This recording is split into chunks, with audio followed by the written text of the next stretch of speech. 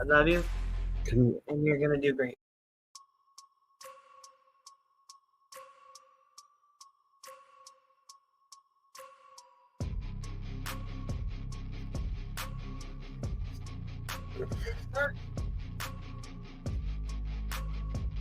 Hey, hey, hey, hey, hey, hey, hey. Welcome back, everybody.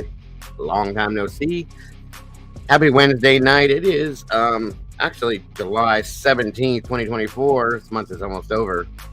But welcome back to the Late Show, or the Late Show, because it's not super late tonight. The Late Show with Dago. I appreciate you guys jumping back in here tonight as we talk about a little bit of this, that, and everything else. But the most important thing is that we get to hang out and just chat. So thank you guys for joining me for this tonight as we get into whatever we get into. Share this out to anybody you think would be interested in dropping by to hang out with us tonight, if you will. And please, please, please make sure you hit that like button, if you will, so we can get this up in that algorithm and make YouTube happy. That being said, guys, you know what I'm going to say next. So let's just do it and get it going. Here we go.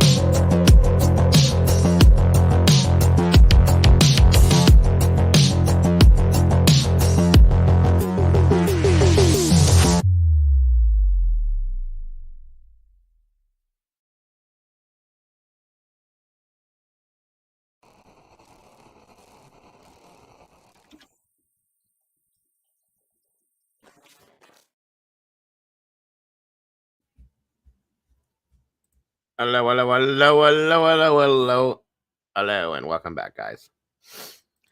Thank you guys for joining me tonight for the Late Show with Dago. It's great to have you guys back in here. I do appreciate y'all so very much for joining me tonight. And for those of you that joined me earlier on, it's great to have you guys here, as always. Please make sure you guys are sharing this out, if you will. And if you can, pretty please, and thank you, make sure that you can hit that like button so we can get this in that algorithm, guys. I would greatly appreciate that so very much. So, that being said, welcome, Kimber. Thank you for joining me tonight. I appreciate you, as always. Thank you for having me, sir. Yes, ma'am. It's a pleasure to Mom have is you. still on vacation. Hello, chat. Hello, chat. Hi, Butterfly. Yes, she is. Yes, she is. Yes, she is. Oh, Doodleberg. I sent Salty a link too. I don't know if she'll be able to join me or not. Yeah, but she's coming. She had to make a pit stop. Oh, well, okay. So come on in, everybody. Grab a seat, if you will. Find something comfortable, the couch, the chair, a stump, a toilet, whatever it is. I don't care. Get comfortable. Come on in, sit down, and have a conversation with us, if you will, please. That's awesome, Butterfly. Sounds great. My vacation started a month from yesterday. Excuse me one moment.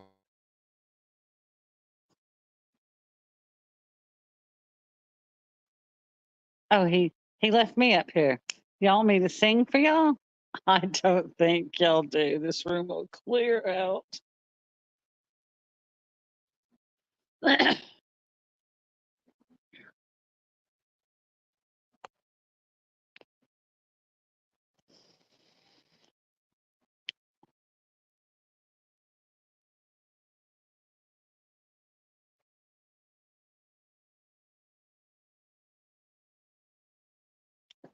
Happy birthday, Butterfly, by the way.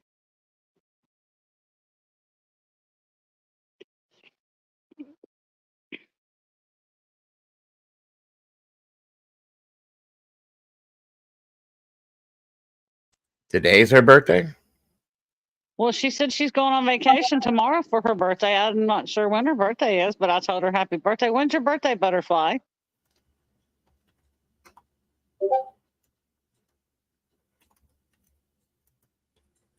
Is it today?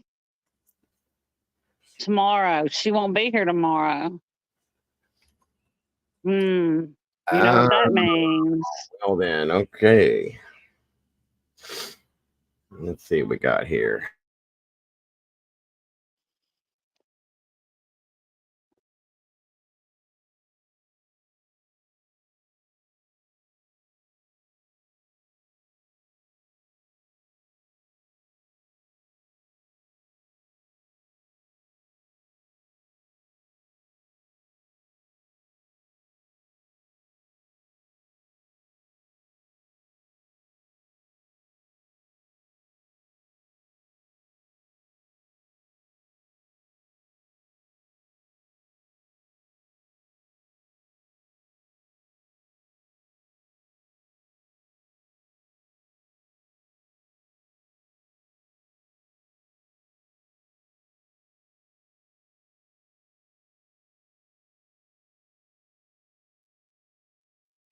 Oh, righty, dighty, dighty, do. Come on in here.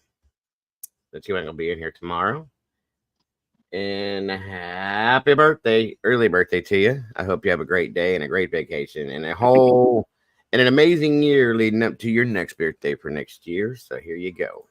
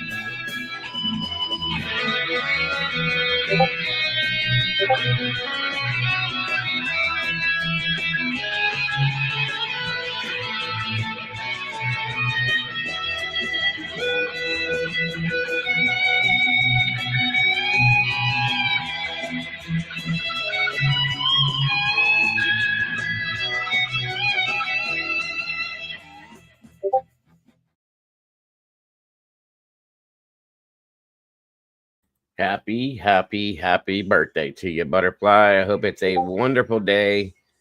Absolutely wonderful day because you deserve nothing but the best. And as does everybody on their birthday, the day you were created. All of you amazing people. Have a wonderful birthday and a wonderful vacation. And here's to one more trip around the sun. Absolutely. Absolutely. 1 second here. Sorry. And I always try to give. Okay. I always try to give a cake to everybody because not everybody gets a cake, guys. So this is the best I can do. Like I said, guys, I'm short on food stamps this month, so I'm sorry, but this is all I can do for you. Happy birthday!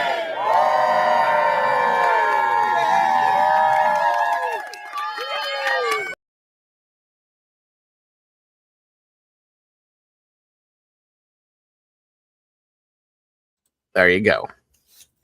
I know it was just a little one, but I hope you enjoyed it. And I hope you have a great, like I said, a great day tomorrow and a great vacation and an amazing year leading up to your next birthday.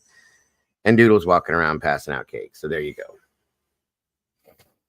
go. I know I'm a cornball, guys, but people are important to me and how they feel is important to me. So I try to make everybody feel the best they can. So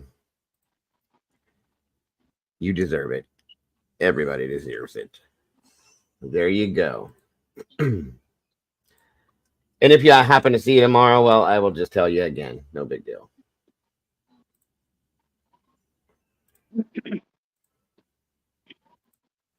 Let me see. Sorry. What happened here? I got my stuff all mixed it up. That's Salty backstage. Should I bring her up or should I make her wait? Nah, I You won't should do that. just bring her up. There she is. I won't make her wait. Hello. Hello, Salty. Hello. How are you? I'm good. How are you guys? Good. Thanks for asking. Good. Excuse me. Now I can set that. It almost feels like fall outside here. I wish. Good God, do I wish. All right, come on in. So let's see who we got joining us tonight, actually, because I haven't done that yet, other than Miss Kimber and Miss Salty. It looks like 12 is in the house. Ciao to you. Yes, it was. Very hot. The Genealogy Gypsy's back in the house. Of course, Butterfly 71. It is her birthday. It's quite all right, Butterfly. Princess Pothead, welcome back to you. Miss Tammy C. Great to see you. It's Butterfly's birthday.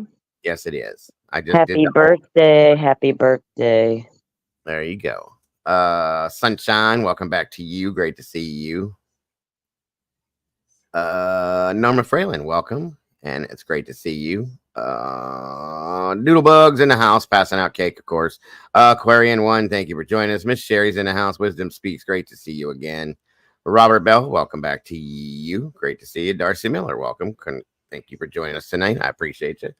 Kaylee, great to see you. White Trash, Crackhead, Dum Dum. Thank you for joining us. Interesting name, but I appreciate you being here. Brandy B, hello and welcome back to you. Great to see you here. Trish Crow, welcome back. Great to see you. Miss Marcy, thank you for joining us tonight. Bayou Babes in the house, hello and welcome back.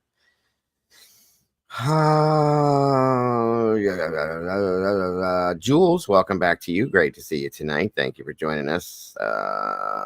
Jaded 847's in the house. Welcome back, Jaded. Great to have you here tonight.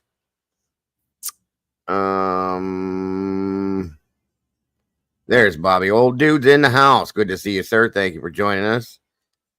Carrie Perjula, welcome and great to see you. Lisa Wilson, welcome back to you. Bean Fligger, hello to you and welcome back. Ro, good to see you tonight. Thank you for joining us. You are appreciated so very much. Randy Burr, hello, my friend. Good to see you. Good to have you here. Always a pleasure, brother. James Tate, welcome back, sir. Great to have you here again. Mittens for kittens. Great to see you. Thank you for being here. Kissing my crack. All right, then. Those are awesome names. Jody Walters, great to see you. Great to have you here. Meatball in the house. You're in the right place. Thank you for joining us. Best cakes around. Thank you for joining us. Country Cooter, welcome back to you. Of course, Miss Cassie, hello. Cherokee Cherry, welcome. Jolly Molly, Craven Crimes, History Buff, Acid Elbows, I'm sorry. Excellent Theory was the #1 person in here, and I appreciate you very much. As I do all of you, Niles Buckman, welcome back, my friend. Pugopolis, welcome back to you. Great to see you tonight. Kaylee, Lori Facts Not Feelings, hello to you. Let me make sure. I'm making sure. I think I got everybody at that point. Of course, last but not least, the lovely ladies, the Dixies, as I call them, Miss Salty and Kimber. Miss Mom is on vacation still, so we will catch up with her when she gets back home. Other than that, thank you all so much for joining me tonight for the Late Show. Miss Jessica D, I see you. Chaos with Kesha, thank you for being here as well. I think that's it. Yes. I did text Mom today, and she is having a wonderful time. She is decompressing, so she's having a wonderful time. That's Kaylee, awesome. what is this we're talking about here? Bringing her bullhorn to the sheriff's office. When is she coming back to Tennessee? I'm moving. Good luck with that. I'm moving. I did hear about Caleb. I was going to bring that up to those of you that didn't hear me in the end of my show, the last show, that yes, sadly and unfortunately, I have a little bit of documentation to show you that he was that those remains were identified as his by his family, sadly. But at this point, they do have closure. Thank the Lord. Are they positive it's him, or do they still have to do the mitochondrial DNA? I mean, I think that's how they did it. This is how the method that I read earlier, Kimber. That's they sent it to this certain lab because of the decomp. Yeah. But that's how they did. According to the family, that yes. Okay, I didn't know they had already done it. I thought they still had to do the mitochondrial DNA. That's how they did it. That's the method they use, right? They had already done it. Okay. And this statement is from Becky and Randy and Janet, and it states, "We all have heavy hearts this evening as we learned of the positive identification of our sweet Caleb. We will grieve our son, but we are at peace knowing he is with our Lord and Savior Jesus Christ. Our only hope is in Jesus. If you don't know our Savior, please talk to me. I love talking about Jesus. Thank you for your prayers and support during this tragic time." And there are 3 great pictures of that very handsome young man. And again, at least it's over for them. There's no more suffering for them or him at this point. And there's closure, guys. A little bit of closure. They know, because that's huge. If you losing a child is huge, but not knowing where they're at is a different loss. So it's huge for them to finally know. Now they'll figure out the why and how. That will come. That's going to be in their mind. They can't help but go there. It's natural, but right now they need their moment. Like you said, now maybe they can get some. All you can do, all I ever do for parents is pray for peace and comfort. So now I could hope they can start to get some comfort because they'll know. Yes. And this just so everybody understands, this comes from Corpus Christi PD now too, to give you guys a little extra understanding that it says forensic analysts with the University of North Texas Center for Human Identification have determined that the human remains found inside a city wastewater lift station last month are most likely those of missing person Caleb Harris. And then it explains city workers conducting maintenance at the Perry Place wastewater lift station located off of Lexington Road discovered the remains inside a wastewater collection well during the afternoon of Monday, June 24th, and immediately contacted police. The remains, which bore no obvious signs of homicide, and please, that's important to know. There was no signs of foul play or any form of homicide whatsoever. Were transported to the Nueces County Medical Examiner's Office for examination. Due to the advanced state of decomposition, the medical examiner's office was unable to make an identification nor provide a manner of or cause of death at that time. The remains were then sent to the UNTCHI for DNA analysis, along with DNA samples from Harris's parents. According to the missing persons DNA report issued today by UNTCHI, the remains are approximately 2.46 billion times more likely to be observed if the unidentified remains originated from a biological child of Caleb Harris's parents, rather than if unidentified remains originated from an unrelated individual from the Caucasian population. And see, In when layman's that's terms, and that's it, what Kimber is speaking on. They're probably going to do the one more step test that Kimber is it's speaking of, just a and that complete will confirm what that right there is telling them, and that's enough to confirm to the authorities and to the parents that that is Caleb, right? agreed, So, right? or I that, mean, but that's the process they had to go through because of the condition. But what um, no visible signs of trauma. That doesn't mean something, I'm not saying anything else happened but other than accident, but it may be hard to tell certain traumas of because of the condition. There's just no visible, and I think it will be hard for them outside, because if you fell in, they need to figure that out as well so it doesn't happen again. there's You at know, the point that his body was safety. in decomp at So, that point is very hard to find anything out like that. So yeah, they're not gonna. I mean, they didn't see anything as far as what I understand about how they do these we'll tests. be surprised at what they can tell, I think. I mean, look, how long was Riley in the water? Right, but Riley was not in In wastewater. that type of water. Yeah, Gotcha. that makes a Right. That is, big I difference. keep forgetting that for some reason. I'm just thinking water each time. Sure. But you're right, that lends a different element, right? Right, but what they can do is they can look at the skeletal remains side of it and Yeah. make sure there's no broken this or anything. Looking that for injuries and trauma to the bones and Yes. things of that nature can tell a lot. Yeah. Exactly. I think Riley was in the water for 8 8 days. I think it was 14 days. 14 days. A Okay. lot less than Caleb. Mhm.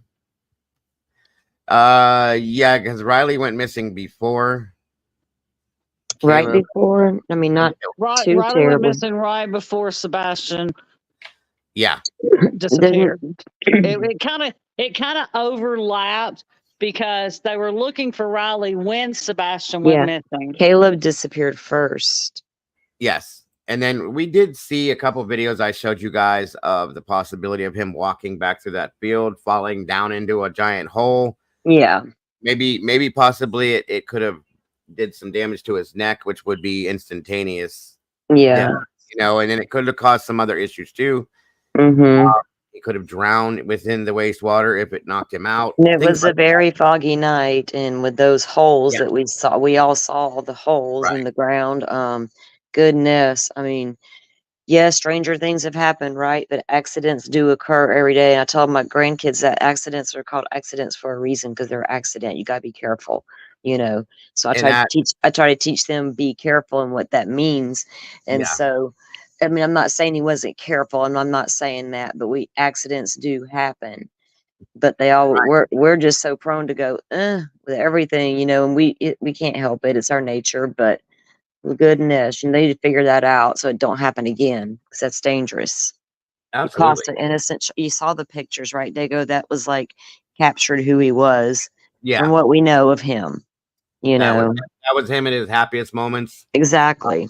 He was an avid outdoorsman. He was very happy out in the environment, out in the outdoors, hunting and enjoying, the fishing and hunting and all that kind of stuff. And that was his happy spot, guys. And he, other than whatever happened to him that night, unfortunately, the accidental circumstances of what it was, he seemed to live not very long, but he did have a good life up until the point where he lost his life. And he had a very supportive family.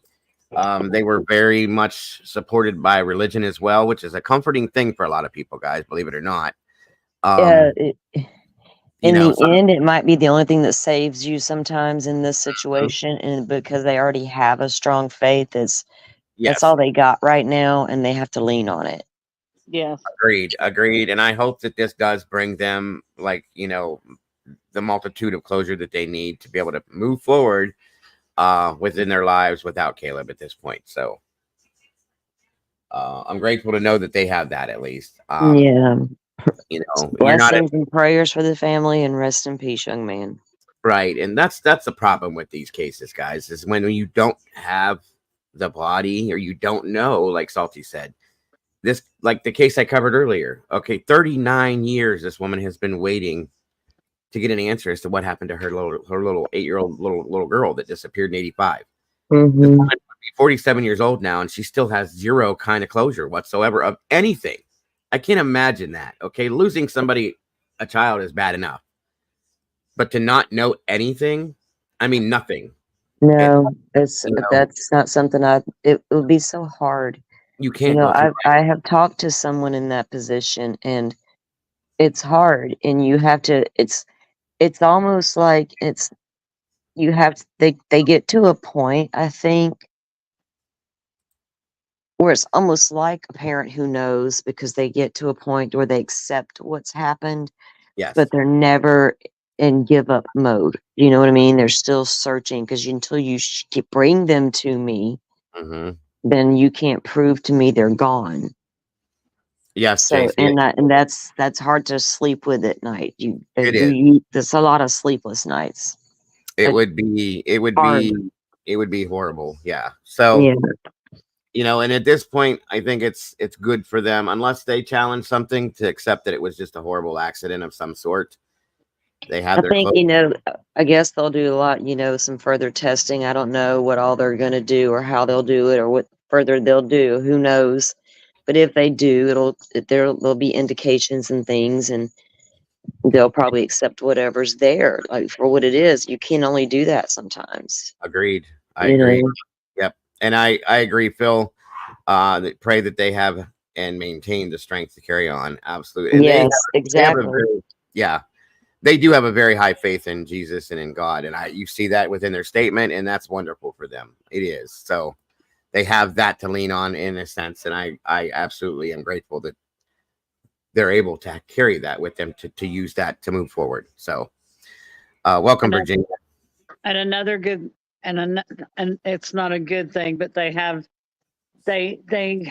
found him, and now they can give him the proper burial that he deserves as well. Of course. Exactly. And I know that's not necessarily a good thing, but he does deserve a proper burial. And now he can just rest peacefully, because I never say to anyone, or especially parents, or anyone for that matter, and this is not anything anti-Christian. Heaven's there. Okay, I know it's there. I know about the Bible and church, but I don't tell people they're in a better place. And I feel like that may be an old Southern thing to say to people. Maybe, I don't know if they say it in other places, but I don't say it, because I promise you that better place is standing here next to me. So I can only tell parents, or offer the person that passed to rest peacefully, because they're not looking back, right? They're cool. They're good to go. And for parents, I pray for peace and comfort, because they're going to need it, and eventually they find it. And all I can do is pray they get it. And that's all I can do. And I know that, because I know all those emotions they're going to feel, regardless of what anybody tells them. Right. And a lot of times you will get angry with God. I'm sure they did. I know pastors who have lost children and came very close to losing children, who absolutely got mad at God. And it's normal, so, but they have that faith, and that's really good for them to have, because a lot of parents can get lost. You know what I mean? Of course. If you don't have something to support you, enough support in some way, some sort of support, right? Right. That's it right there, 100%. And yes, JC, they confirmed it today. I just read the statement from the family and from the Corpus Christi Police Department. So it is to be him, sadly, but it again, sadly, it is him, but also at the same time, it's a blessing in a sense that they have closure now, is what I was stating. So absolutely. And I appreciate all of you guys for those fields, Dago, don't you know how foggy that was that night we saw in that photo? Yeah, it was bad. Here, when it's foggy, we get the fog warning or whatnot, and you go down the highway there, and we got these large open fields. Now, that wasn't quite what he had right there, but it was a large field. And it was dark. That fog thick. That fog is like super thick, cutting across those fields. Yes, and you can't see. So if you're walking through that fog and not expecting and a hole in the ground, jeez. And they did state that they thought he had a few alcoholic beverages, and maybe he wasn't 100% focused on certain things. It's dark, it's foggy, it's late, and there's that. So all of that happening at the same time. You don't expect a damn hole to be in the ground, even if you are just out exploring in this crazy fog that's happening. So right? Imagine. And when you're on the coast, you get a lot of crazy fog. And Corpus Christi's, it's there was foggy. a lot of water around, so that moisture is condensing upward a lot. You know, the fog it gets real thick and it's white, and you cannot see through it. You can't. So at that point, like I said, they have confirmed, and God bless the family. I wish them nothing but the best as far as recovery and moving forward in their lives. Yeah. At this point. And I just saw also, Norma says my boyfriend retired today. He worked over 50 years. Good Lord. Congratulations to him, and God bless. Congratulations, right? Enjoy. Please enjoy that. Let him know that. Sleep late, man. Sleep late tomorrow. Enjoy your retirement, my friend, and thank you for whatever you did for over 50 years. That's amazing. Absolutely amazing.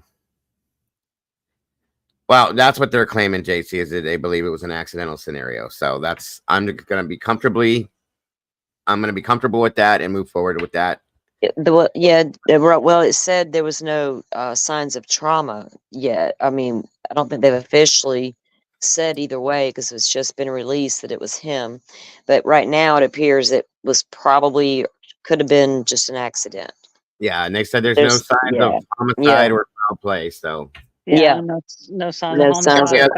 Homicide or foul play. That's right. So the only other right option now they're calling it that. Yeah, I guess that is the official word then. That's not those two. So yeah, right. It looks like it. Well, and that, like I said, at this point, unless law enforcement pops up or his family pops up with something later on, we let it be what it is and wish them the very best in their life. So, absolutely, Norma. Absolutely. Dago, did you see that other stuff I sent you? Yeah, I was about to pull some of that up. Now, remember the other night when we were talking, we were like, what was that name? And I was like, oh my God. That's exactly the one. Today I happened to see that one piece. I was like, wait a minute. That's the case we were talking about. So I quickly found some backstory stuff. And I know most of it from memory recall, so I can kind of help throughout this. That's all that I sent you there. So just in case you wanted to use it. Well, somebody in chat had mentioned a week or so ago, thank you, Doodle, about possibly looking into a case down in Florida. And me and Salty were talking the other day, and we could not remember the name. We both knew about it, but couldn't remember the name. So Haleigh Cummings, she was, I think she was 5 years old when she disappeared from her home in Florida. And it's not a very highly talked about case. So at the time it was not long after Kaylee Anthony. And this is another one of Nancy Grace's huge cases she covered with the Casey Anthony case. But we still don't know where Haleigh is, but that's one of the backstories. It was largely covered for a while there. When I say largely covered, I mean on mainstream media by Nancy Grace, because there wasn't a lot of social media back then that kind of thing. It was not talked about. So that's it. Speaking of Nancy, I'm going to show you guys a story Nancy did on it. And what she's talking about is about Haleigh's stepmother, or her ex-stepmother, my apologies, changing her story about that night that she disappeared, supposedly. So I thought it would be quite interesting for those of you that were familiar with this, and for those of you that aren't, you can learn something from it. So we got a couple of different things we're going to talk over tonight. So Misty Croslin was at the time the girlfriend of Haleigh's dad, Ronald Cummings. Yes. And he was at work. They confirmed that right away. He was never a suspect. He never gave you the vibe of a suspect. No. The little girl was at home alone. Well, with her little brother, they were at home alone with Misty. At the time, she was 17. I think Ronald was early 20s. Early 20s.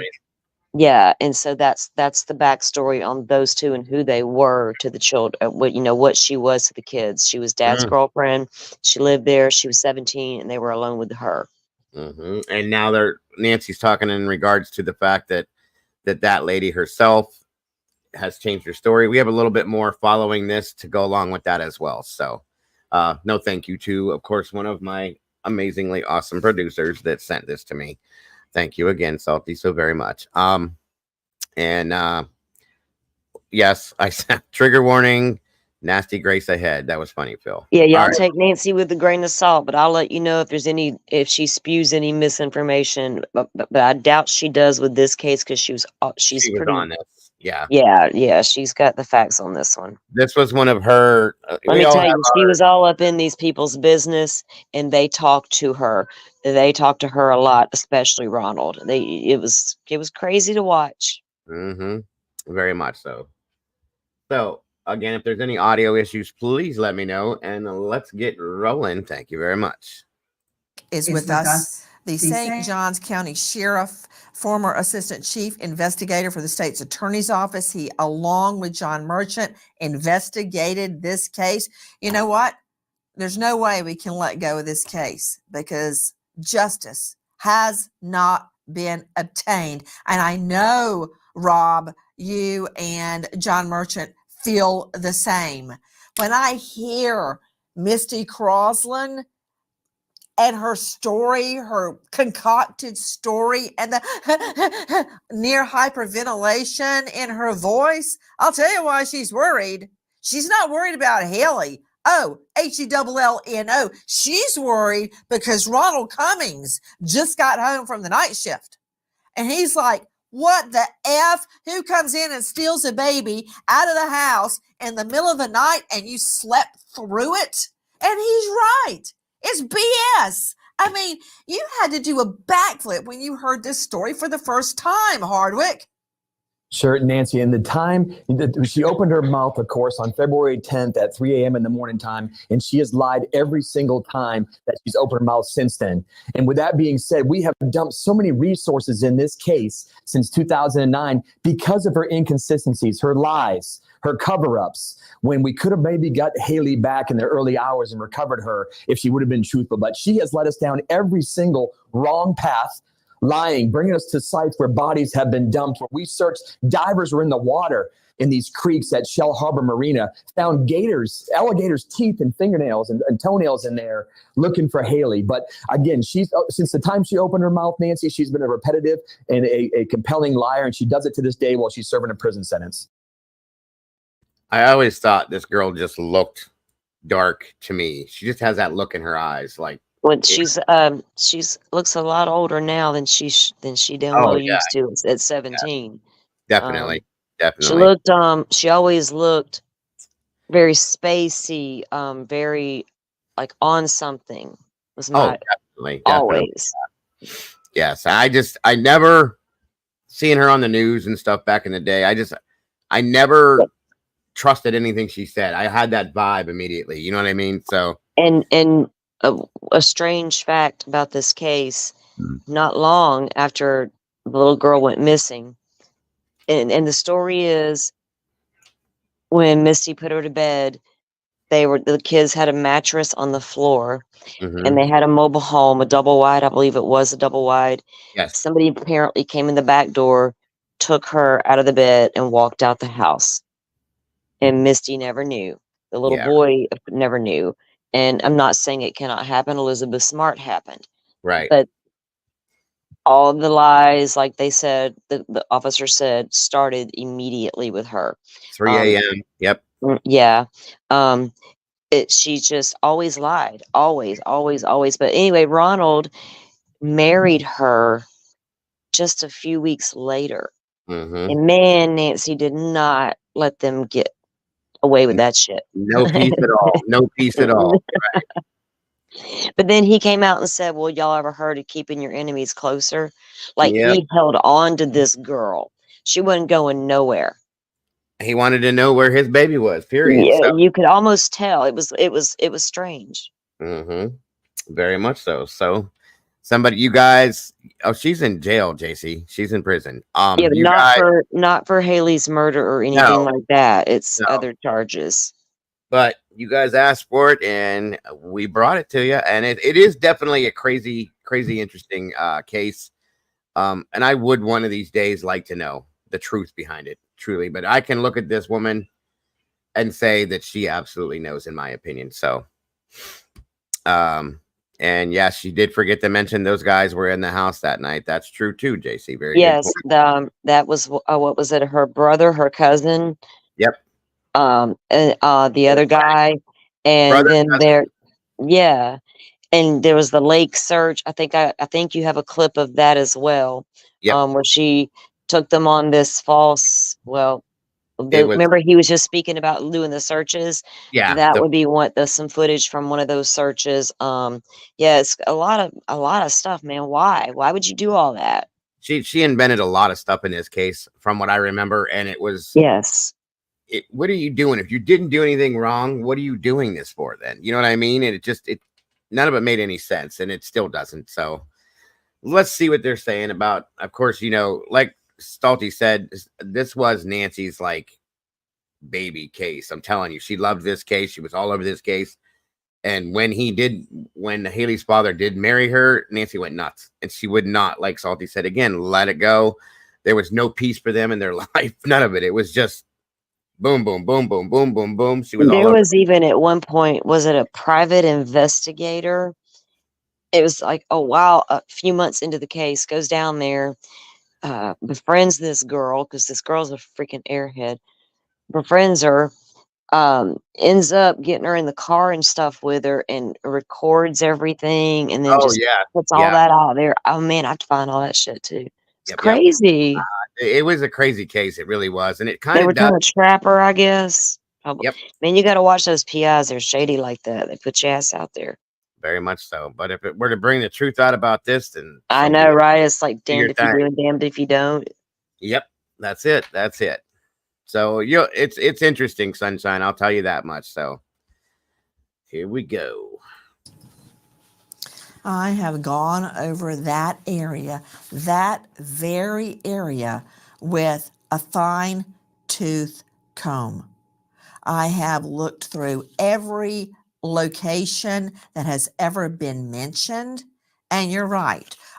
Joining me also, in addition to Rob Hardwick, St. Johns County Sheriff, John Merchant, former lead detective in this case, is a very special guest as well, Terry Shoemaker. He is the lawyer for Ronald Cummings. That's Haleigh's bio dad that's out. And I verified this myself.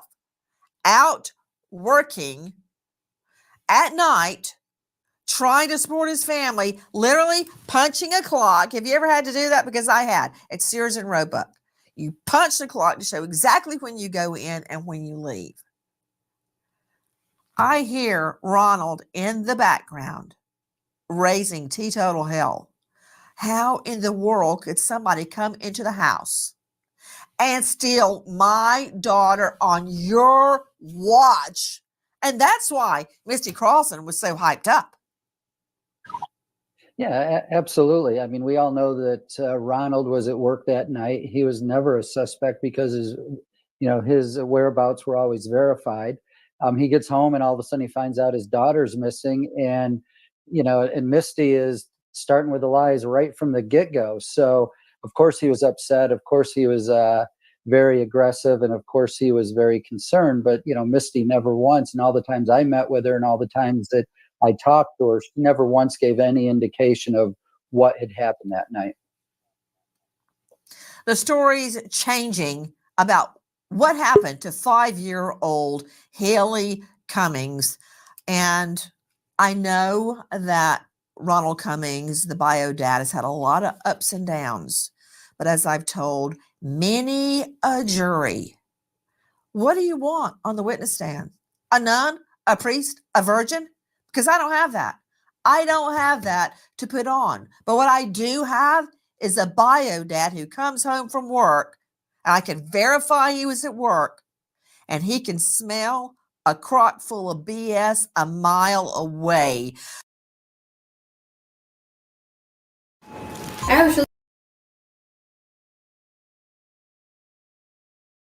Sorry, guys. I hate when they have these short ones where it just stops Mhm. in the middle of nowhere. She has a lot of those, but that's okay. Sorry. Let me bring up the rest of this stuff here. So again, the father came home and starts going nuts, saying, "How in the hell did this happen? You were here. How did somebody come into this house when you're sitting right here and take this child out of the house?" Bullshit, bullshit, bullshit, as we would say. Or as Miss Barbara would say, I call bullshit. And everybody else did too. So, Yeah, he did. I think that was part. You could hear him on the 911 call, even. You know, yeah, he was freaking out. saying things. Yeah, he was. Ronald is a character, and I don't mean that in a bad way. He's the kind of guy that tried like hell. He was raising the 2 kids. He was working. I guess he thought Misty was, I guess for a minute she was taking care of the kids, but she's young. A lot of responsibility there for a young girl that don't have kids of her own, whatever. Right. But he ended up, he did a lot of things he shouldn't have done, and he's paid the damn price dearly. He cut prison a few times, and Nancy is pretty well schooled in Ronald, so they have this relationship. It's kind of weird, but I don't, he didn't do anything to his daughter, and I don't know if that set him down a path that of self-destruction. Do you know what I mean? Because not everybody's going to handle it well. I mean, if you dealing with this situation and dealing with a situation like this, and very possibly realizing that the woman living with you could be the responsible party in this, will make anybody go nuts, or your partner, period, in general, would make anybody go nuts in some sense, and act out certain things that you probably wouldn't normally do. Okay, so yeah, I can say that too. Thank you, Doodle, for that as well. Well, I know that, it's a trauma to lose a child or have your child missing. Yes. And we've already talked about the not knowing and what that can do, or, how that could, but if you don't have faith or a higher power or anything that you can lean on or into, or a support system that's good, and he had really none of that. It'll take you down a dark alley. Yeah. Yeah. Right. So I don't, and it's a reality. And, I think a lot of parents face it sometimes, if you want to be real about it, and maybe I don't know. I'm just saying, just watching him and knowing him, how they both did, that's kind of what seemed like happened. He spiraled there for a long time. Yeah. Yeah. And I can imagine, and I can completely understand it. I can't imagine, I should say. And hopefully nobody ever has to go through this type of thing, but thinking about what he went through, you can imagine why. It would freak him out and make him. Because it's easy. It would be easy to judge him simply because some of the things he's done, and his charges and all that are all drug related type stuff. They're not right. I think there might be like a domestic thing between him and her where they got into it one time, but other than that, it's all like drug stuff. You know what I mean? It was coping issues. That's bad. I mean, that's bad, but you know what I mean? Yeah, exactly. Coping issues. I mean, again, guys, nobody can ever, we know this. Nobody can ever say how they're going to react to a scenario like this, or how they're going to respond to it. If I'll be okay, I'll be fine. I wouldn't act like that. We don't know that until we actually experience something like this. So you can never judge somebody for going through what they're going through when they're dealing with something like this. I never would. So, unless they're doing stuff that is just above and beyond, you still have to look at the scenario. Oh yeah, there's a line that you're still responsible for your behavior, even if it's like I said, he paid for his behavior dearly. He did. But I don't know. Definitely did. So yeah. All righty, guys. A lot of aggravating factors, as attorneys would say. Of course. Right, Norma, exactly. So this is moving forward a little bit, and this is another show that Nancy did, of course. It's titled "Is Misty Croslin Telling All?" Well, no, I don't believe so, and obviously neither does Nancy. So This was from 14 years ago, you guys, just so you know. Straight out to Art Harris at artharris.com, investigative journalist. Art, why are they so sure that Misty knows what happened? Well, this Misty is what Croslin knows what happened to Haleigh Cummings. Well, her contradictions have been mounting all the while, Nancy. She has been their number one key to unlocking this investigation, police have said. And now Ronald is saying that's what they told him when they arrested him on these new drug charges. Okay, what about it, Marlena? Well, Nancy, he told his mom that they are certain that this is going to get them answers. He thinks that now this is it. If she is in a detention center the way he is, and he's locked up, and because he says he's going stir crazy, it's going to finally get her to talk. Let's take a listen to some of the rest of Ronald Cummings' jailhouse tapes. I mean, the 911 call, I haven't changed my mind about the 911 call since the minute it was made. Okay. That still remains. That it don't matter 40, 50 years from now.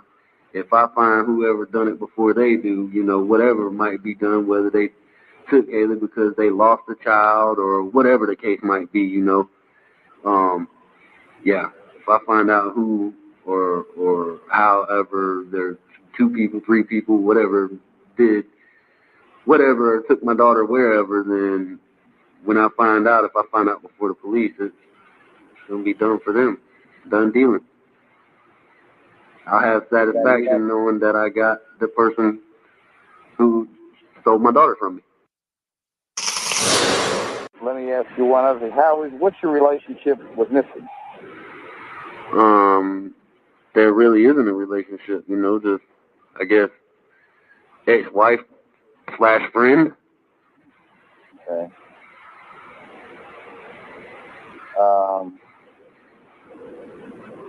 Okay. And you have a girlfriend? Yeah. Who's that? I'd rather not say. Okay. But yeah, I do have a girlfriend. Let me ask you this on the record. What do you think is going to happen to you?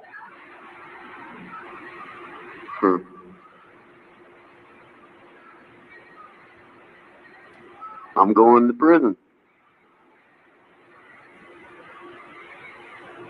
Okay.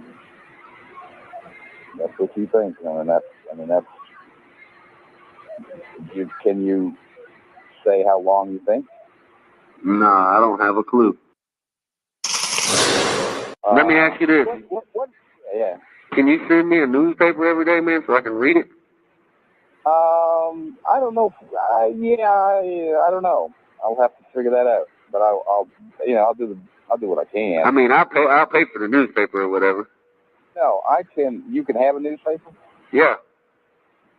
But you just need somebody to get it to you. Yeah. So how would you get it? Not by mail, but do they bring people newspapers in the jail? Well, what they do is you get it. It'll be like by mail almost. I mean, all I know is that I can have reading materials. I haven't asked, but I will ask if you want me to. But I can have reading materials. There's just nothing left in the library. Everything's already checked out except the Bible they brought me. So, you know. Okay.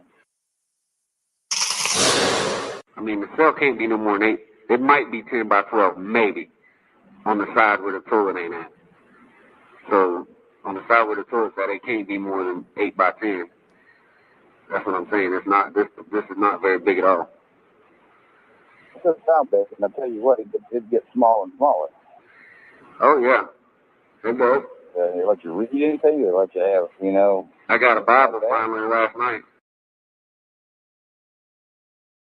I love that little girl like he was my own. I would love for whatever sorry piece of trash took my child to hand her over to someone who will hand her to proper authorities and she can get back to me because this is my heart. I'm Jim Payne, and this is Take Two. It was a case that gripped Central Florida and much of the nation, and it lasted for several months. Sorry, guys, I should have warned you. We're going to roll into this next thing here. But those were the actual conversations between, there's a few other things we're going to be looking at with this too. So I'm just going to go ahead and let this roll right into this. 10 years ago, Haleigh Cummings disappeared, vanished with virtually no trace, no explanation. Michelle Meredith looks back on the case of Haleigh Cummings, the little girl who one day was simply gone. The smile, the precious face, the pictures of 5-year-old Haleigh Cummings were splashed on TV screens and newspapers throughout the nation. We're treating it like an abduction. It started February 10th, 2009 in Putnam County near Satsuma. That's 2 hours north of Orlando. Little Haleigh disappeared from the trailer she lived in with her father, Ronald Cummings, Ronald's 3-year-old son, and Misty Croslin, Ronald's 17-year-old girlfriend. Ronald was working an overnight shift. Misty was home babysitting and told law enforcement sometime around 3 a.m. she woke up to find Haleigh gone and the back door to the trailer propped open with a brick. From the beginning, investigators believed Misty Croslin knew more than what she was saying. I love that little girl like he was my own. The disappearance of Haleigh Cummings set off a massive search by law enforcement and the community. Became a nightly topic on the Nancy Grace Show and created a media appetite for interviews with any and all family members who could tell us more about Haleigh and where she might be. She doesn't deserve this. She's a wonderful kid. I just want her home. I would love for whatever sorry piece of trash took my child to hand her over to someone who will hand her to proper authorities and she can get back to me, because this is my heart. Haleigh's disappearance happened in the midst of the Casey Anthony saga, 2 months after Kaylee's remains were found, and understanding the family's plight. George Anthony, Casey's father and grandfather to Kaylee, drove to Satsuma to give support and comfort. The community needs to come together to help this family to bring this beautiful little girl home. I understand it. Some of you might not, but I understand it. Shortly after Haleigh disappeared, things took an odd twist. Misty became Ronald's teenage bride. Then almost as quickly as they married, they divorced. Law enforcement worked hundreds of tips, checked out sex offenders in the area, chased down possible suspects, searched woods and waterways. Do you know anything about her going missing? Nothing at all about Haleigh going missing. Misty Croslin was even given a stress test, which she reportedly failed. Would never hurt her. If I knew who hurt her, I would tell. But in the end, no arrests were made. Haleigh has never been found. In 2010, Ronald and Misty were busted on drug charges, convicted of selling prescription drugs to an undercover agent. Hey, do me a favor. Ronald got a 15-year sentence. Misty got 25 years in prison. And that's where both remain today. But what also remains is the haunting, unanswered question. What happened to the little girl with the infectious smile who 10 years ago simply vanished? Michelle Meredith provided extensive coverage of the Haleigh Cummings case and is here with us now. And Michelle, as we watch that, there's so much about this case that I guess I just forgot about. Oh, you couldn't make this story up. Little girl goes missing, and then the father marries his child bride, the woman who was in charge of her. Mm-hmm. They divorce a month later. All the networks were there. It was a very odd situation. Are you surprised, looking back on this, on all the attention that this case received? Well, I am and I'm not, because Kaylee Anthony went missing about 8 months prior. Mm-hmm. And then Haleigh goes missing and made you wonder what's happening to little girls in Central Florida. And like Haleigh was adorable. You could tell that people wanted to know. And I remember that Ronald's house was at the end of one street. And then Misty's parents' house was in the middle. And they would walk back and forth, all of them, all the relatives, back and forth, back and forth. And we as the local TV crews were always chasing them down, trying to get an update, trying to understand what was going on, trying to get their response. and the networks were too. Mm-hmm. It was a circus. Yeah, I remember specifically the response from law enforcement, because they searched everywhere. They searched one lake, I think, 3 times, and I mean, if any little tip, anything, but there was always an edge to it. Like they kind of had their suspicions, but they could never really say. This was immediately afterwards, and I know you picked up on that too. Well, they always felt like Misty Croslin knew a lot more than she was saying. And the bottom line was Haleigh was in her care when she disappeared. Mm-hmm. So either Misty had a pretty good feeling what happened, or Misty was somewhere she shouldn't have been. And when I was kind of researching all this, we saw that one theory that they had heard is that she was at some kind of party Mm-hmm. way across town by a lake. Another theory was that Ronald Cummings had a gun that somebody wanted, and Misty's cousin was implicated in this as well, and that this was payback for Ronald having this gun that he wanted. Mm-hmm. There was just all these different theories, but in the end, nothing panned out. And you could watch video, which I saw, of Misty Croslin. They dragged her out of jail. And I guess she gave an indication that she knew something, or she was going to say something. And you see video, she's shackled and she's pointing here and she's pointing there. Mm-hmm. But it was for naught. And she's still in jail right now? She's still in prison. She's in prison, Mm-hmm. and she got a very high sentence, 25 years for a drug charge.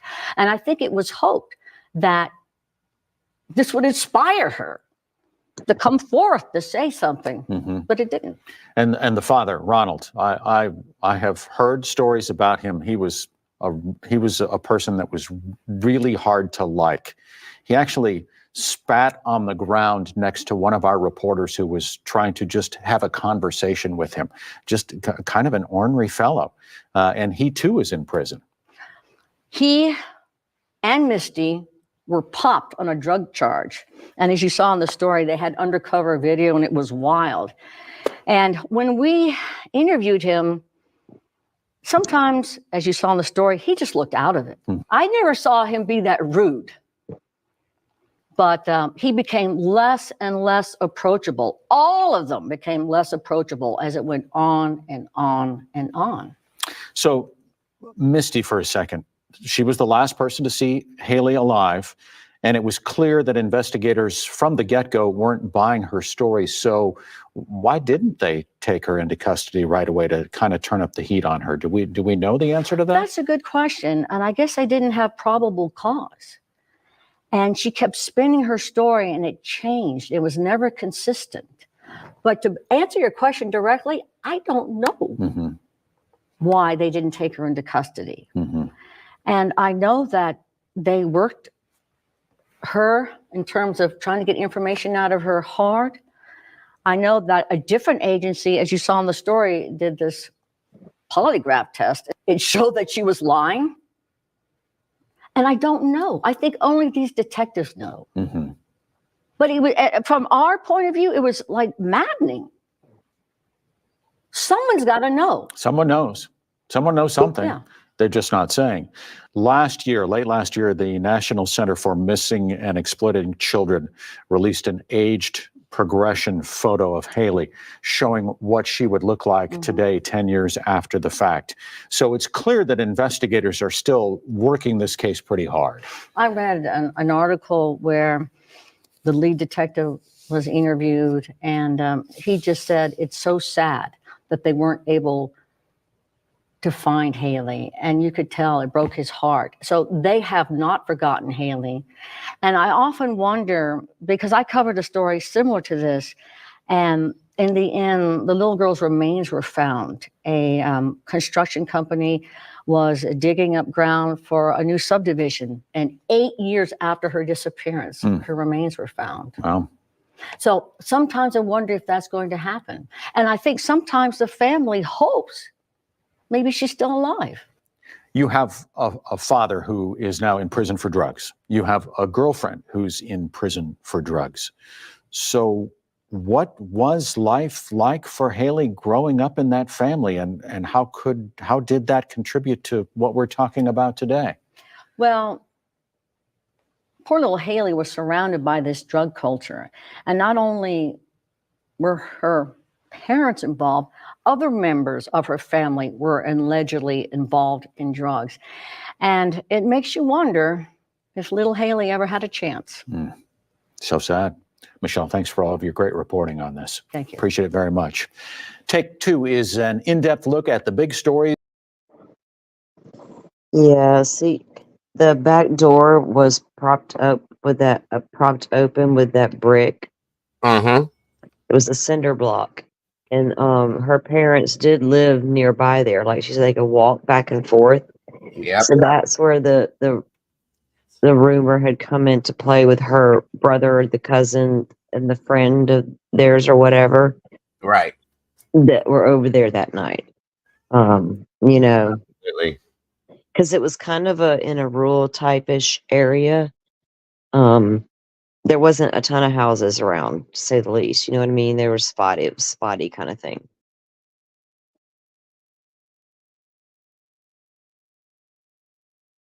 Absolutely. Absolutely. Absolutely. All right, guys. Throw this in here too. Hold on a minute.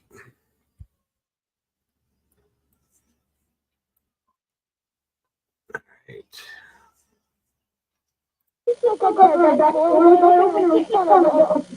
Can't find what? I don't. Okay, what's your address? What is that? What's the numerical? The numerical, what's that? The number? Green Lane? Yes. Okay, when did you last see her? We were just like, you know, it was about 10 o'clock. She was sleeping, like, she's cleaning.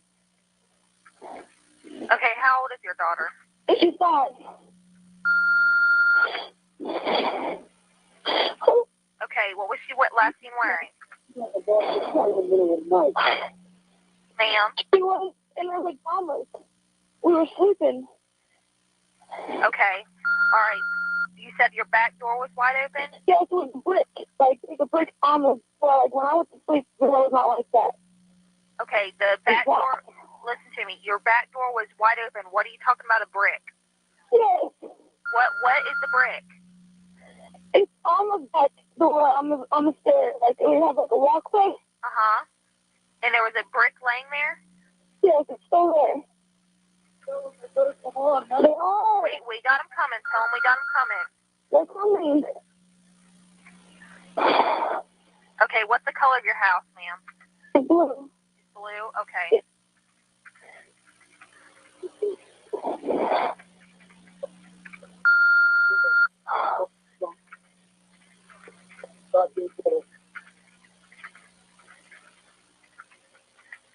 Okay, what does she look like? How tall is she? Give me some description of her. She has like long hair, curly, like curls. Long curled. What color? She's white. Okay, what color is brown hair? Brown hair? Yeah. Oh my God, it's freaking old. Okay, how tall is she about? Or how much does she weigh? Do you know that? Huh? About how tall or how much does she weigh? Like 4 something, like, I don't know, like, she's not that tall. Okay, tell your husband we got him coming, okay? Okay. How much does she weigh, do you know? Huh? How much does she weigh? Like 40, 50 pounds, 60 pounds. 40 to 60 pounds? Yeah. Okay, let me get your name and phone number. My name is... Spell your last name?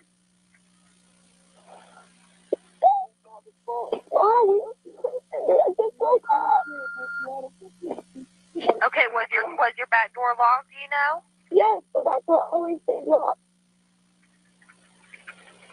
Man, I need somebody to get here now. Okay, let me speak to him so he can... Here.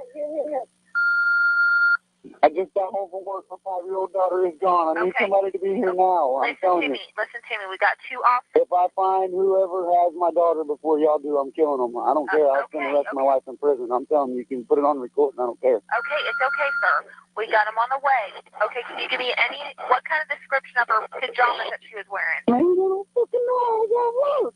Okay, sir, we got him coming, okay?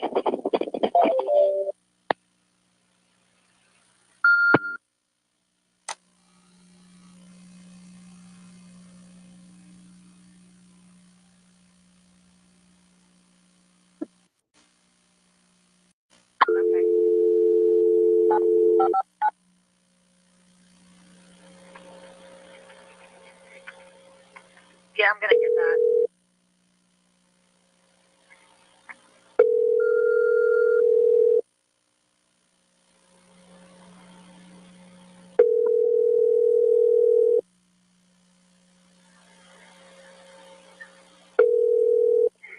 Hello? Okay, sir, let me talk to your wife. So let me get some information from her.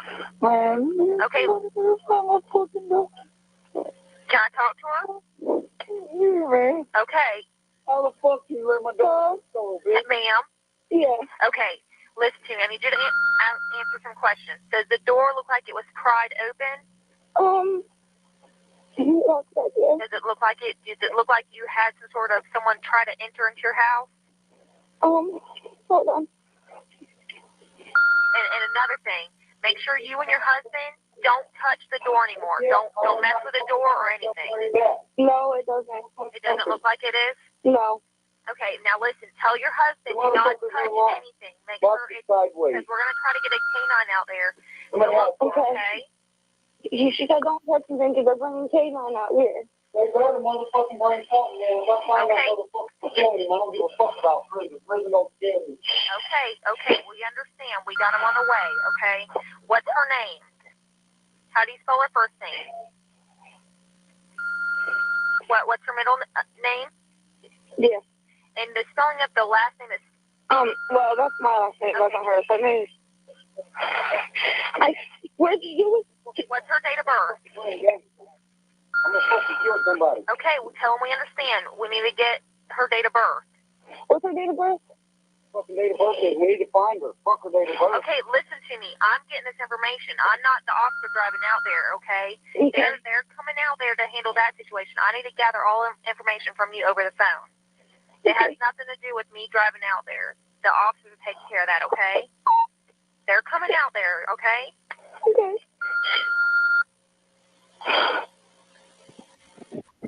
Okay, I'm going to stay on the phone with you, okay? Okay. Until they get there. All right, hang on.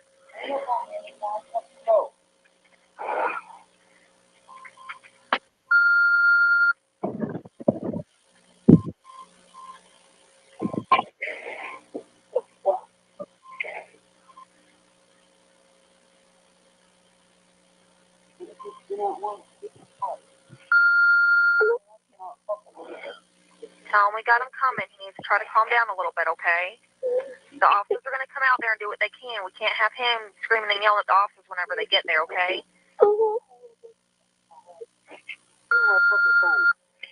Got better people to talk to than a fucking motherfucker that ain't coming.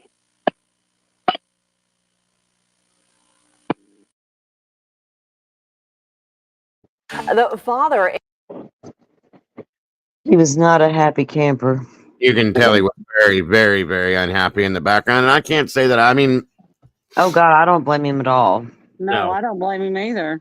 And over time, if you got to know Ronald the way I'm going to say, I got to know him through watching him in interviews. And he's very candid. You know, he's not a horrible dude. I'll just give him that. He's shady and does the drugs, but there was a time where they did break up, and he was doing good for a while, and then the next thing you hear, they're back together or whatever. And then the next thing you know, they did that they were involved with that undercover thing where they both got busted. And they were back, big into the drugs. So at some point, it feels like she convinced him at some point she was not involved, or he finally believed it himself.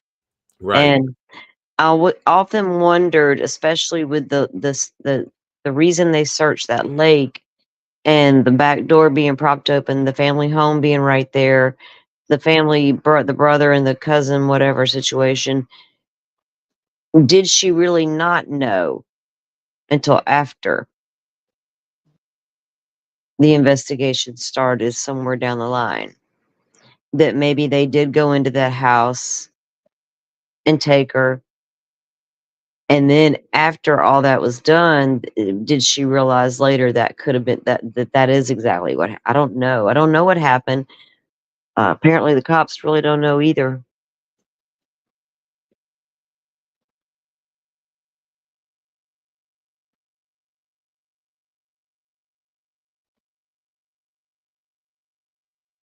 Yeah, JC, it was like 2 hours outside of Orlando.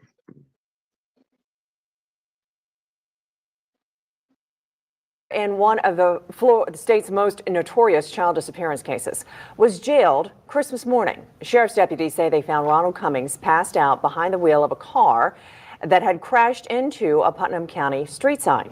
39-year-old, who you saw right there, is the father of Haleigh Cummings, the 5-year-old who disappeared from a Satsuma trailer that her father shared with a girlfriend back in February 2009.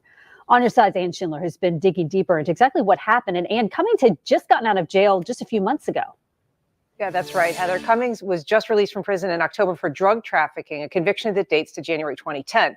Now, Cummings, who was working the night that Haleigh vanished, was never considered a suspect. Her disappearance is now classified as a homicide. According to deputies, on Christmas Day, Cummings appeared severely intoxicated when they found him early in the morning behind the wheel of the crashed car, which was still in gear and running. The deputies said Cummings had a bottle of Hennessy on his lap, and after he awoke, attempted to restart the car and drive away. The report says as the officer attempted to take Cummings into custody, he grabbed the deputy's gun and began pulling it from its holster.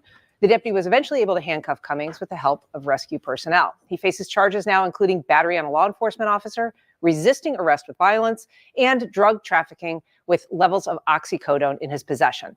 Putnam County Sheriff Gator Deloach issued a statement calling Cummings, quote, a menace to our community. He added, quote, I hope we can move swiftly to put him back in prison. Now, it's worth noting Cummings was not given a DUI in this case. The report says he offered 3 times to provide a breathalyzer, but because the jail's machine, their breathalyzer machine, was out of date and out of compliance, the officer could not conduct a DUI investigation. Back to you.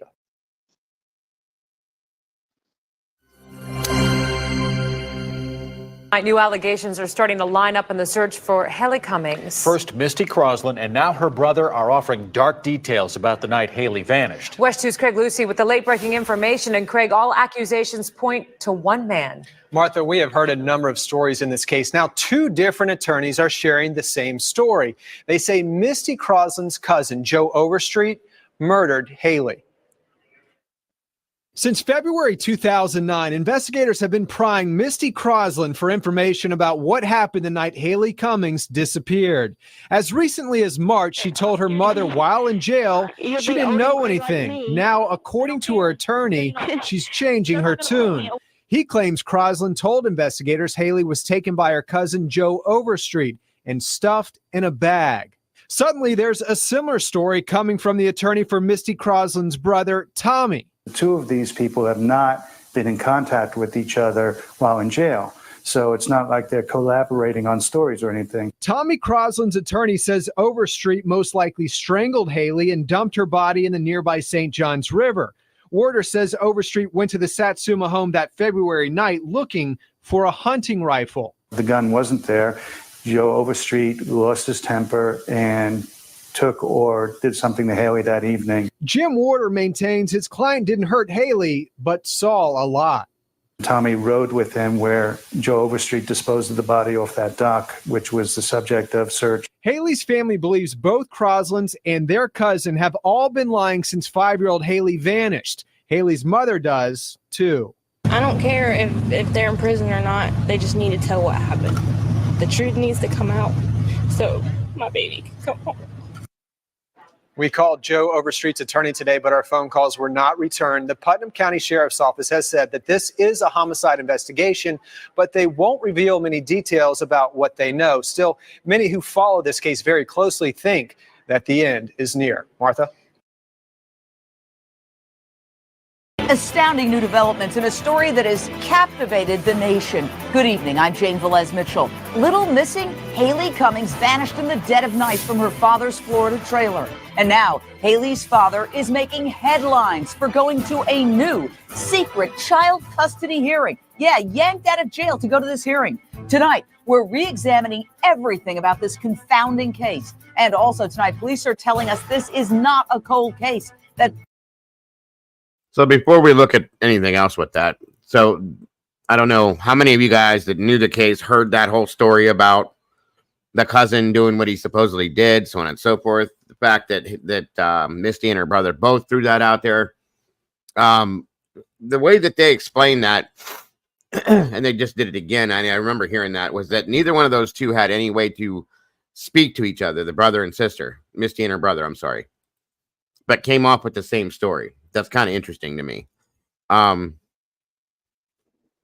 it always was, and people talked about that when when that was happening.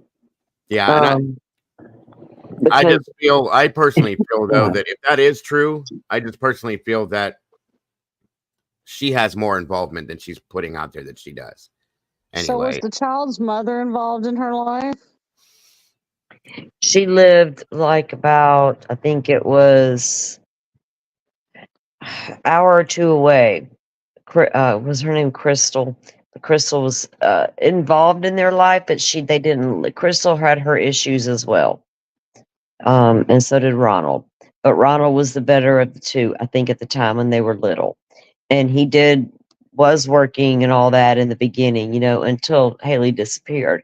But she did, yeah. She's got the little boy. As far as I know, she ended up with their little boy, and she still has him.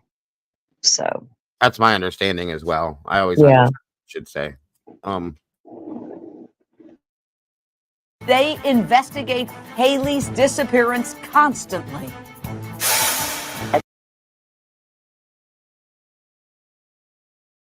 Okay, hold on a minute.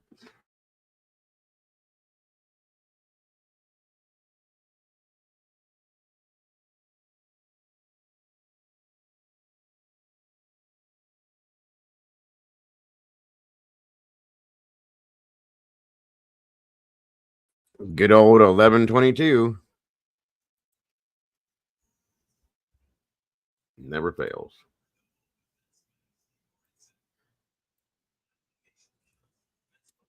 One second here.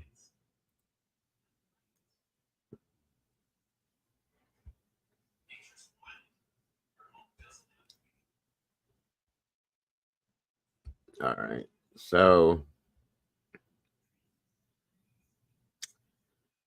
I was trying to find.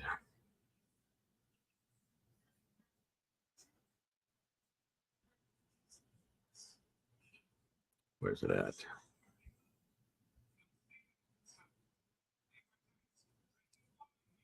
I wanted you guys to be able to see this girl speak. Hold on.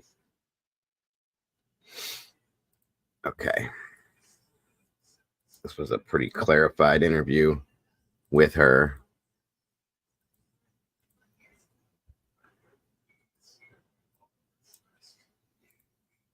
This winter, 5-year-old Haleigh Cummings disappeared from her father's trailer home in Satsuma, Florida, and there has been no sign of her since. 8 months after the disappearance of Haleigh Cummings, her whereabouts remain a mystery. Somebody has her, they have her hid. I just want my daughter back, that's it. Haleigh's father, Ronald, was working the overnight shift as a crane operator on the night of February 9th. When he returned home, his daughter was gone. She wasn't there when I got home. Attention immediately focused on Ronald's girlfriend, 17-year-old Misty Croslin, who was babysitting Haleigh and her brother, Ronald Jr. About 8 o'clock, and I woke up and she was gone. And the back door was wide open. And the last time I seen her is when I put her in bed. Misty and Ronald Cummings married a month later, but have recently separated. All right, move forward. Police launched an extensive search for Haleigh after her disappearance. Officials say they've received more than 4,000 tips, but appear no closer to knowing what happened to Haleigh than they were that February morning when she disappeared.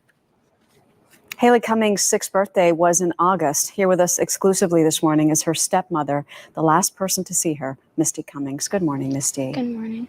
This week, I know you had a tough setback in your life. Your husband, Ronald, announced publicly that he wants to divorce you. This is Haleigh's dad, and he said that there are inconsistencies in your story that bother him. He has supported you from day one. Why do you think he's changing now? He tells me it's, just too much pressure on us right now. And, I got family problems. My family's trying to start problems. It's just too hard. So you think he's divorcing you because the stress of all this is just too hard? Yeah. But what about his claims that you're telling different stories? Do you think he believes you're guilty now of something? No, I don't think so. What has he said to you about this? He hasn't really said much about it. He believes me. He doesn't think I had anything to do with Haleigh gone missing. For people who don't believe you, including police who say that you're a suspect and have questioned your inconsistencies, what do you say? How do you defend against that? They just need to move on and look for the right person because they're focusing on me, and I'm not the one that has Haleigh. I don't know where she is, so they need to look for the person that does have Haleigh. You've always said that you had nothing to do with this. In fact, you wanted to take a polygraph test, which you took, and failed. Why do you think you failed it? I didn't want to take the polygraph. I was supposed to do a hypnosis. That's what I was supposed to do. One of the guys said that it could be the reason I'm failing is because I feel like it's my fault because I was the last one seen with her. It was that night you say you put her to bed around 8 o'clock. At 3 a.m., she was gone and the door was open. Yeah. What do you think happened to her? Someone come in and got her, obviously. I feel like it's on the other side of the family that has her. But that's just how I feel. Do you feel that police have looked at everyone they need to look at? I don't think they looked at everyone as close as they have me. You're so young. How old are you? 17. 17, and you used to babysit Haleigh all the time. Then you became her stepmother. Mm-hmm. Did you feel ready, and were you glad to take on those motherly responsibilities so early on? Yes. Yeah. I love them kids. And you still wear the T-shirt and the picture of Haleigh. You've been a suspect. The media spotlight has been on you. What has this been like for you over the last couple of months? Really hard. Really, really hard. Just want everything to be back normal. I want Haleigh home. Definitely. Do you think she is still alive? I feel in my heart that she's still alive, yes. Do you think that Ronald Cummings will go through with the divorce? Yeah. Yeah, I do. And you're resigned to go on without him? That's what happens. It happens, but, we're going to still stay in contact. And if something happens down the road, then we might end up back together. I don't know. What is your fear for your future when you look ahead? Just to bring Haleigh home and have a normal life again. Do you worry that you might be arrested? I don't. I'm always being told all kinds of different things, so I just don't even pay attention to them. All right, Misty Cummings, thanks for coming in this morning. You're welcome. Part of this story that I think is so very sad is the fact that how young these kids were when this all happened. I mean, young. This little girl here, she was 17, but looked like she was 12 years old, first of all. The immaturity that goes along with the ages that they were doesn't help, and that's, I'm not saying her father, but I mean, he was young too, but right, Robert. He was a young man. She was young, but she was very immature. Yes, and if you see the numerous videos she did do, because she wasn't shy, you could tell her immaturity level. And then, but I've honestly always felt someone probably did walk in that back door, and they, for whatever reason, it was left propped open. It was probably somebody from down the street. And I think she probably was told things later. Yeah, definitely. It's horrible. People just gonna walk in the house. Or did she hear something and was told during the process, you better not say a word? I don't know. Agreed, possibly. And if it was some form of family, and it happened in 2009, Terry. Just saying, guys. This is a court appearance with her 6 years ago. Excuse me. Going back to court, I should say again. Just to give you guys a little more of an update. Croslin Cummings had filed an appeal for her sentence. She pleaded guilty in 2010 to trafficking prescription pain pills. She was sentenced to 25 years in prison, but she argues now that she didn't understand what was happening at the time. She's the last person known to have seen Haleigh Cummings alive 7 years ago. This is her new mugshot. Now, Misty Croslin Cummings is acting as her own attorney, fighting her sentence and conviction on drug charges from 2010. Cummings' filing claims that she was promised a 6-year sentence if she pled guilty. Instead, the judge handed down a 25-year mandatory minimum for trafficking oxycodone. Does she stand a chance? I think it's a long chance, but she has some interesting grounds. Randy Reep is a local attorney not involved in Croslin Cummings' specific case.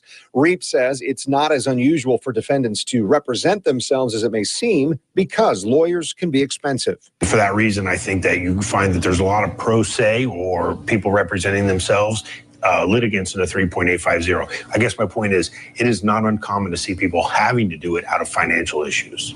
In Friday's filing, Cummings also argues that she did not understand any of the procedure because she was being treated with psychotropic drugs for the trauma she says she suffered due to the disappearance of Haleigh.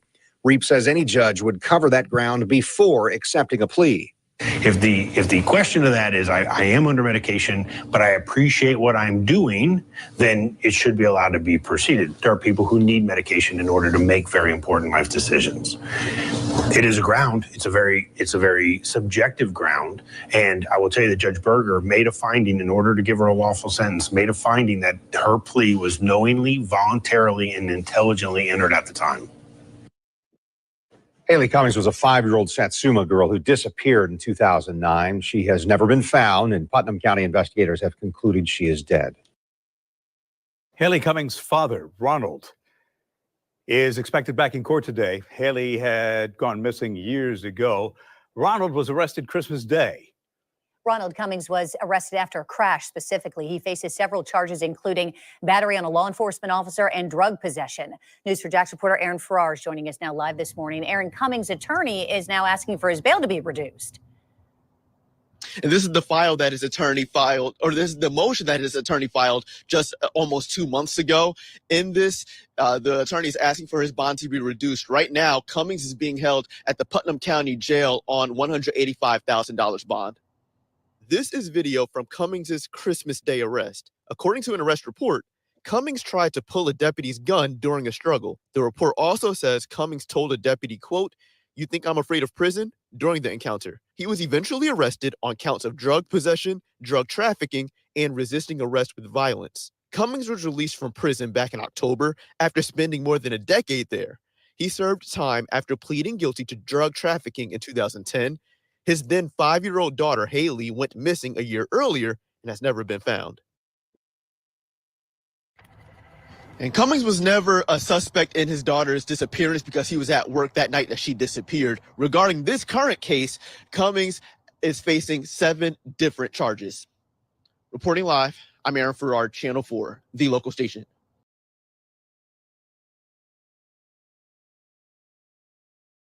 Right. So this has been like it's been bad all the way around, you know, for him, for this whole scenario. Now I did find, I think these are different, but these were undercover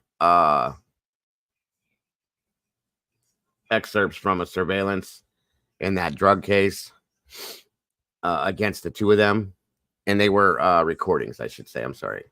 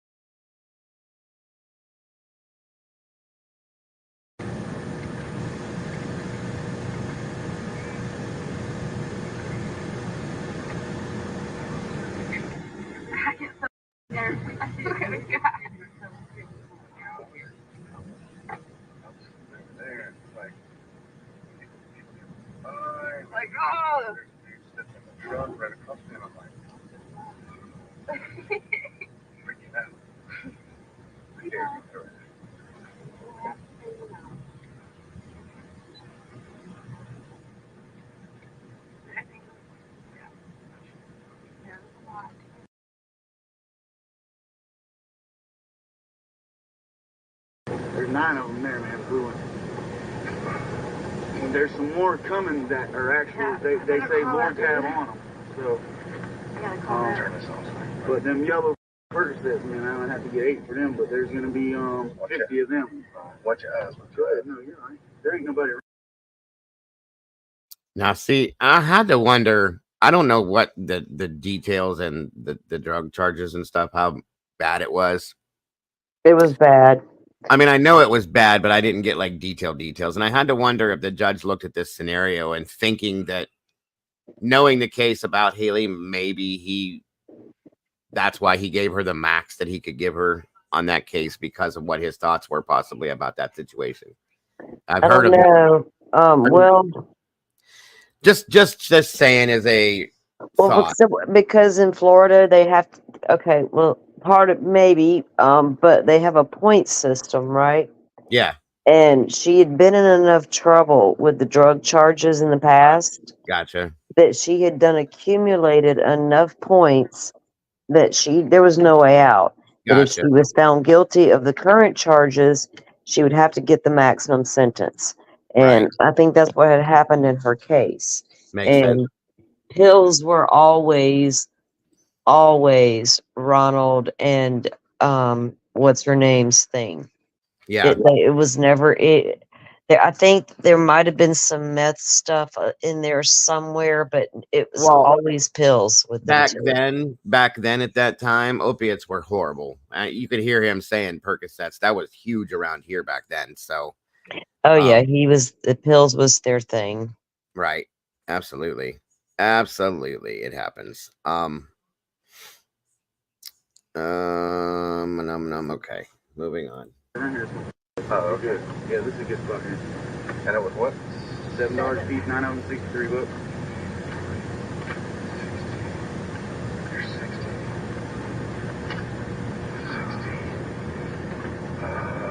Terry Martin, I know. I thought about that too. Straight. Yeah, thank you, Trey. And then told you I'd give us for phone. Thank you. That's All right, you can just call me tomorrow. I get out right here. Look.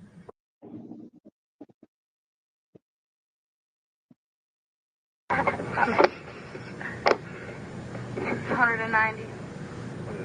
Yeah. $7 a piece. It's actually $189. Well, yeah, $189. For 27 of them. I got got 27 of them? Yeah. Okay. All right. So I guarantee you there's 50 Percocets right around the corner. I just don't know. He's supposed to go to the VA today or tomorrow. So.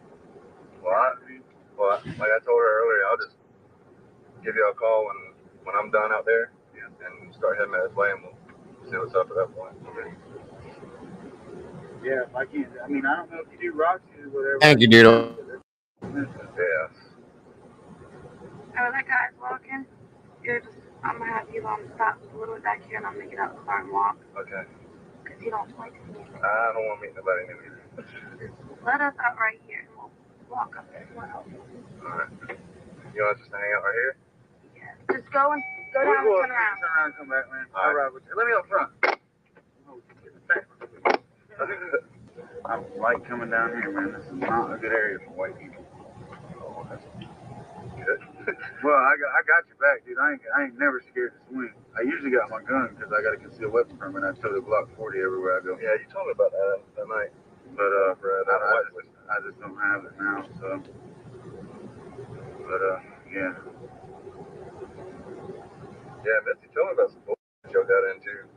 Oh yeah, bitch tried to say I pulled it. Yeah, dude tried to run me in the ditch twice, and then he tried to say I pulled a gun, but I didn't. My guns were at home. I still got one pending. It's assault with a deadly weapon charge pending, and my guns were at home and locked up in the gun cabinet. Nigga. Just because I've been on TV and because I said, that's my daughter. Yeah. So just because I said I'll kill them if I find them before y'all do. Ever since then, people been calling and saying I've been threatening them with guns and everything else, and all this because they know I got guns because of my daughter. Everybody that's ever seen anything about it knows about it. And please don't never tell nobody that I've done this for you. Hell no.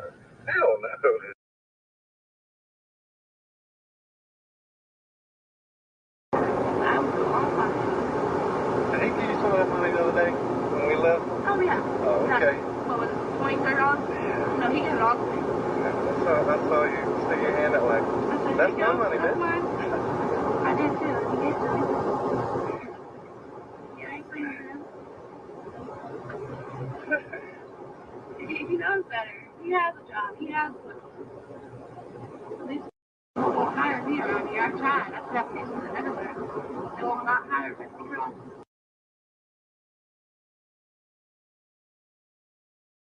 You get it. Yeah. And hopefully, should be able, if this works out here, we should be able to do it like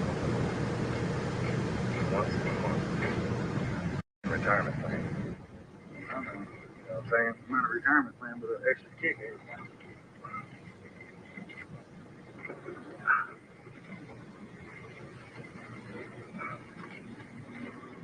That's what I'm drinking and driving. That's what I said. This is what it's up here, so don't worry about it. Hey, you wanna hop in? Baby, get it. Get it. Oh yeah? Who is that? Unlock the door. Oh. I know that's somebody. I know that body's somebody. I know her. I just don't know who she is. But I've got them in little double band baggies. Just gonna count them out real quick and make sure they're all in there. I'm positive they are, man. I'm sure you. There's 100 there. Should be 100 there. Damn, we got them in 9 baggies. Make sure it's straight.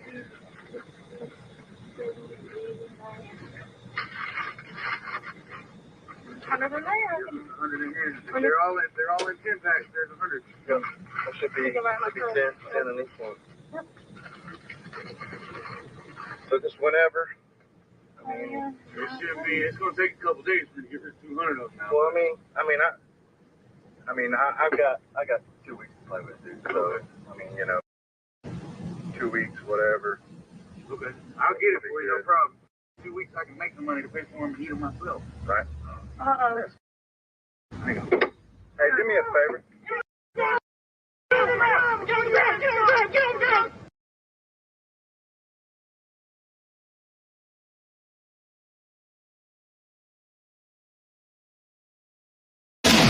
Ronald Cummings, the father of missing. How So old was he when his daughter went missing? I think he was 19. Okay, so he wasn't that much older than the girl.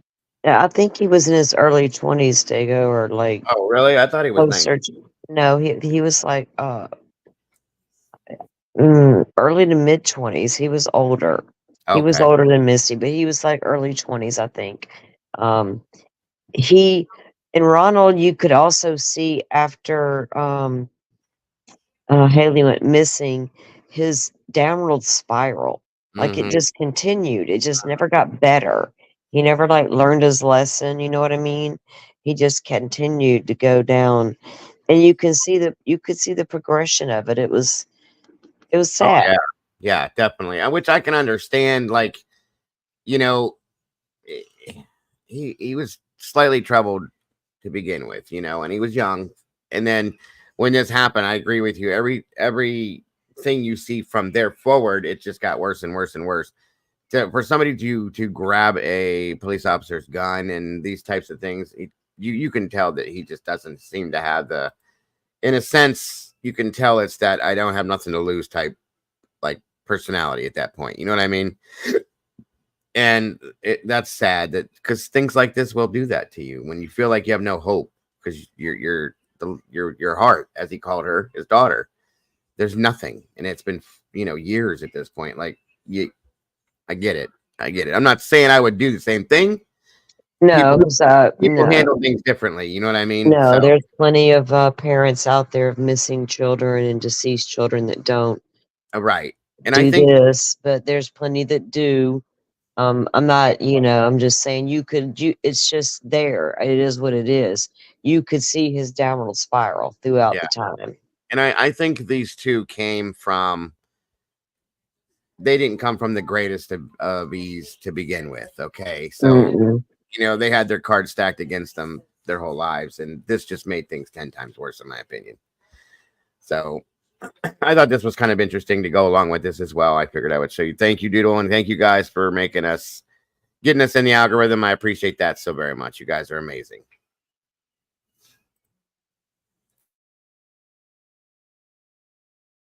Just lets it all hang out. And Misty says she's not afraid of jail and that she had nothing to do with Haleigh's disappearance. West 2's Michelle Meredith is live in the newsroom working on this story. And Michelle, it seems jail has toughened Misty up a bit. Well, we do see a tougher side of Misty. But first, Misty and her mom kicked things off with a little girl talk. Met anybody? Yeah, girl upstairs. She's real nice. She did my hair. Can you see it? Yeah, I see it. It looks good. I had mine done like that.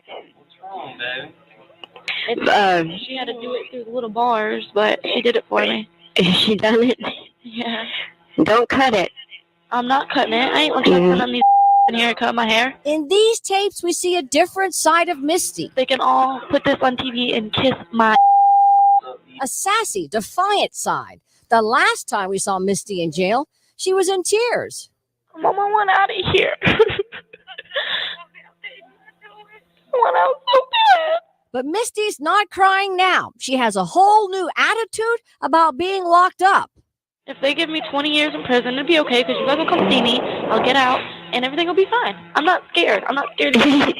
I'm not. You'll be old and gray like me. I don't care because, you know, they're not going to put me away for something I didn't do, and I didn't have anything to do with Haleigh. And if I knew who did, I would tell. I've told them everything that I can tell them, so they need to leave me alone about that. Why I'm in this jail has nothing to do with Haleigh. That's right. And leave me alone. That's right. Coming up at 6, Misty talks candidly about those drug charges. Live in the newsroom, Michelle Meredith, West 2 News. Again, guys, it's a very sad case. I would love to know where this 5-year-old little girl is. I have a feeling she's probably no longer with us. And the theory that was thrown out there about her cousin and the gun thing and all that kind of stuff, it is very believable. It's very plausible, but we don't know. They were investigated. You know, they were questioned. The lake was drained. There was all kinds of stuff done. Right. She was never found to this day, and no arrest. You know, all the things like that. But so it's just crazy how that happens. It is very much so. Very much so. And even with the alleged and the rumors and that there's no proof, I guess that's the holdup, is some probable cause. You know, no evidence at the scene, no fingerprints, no DNA, things like that. It's strange to see these cases, right, what you just said, that have nothing. There's no Sebastian's case, Summer Wells. I mean, there's nothing that leads anybody to anything at this point. And it's hard to believe that people are able to get away with things that much to where it's never found. You know, that just, especially some of the people that are looked at as suspects, it blows my mind. It's hard to imagine, you know, that there's not even a single trace of evidence or a sign to tell you or lead you somewhere to something. You know, it blows your mind. I mean, it literally, you're just sitting here going, it really does. How? You know what I mean? Oh shit. But yeah, it's just like, how does this happen? And you look at some of the suspects and go, so the father was cleared for that. He was at work that night. So he was Ronald. Yeah, he was completely 1,000% cleared. He always has been. Mm-hmm. He was at work. People know it. They were with him all night long. He even communicated with her by cell phone when he got off work. People scrutinized his cell phone stuff. The public did. Right. It's all proven. Every bit of it. And yeah, so he was at work. Only one there was Misty. Yep. And I'm sorry. With the cinder block propping the back door open. How convenient. I just can't pass. I watched her on the news. I watched a lot of this on the news. I can't. You know how we've talked about in the past with some of these cases, how you kind of get that feeling inside about somebody when you listen to them talk or you watch how they act about things. I can't go past her. She gives me that. I hate to bring this up. And She gave inconsistencies, and she gave and it things gives that just didn't make sense, and she would act just like a child sometimes. She was just bizarre. When But I saw her crying on that video, supposedly crying on that one video, total Susan Smith vibes. well, it gives me the Casey Anthony vibes is what I get from her, truly. So yeah, and by all accounts, people that knew them, knew whatever them, she was always good to the kids. There was never ever any abuse like that, or any indications or red flags. Doesn't mean anything. Just saying there wasn't, because everybody wondered, what happened that night. What would, the more you got to know Misty, the more you had a hard time believing if something happened, she could have covered it up to the point they couldn't prove it. Right. So then I had to keep going back to who went in that back door. Because the door was locked. The door was locked. And here, that's the thing. That's the thing. Is it to me? I took that as there was a phone call made that said, "Hey, I'm gonna come by and do this. Just leave the door open for me. I'll do everything else. You go sleep like you don't know nothing." She had people in the house earlier in the evening while he was at work. And they could have unlocked the door as and well. Rumor is the cousin was one of the people. Right. And so we don't know. I don't know. According to her, that door was shut when they went to bed. So, but not when she woke up. Yeah, and it was propped wide open with a brick. So if somebody had taken a child, and left, they're not going to leave the door propped open with a cinder block. And a lot of that door, the way that door is, you could have really literally walked up to it and gave it a really good snatch. If it had any problems, it would have popped open.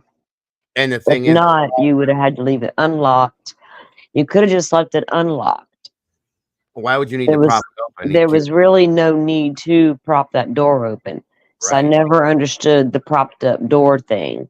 Was that done to make it appear a certain way? Yep, that's my thought too. Right. That's my thought too, for sure. So it's definitely, there's a lot of questions that go along with this, and I don't think there will ever be clear answers on this ever. Other than maybe somebody on their deathbed finally says, "Hey, this is what happened," because that seems to happen often. But unfortunately, you're right with this case. That's how I feel at this point. It's been so long now, and I honestly, it kind of gives me that whole Summer Wells thing, because I think that's what's going to happen with Summer's case as well. It's going to be nothing until one day, just something very far away. So, that's the feeling I get from this, guys. Sadly, it's very sad. I feel and we all expected to find her eventually, like Kaylee Anthony was found. Yep. But Haleigh was never found.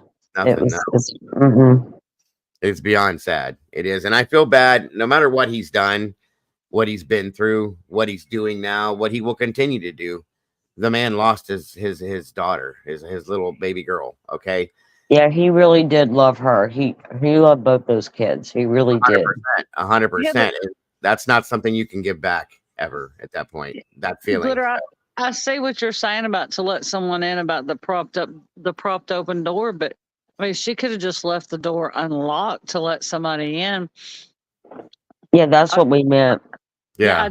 I just don't understand I still don't understand the cinder block, because she could have just left the door unlocked. Well, it looks to me like Salty said, I think that was staged to look a certain type of way for a reason. So, and that's my opinion at that point. Because even the 911 operator, when she goes, "There's a brick," the line of one, "There's a brick." Unless you needed to carry a sleeping child out that back door. That was the other theory, yes. And to make less noise or anything, why not just prop it open so when you come back out, you just go? Well, and yeah, that's You that's don't got very to stop and try to open it with a child sleeping in your arms. So you don't wake the child up. But and here's the thing though, is I thought about that. I lived in a trailer a long time ago, and those doors are they weigh like 1.5 pounds. They don't weigh shit. And all you'd have to do is pop that with your shoulder and just push out the door, you know, to keep it open, I mean. But at the same time, yeah, that could mean that's what it was. Definitely could mean that's what it was. That they were trying to. I'm looking at the chat, Phil.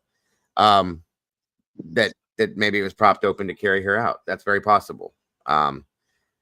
Or carry her and or something else out. Who knows what else was taken out of that house that night? You don't know for sure. So that could have been what the issue was. Either way.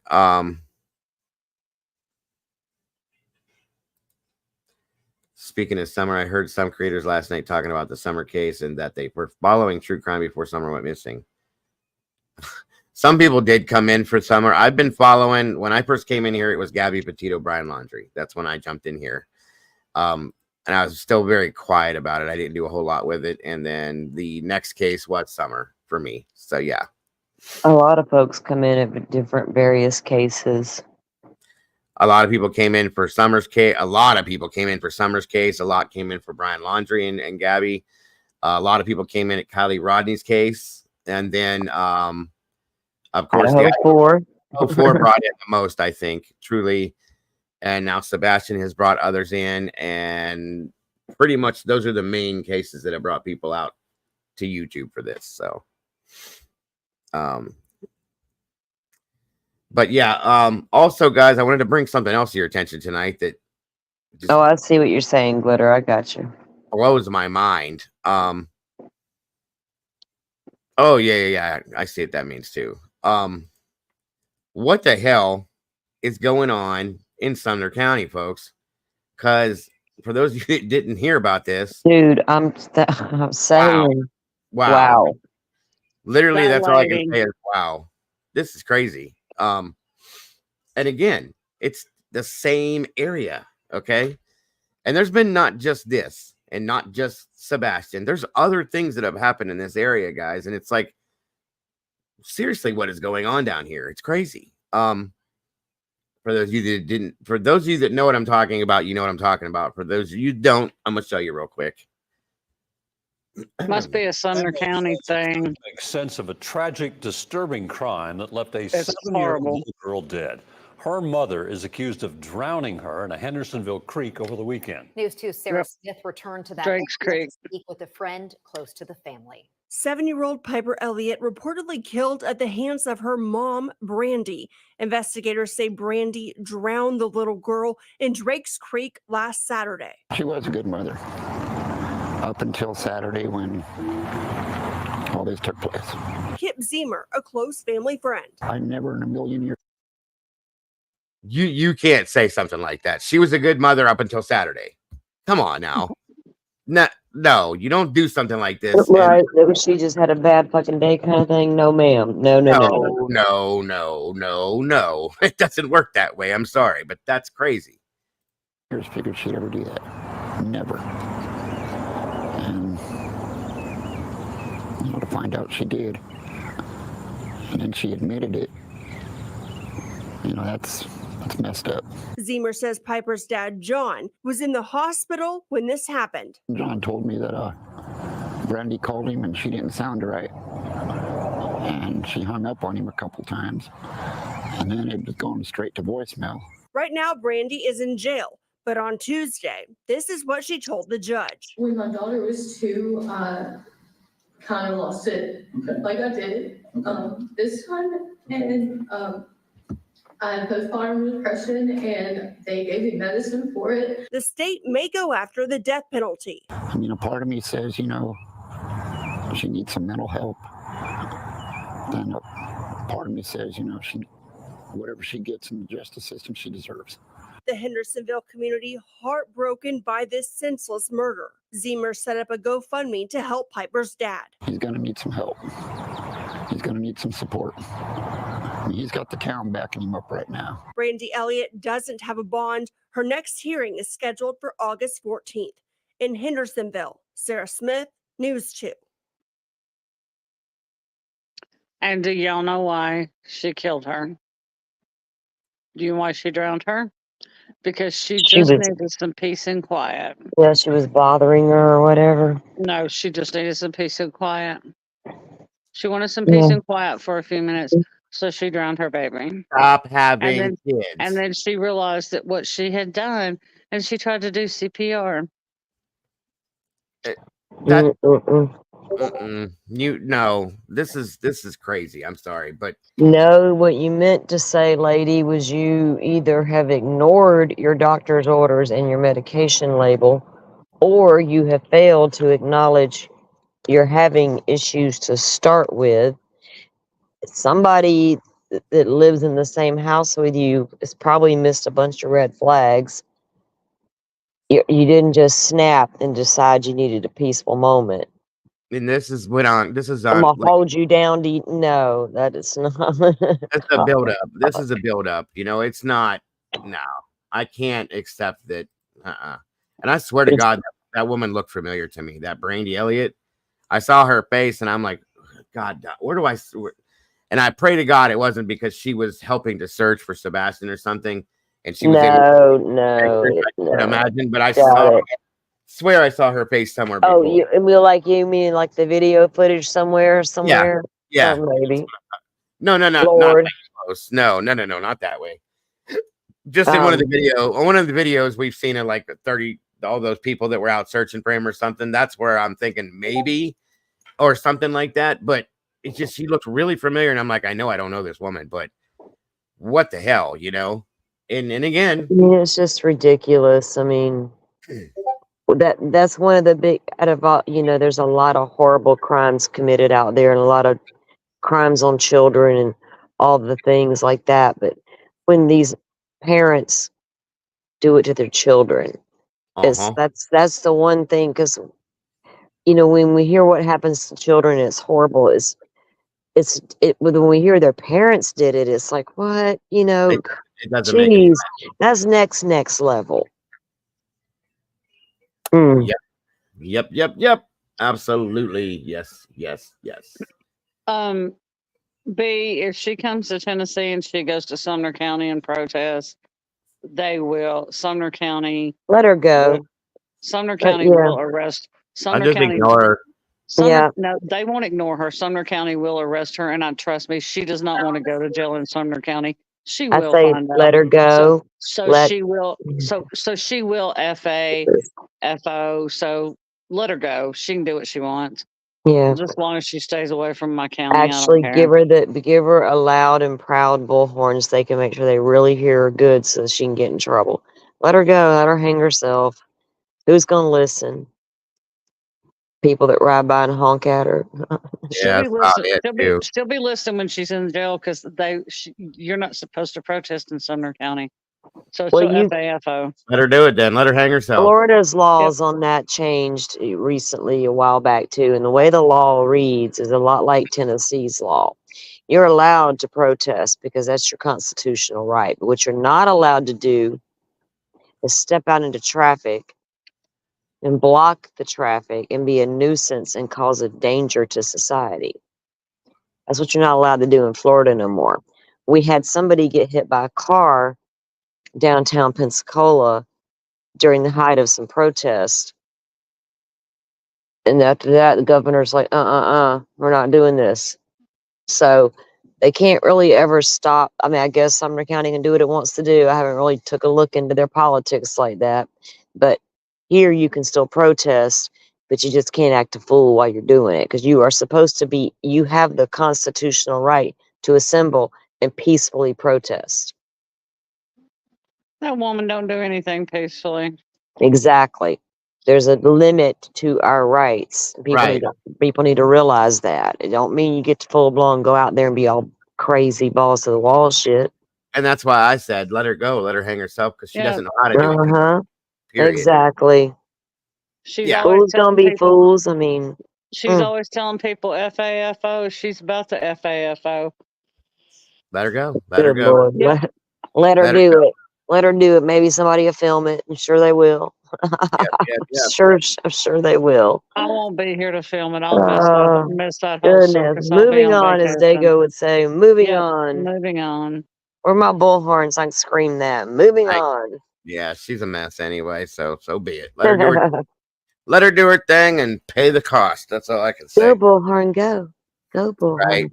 So we all seen this a few times now, and I have some other things to show after this. But for those of you that may not have seen this happen when it happened, I'm sure there's nobody. But here it is at the moment that it happened and when it happened, and then I'm going to show you forward some things I've seen that are kind of what the hell to me. So, have you seen the graphics of the head turn and just how?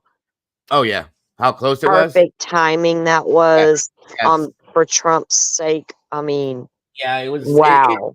It was we knew it was, but wow. Beyond wow. That doesn't even, it's something that you could not ever imagine being possible to happen, is what I'm saying. So yeah. But yeah, I'm gonna play this again. I know we've all seen it.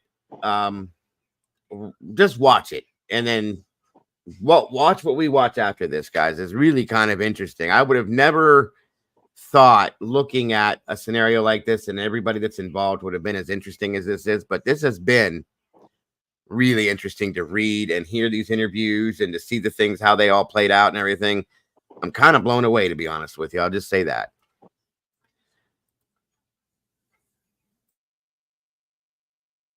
That chart's a couple of months old, and if you want to really see something that's said, take a look at what happened.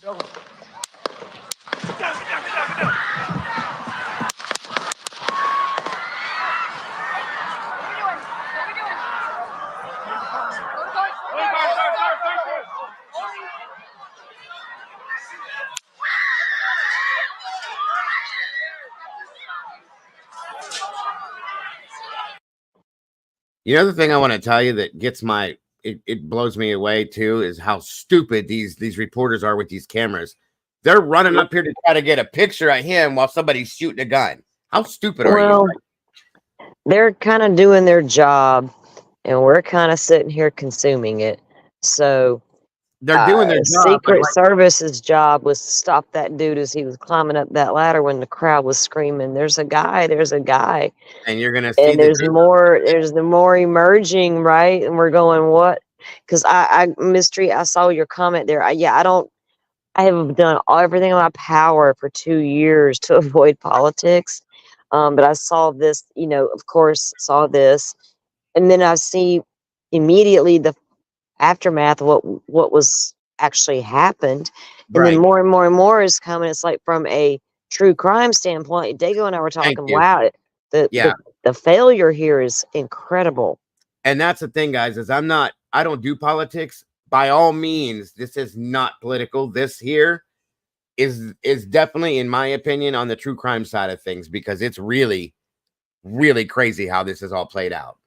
And I'm gonna show you some things to show you why I think that. And like she said, we did talk about this, and both of us at the same time went, something ain't right with this. So that's all I can say. But I'm gonna show you, for those of you that didn't see this, I'll show you the end of it.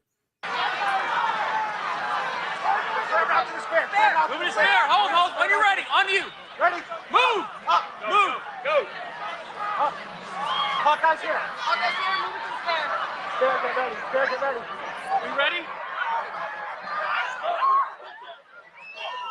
Are we good? Shooters down. Are we good to move? Another interesting thing with this is because of the microphones that are set up for the rally, you can hear everything being said behind that stand right there with all of them. It's kind of interesting to hear that too. We're clear. We're clear. We're clear.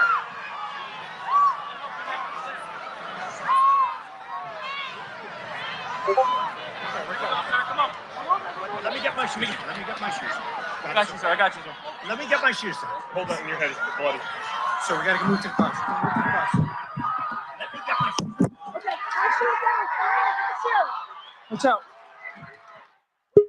And that one you could hear him say, "Let me get my shoes on."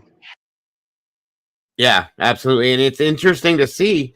I've never seen because I was little when Reagan was shot at, but I've never seen Secret Service become, their job is to become a human shield and take whatever bullets come at him.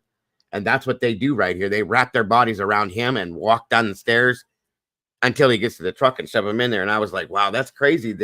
That's their job, guys. They take whatever bullets flying. And it's like, wow, They okay. did, because Reagan was, his attempt was pretty much the same thing. He was standing at the podium. Jim Brady was his Yeah, and main he shield. was, he was the shield, you know, and he took a bullet for the president. And then they But that lived was the his rest of the, job. right. And that's what But they it- do. They lived the rest of, he lived the rest of his life completely paralyzed until he died. So But at this point right here, they're trying to get him to keep his head down. he refuses to do it because he wants them to see he's okay, and he's raising his hand because he doesn't want it to believe he gets beat. I get that. But Yeah. these Secret Service agents are risking their lives for him. Of course. They're Well, protecting he's him. gonna, And he's trying to, and he wants the crowd to see he's okay, and I get that. But they're But they're- trying to get him to keep his head down so he does not, so in case there's another shooter. Of course, but So keep your head down, dude. part of this, understand something, and this is something that the United States has claimed. Okay, they've claimed this. If things like this are to happen, they don't want anybody to see us as a failure.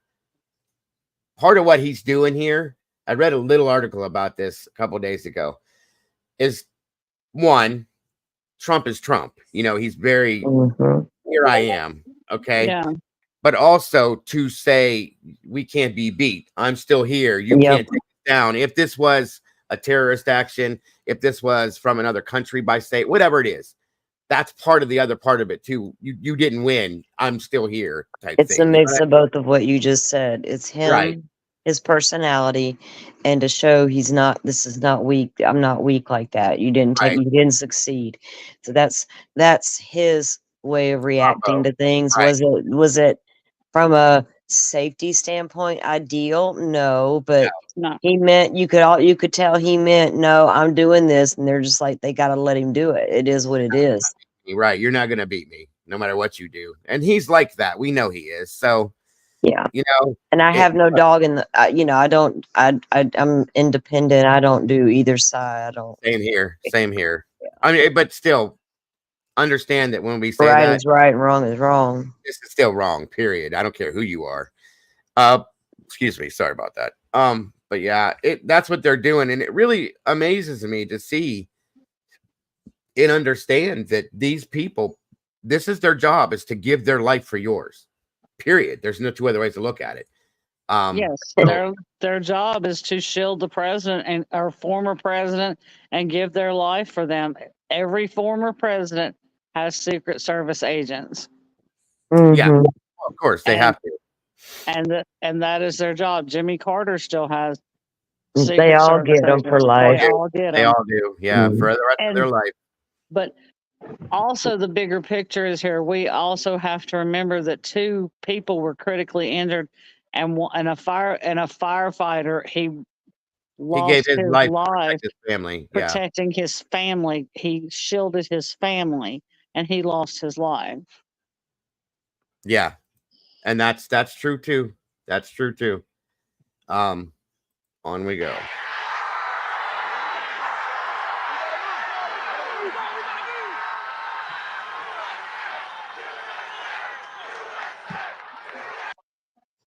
I remember reading the chat that was going on while this was live, watching it when this happened. And there were people in the chat saying, he's dead. He's dead. Oh my God, he's dead, blah, blah, blah. And when he went to the ground, I'm like, holy shit, is he dead? And then poof, there he come. And I was like, damn. So thank God, thank God he's not. But I just remember reading that. I was kind of like shocked. Yeah, they had they had secured this place right from the beginning. There wouldn't even be a civilian innocent bystander This dead. wouldn't have happened, period. Right. Welcome, Doc. Good to see you tonight, Draw. So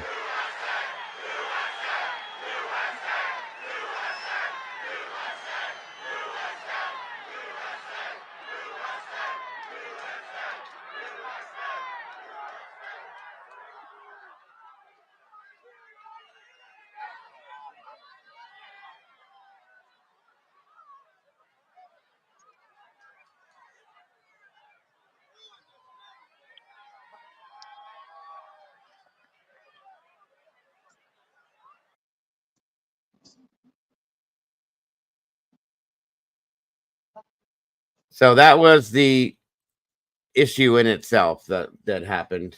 The attempt, I guess. Sorry. Hold on a minute. And then these other things started coming out of nowhere. Okay, we watched a couple of them already. What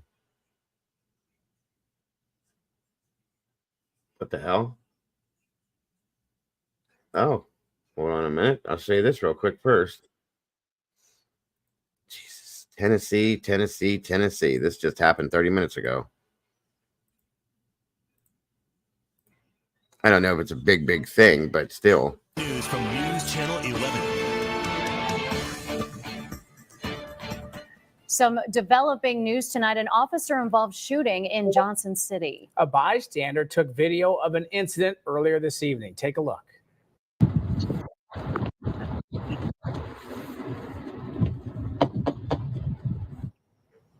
You can see a vehicle running into emergency vehicles as well as police on foot.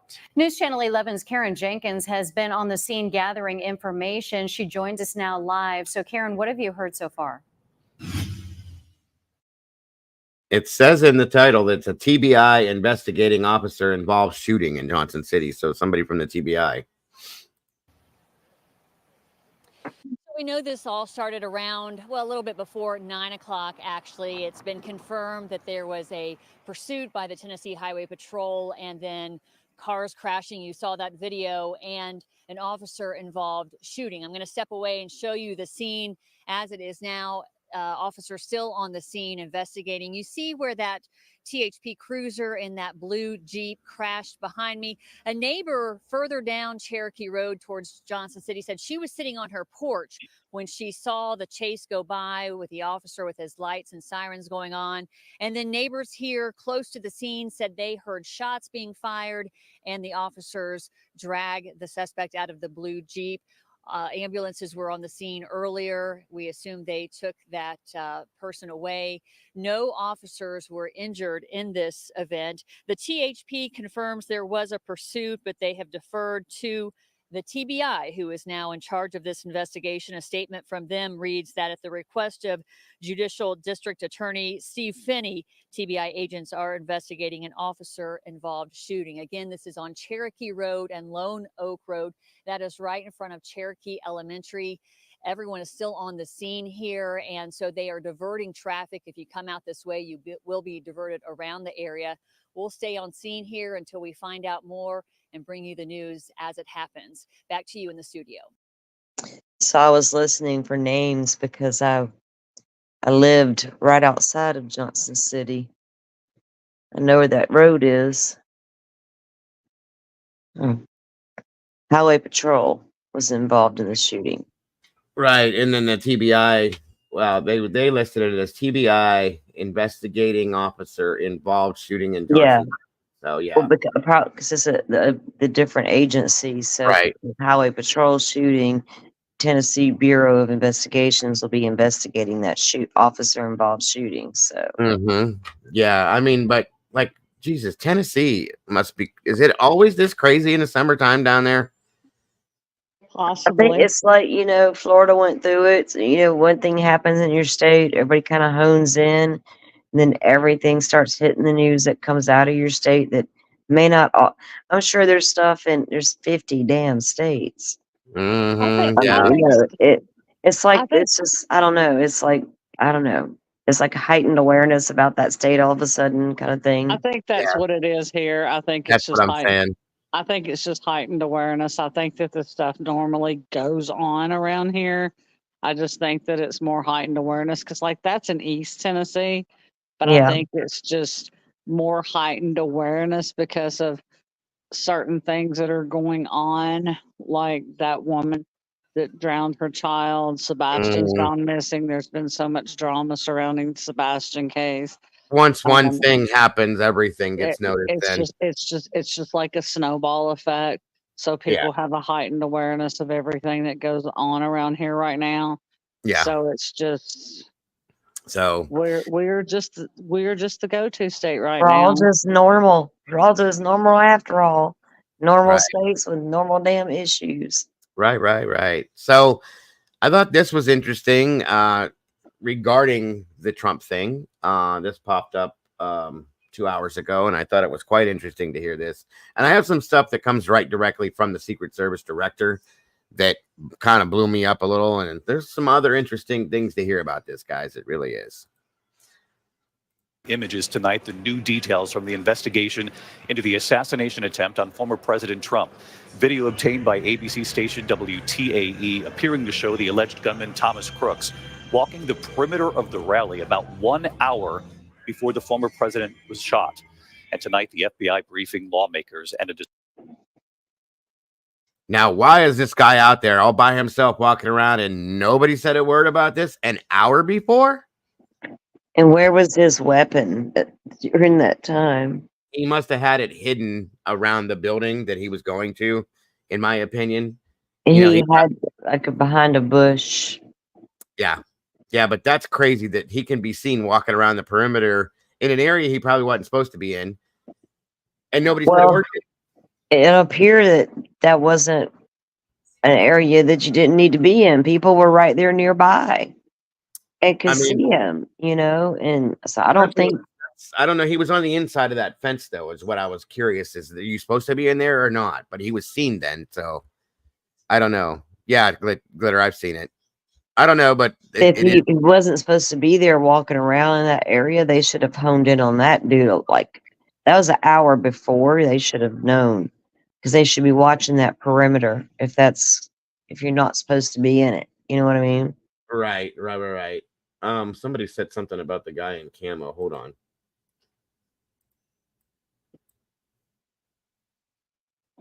I didn't see it, but there he is right there, you guys. He's back here. Yeah, he's back there.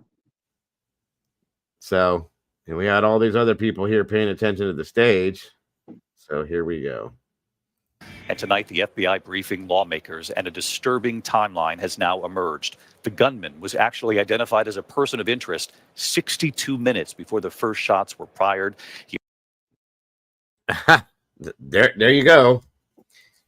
62 minutes before a person of interest. So those people didn't need to die at all, or that person didn't need to die at all. None of this should have happened then. There it is. Why do they not take that kind of stuff seriously? I mean, what was they're going to need to explain to someone like me, why were the multiple warnings 62 minutes, guys. That's an hour. What the hell? No. You're not going to give me a free pass if I screw up. They need to be explaining to that firefighter's family why they didn't take that man into custody. Exactly. I mean, that's what I'm saying. Accountability. They're accountable to the entire country. Yep. Because it's about time that all of them, politicians and the ones that protect them, all of them need to be held accountable for their actions. Period. Yeah. And I'm going to bet you that has something to do with this man's father calling in and saying something. Yeah. Before this happened, I guarantee you that's what it is. So, yes, he did call and say something. This is I worked at Opryland Hotel in the engineering department. We used to have presidents come in. When the president came in, he had like a floor. Of course. Everybody, there were like, say, 2 maintenance men assigned to that room. The maintenance men that were assigned to that room, a strict background check was done on those 2 people. They were vetted by the Secret Service. Only those 2 maintenance men could go to that room. That room was checked before the president came in. It was checked again. It was checked before he came in. Then it was checked again, like when he was getting ready to check in. I mean, it was like checked, double checked, triple checked, everything. But only those 2 maintenance men, they had specific housekeepers. I mean, it was a huge ordeal when the president came in. When Obama came here, they were here a week before he showed up. and they did everything they had to do because the fire department was in the motorcade with him. Okay, in behind him, and everybody had to go through all of these crazy checks and all this other crazy shit, and it was just for 30 minutes of him to come in and wave and say hi to everybody and leave. Okay, but they were here a week before, so you know what I mean. I'm just saying. Yeah. This is crazy here. And 62 Phil, minutes. yeah, Phil, and Annie, I don't know about any conspiracy theories because it's politics, and I just don't care really. But my problem is security alone, the policies that they're supposed to follow and put into place to protect not only the presidents and the former presidents, but the crowd as well. Because, we all have to be proactive when we do public events anymore, unfortunately, because things happen at these events because they're soft targets. Yeah. This one shouldn't have been a soft target because it should have had the most maximum security available. Agreed. And the fact that this guy could be seen, I don't know why they didn't do their job. That's what I want to find out. Was it some sort of bullshit conspiracy? Because that's unacceptable. Or also, was it just a complete failure in your process? Because that's also unacceptable. Right. And my understanding was from one of the news reports I heard that his father noticed that the rifle was missing and then called. It may not be true. Okay. I'm just saying one of these reports that said something that they believed his father called and said that he might be. Yeah, allegedly he did. The one of his guns and the boy, the 20 whatever his age was, the son was missing, or unaccounted for, or whatever. I don't know how missing, I guess, was what they used. Yeah. And he called authorities for why did he do that? Is a good question. He obviously knew something was not right with his child. So. Yeah, exactly. There was something up with that. Right. Well, let's hear the rest of this here and see if there's anything else. He approached security, but when he saw the magnetometers, he apparently backed away. And the Secret Service saw him on that roof a full 20 minutes before he fired at the former president. So what's going on here? Pierre Thomas studying this timeline. Here's his new reporting tonight. Tonight, stunning new images appearing to show Donald Trump's would-be assassin, Thomas Matthew Crooks, 1 hour before he opened fire. Police believe that this is Crooks in a video obtained by ABC affiliate WTAE, walking near the campaign rally in Butler, Pennsylvania on Saturday, at one point looking towards the crowd.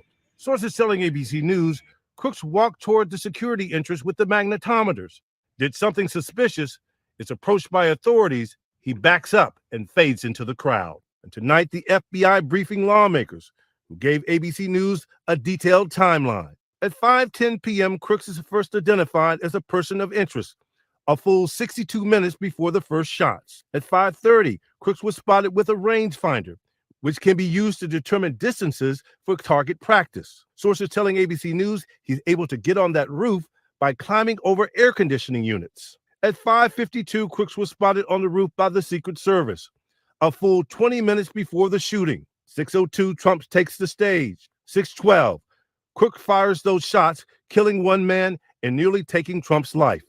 A sniper killing Crooks 26 seconds after he fires the first shot. It is a split-second decision, and they have the ability to make that decision on their own. But how Crooks... 20 minutes. If Secret Service saw him 20 minutes before, why in God's name did that ever happen then? 20 minutes? 20 minutes. That's no. That's completely unacceptable. That's he insane. shouldn't have been up there a minute. Right. This is unacceptable. I knew Twiz would show up for this one. Hey. Good to see you. Man. That's crazy though. 20 minutes? Come on now. That's beyond not doing your job, especially for Secret Service. So that's just crazy. Butterfly, I heard there was. I didn't look into it hard, but that is, yes. Apparently that is what happened. I heard that too. Let's see here. Moving on. Was able to get on that roof undetected, still sending shockwaves through law enforcement. And local authorities in Butler, Pennsylvania, starting to push back. The deputies under my control did their job and went above and beyond after the shooting stopped and the chaos began. And sources telling ABC News that before the rally, local authorities warned the Secret Service that they would not be able to provide enough police personnel to cover all the buildings. Sources say the Secret Service asked for a police cruiser to be stationed at the building and that the request was denied. Officers were stationed inside the complex of buildings, but somehow everyone missed Crooks climbing onto that roof. And this new video coming in tonight of former President Trump being brought to the hospital minutes after being shot, surrounded by Secret Service. And David, sources are telling us tonight when the FBI exploited Crooks' phone and other devices, they discovered he had looked at photos of both President Biden and former President Trump and had been looking at their schedules. But these are extraordinary developments, Pierre. He was going to go after both of them. That's what I was getting ready to say. Well, who? Mm-hmm. Oh, Lord. Wow, Oh. wow, wow. And thank you for the super chat, Murder Candy podcast. I appreciate that. And I have to say with this comment, there should be no order. It's an automatic thing. They don't need to be told to do this. That's another thing too. So if he would have succeeded at one of these, was he going to get the other one too? You know what I mean? That's some scary shit right there. That's crazy. Trust me, I take this extremely serious, but I read a post on another channel that it's why didn't people yell? I know what you're saying, Terry. I get it. This is insane though. I've never imagined. It's worrisome, to be honest with you. Like, okay, here's the thing. What if this was Biden, who is our current president right now? Okay. And something happened and this was achieved. Are you serious? That's what worries me. That's what scares me at this point. Or it's just that can't be that lackadaisy, guys. It just can't. I mean, this has never been acceptable, and it's not the first time an assassination attempt's been attempted. And that's, yeah, right. I was just talking to my kid about it the other day, and he was going back in time, and Abraham Lincoln. Yeah. He's just like all of a sudden he's like, nobody ever tried that with George Washington. He's like, but that was before political parties. And I just looked at him and I was like, huh. He always says things that make me go, huh, and I'm like, yeah. And we left it at that. That was the end of the conversation. And going with what you're saying, Glitter, what we just heard them say, they told them they couldn't provide enough local law enforcement. Then something should have been done to where they can get enough. They know enough. They know ahead of time the schedule. They know what they need. They know what they require on their end to make sure it's secure. If they're told by local authorities, who's for whatever reason they're hosting this large event at their area, they don't have enough of this or that, then they need to be willing to provide that somehow. You reach out to FBI, another, CIA, FBI support, other agencies, state troopers, all things you could reach out to help. National Guard, I don't know. That's crazy though. Yeah, I agree. They could have reached out to another agency that's close by or something, and Twiz, apparently their orders are to wait until fire department. That's just ridiculous. That can be too late. If you have somebody that is a sharpshooter or a sniper or something that is very well trained in doing this, guys, this kid was very close. Okay. If Trump would not have turned his head at that right moment, we wouldn't have him right now. So obviously you didn't have to be a trained assassin to do something like this. To wait until they're fired upon is ridiculous to me. That should not ever, especially with who this was. No, that's highly unacceptable. Well, that's true. Yeah, and everybody that here's the thing. They may have technically, I don't know that to be true. They needed to wait for him to fire first because it's a little too late. That's right. The second they saw somebody on the roof, authorities should have been up on the roof. Yes, immediately. They didn't have to shoot. They didn't have to snipe him out and take him out or wait for anything to happen. they should have been up there and secured the situation immediately. Mm-hmm. That's standard. That should be standard law enforcement practice. I'm sorry. To see the man 20 minutes before it happened was that takes Yeah. this above And you beyond. just sit there and wait to see if he's got a gun, to see if he fires it. Oh, look, he's aiming. Wait, don't do nothing until he fires. What the hell? Well, Get out of here. Here's the thing. Let's look at this real quick before I play this again. It says at 5:10 he was listed as a person of interest because of the whole thing, okay? 5:30 they saw him with a rangefinder, which is used for target practice, okay? 5:52 the Secret Service saw him on the roof. 6:12 the shots were fired. How did any of that play out past, I'll say, 5:30? When you see a civilian standing there with a rangefinder, that's the end of it right there. Yeah. And Butterfly, that's what I thought she said as well.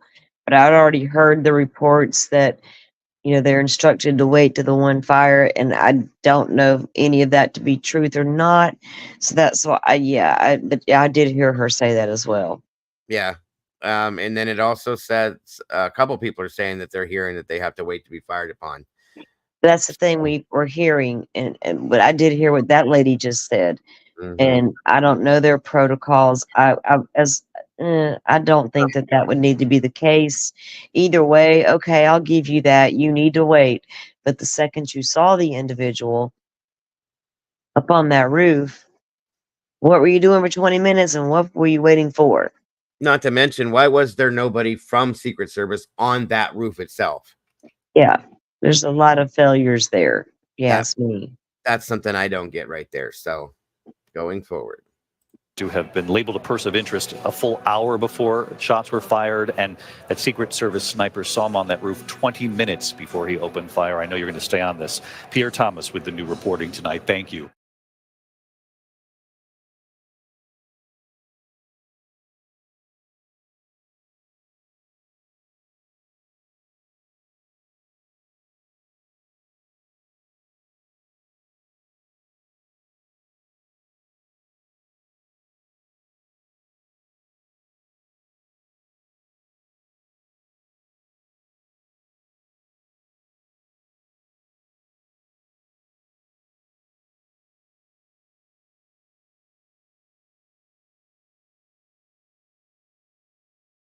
Man who took the now viral video of the suspected shooter sharing his experience as the chaos unfolded on Saturday night.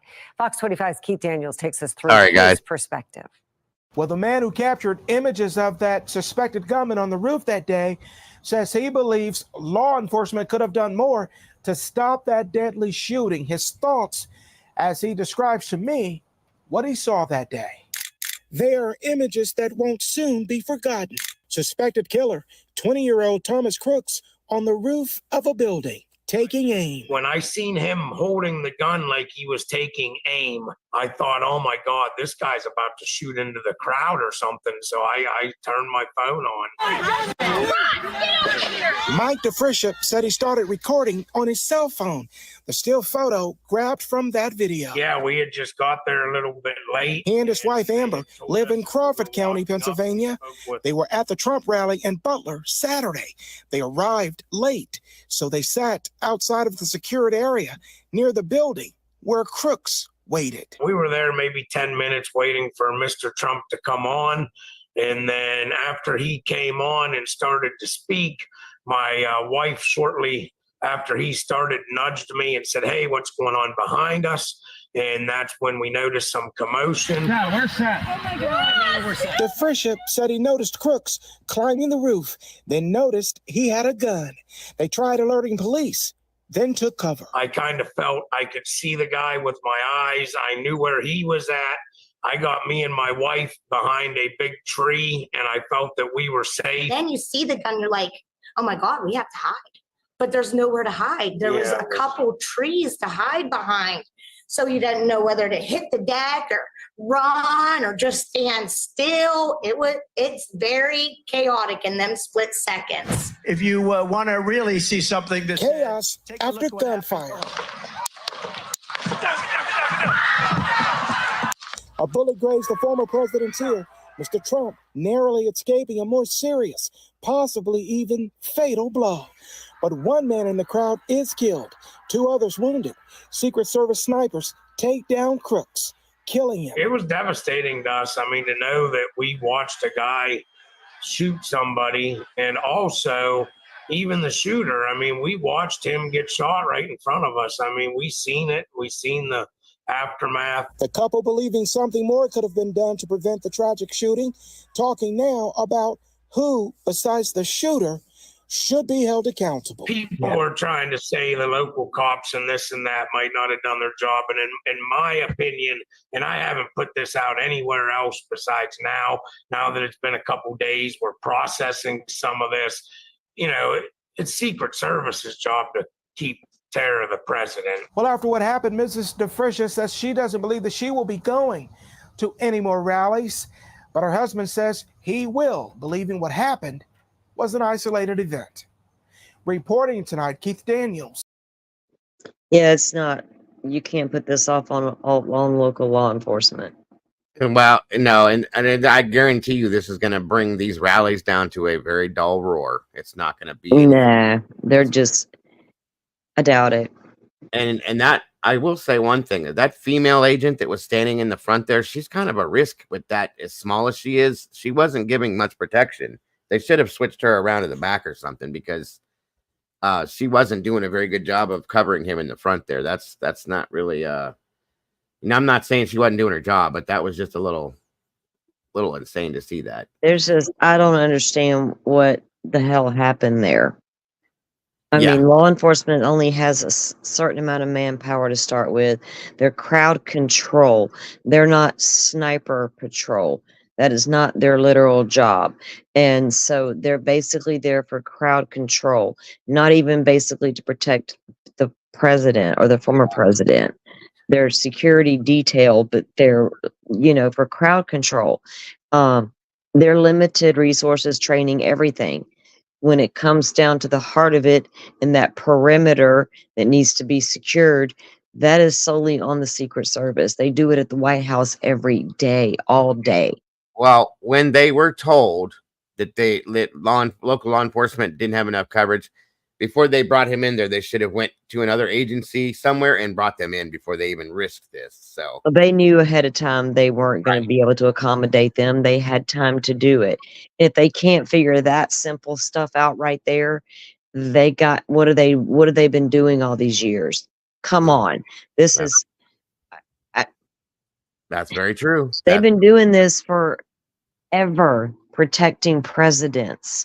They have protocols. They have guidelines. They have all these things they follow, right? Training, like you wouldn't believe. These guys do not play. They have capabilities, and they're wearing things and able to see things and hear things that we would be amazed that they have on their bodies that we can't even see. So don't tell me there's no there's no excuse. And this is the director of the Secret Service speaking on this, and it's kind of surprising what she says to me a little bit. So I think it's up there. Yeah. We're hearing from the Secret Service director just days after an assassination attempt at Trump's weekend rally. ABC's Pierre Thomas sat down with her as the director explains who's responsible for it happening.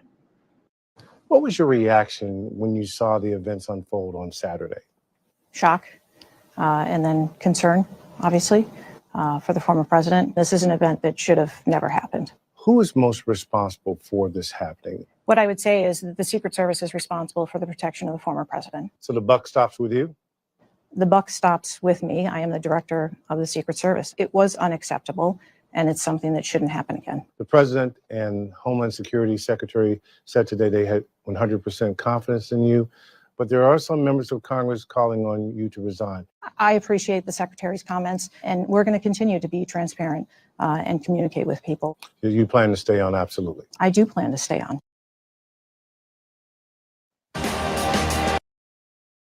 I was kind of surprised at that. I figured she would step back and walk away at that point, but I guess not. Hey guys, I'm gonna jump down. I need to get some sleep for tomorrow. Okie doke. And You Catch do y'all that. later. All right. Thanks for joining us, Kimber. Have a good Thanks night. for having me. Bye, guys. All right. Shocking new details about the Secret Service's failure to protect former President Trump from the gunman on Saturday are emerging. CBS reports that a local law enforcement officer with direct knowledge of the incident said 3 snipers were stationed inside the building the shooter used in his attack. Now, one of the snipers inside the building saw the gunman looking up at the roof, observed it, and he disappeared, then came back, at which point one of the snipers took a picture of the gunman. By the time other officers came for backup, the gunman was already on top of the building, according to CBS. Bystanders who saw the gunman on the roof were calling out to police for nearly a minute and a half before shots started firing. It was ultimately a Secret Service sniper that killed the gunman. Now, Secret Service Director Kim Cheadle gave ABC News a very curious explanation for why there was no sniper stationed on the roof itself. She said, quote, "That building in particular has a sloped roof at its highest point. And so, there's a safety factor that would be considered there that we wouldn't want to put somebody up on a sloped roof." Huh? Now, What? That made no sense at all. That was the dumbest thing I think I've ever heard. I'm sorry to say. These people are professionals. This is what they do. Slope, they could do this standing on their head. That's insane. I'm sorry. Now, the FBI is continuing its investigation and has searched through the gunman's phone, conducted over 100 interviews, and searched through his home and vehicle where 2 explosive devices were found. On the day of the shooting, Crooks told his father he wanted to go to a shooting range and asked to borrow his father's AR-15 rifle, according to ABC News. The father said it wasn't an unusual ask. Homeland Security Secretary Alejandro Mayorkas was asked whether he believed this was a failure by Secret Service. Take a listen. Do you agree that it was a failure? You said this cannot happen, but first and foremost, before you make sure you make the changes, you have to acknowledge what a failure this was. Kate, when I say that something like this cannot happen, we are speaking of a failure. We are going to analyze through an independent review how that occurred, why it occurred, and make recommendations and findings to make sure it doesn't happen again. Now, President Biden has ordered an independent review of security at the rally.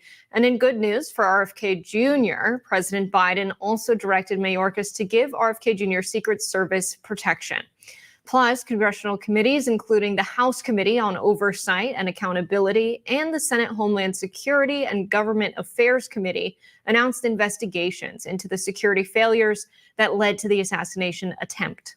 The first hearing about the shooting is scheduled for Monday, July 22nd, with the director of U.S. Secret Service, Kimberly Cheadle, who we also quoted in that interview. She also said in that same interview with ABC that they sought assistance from local counterparts for that outer perimeter where the building was.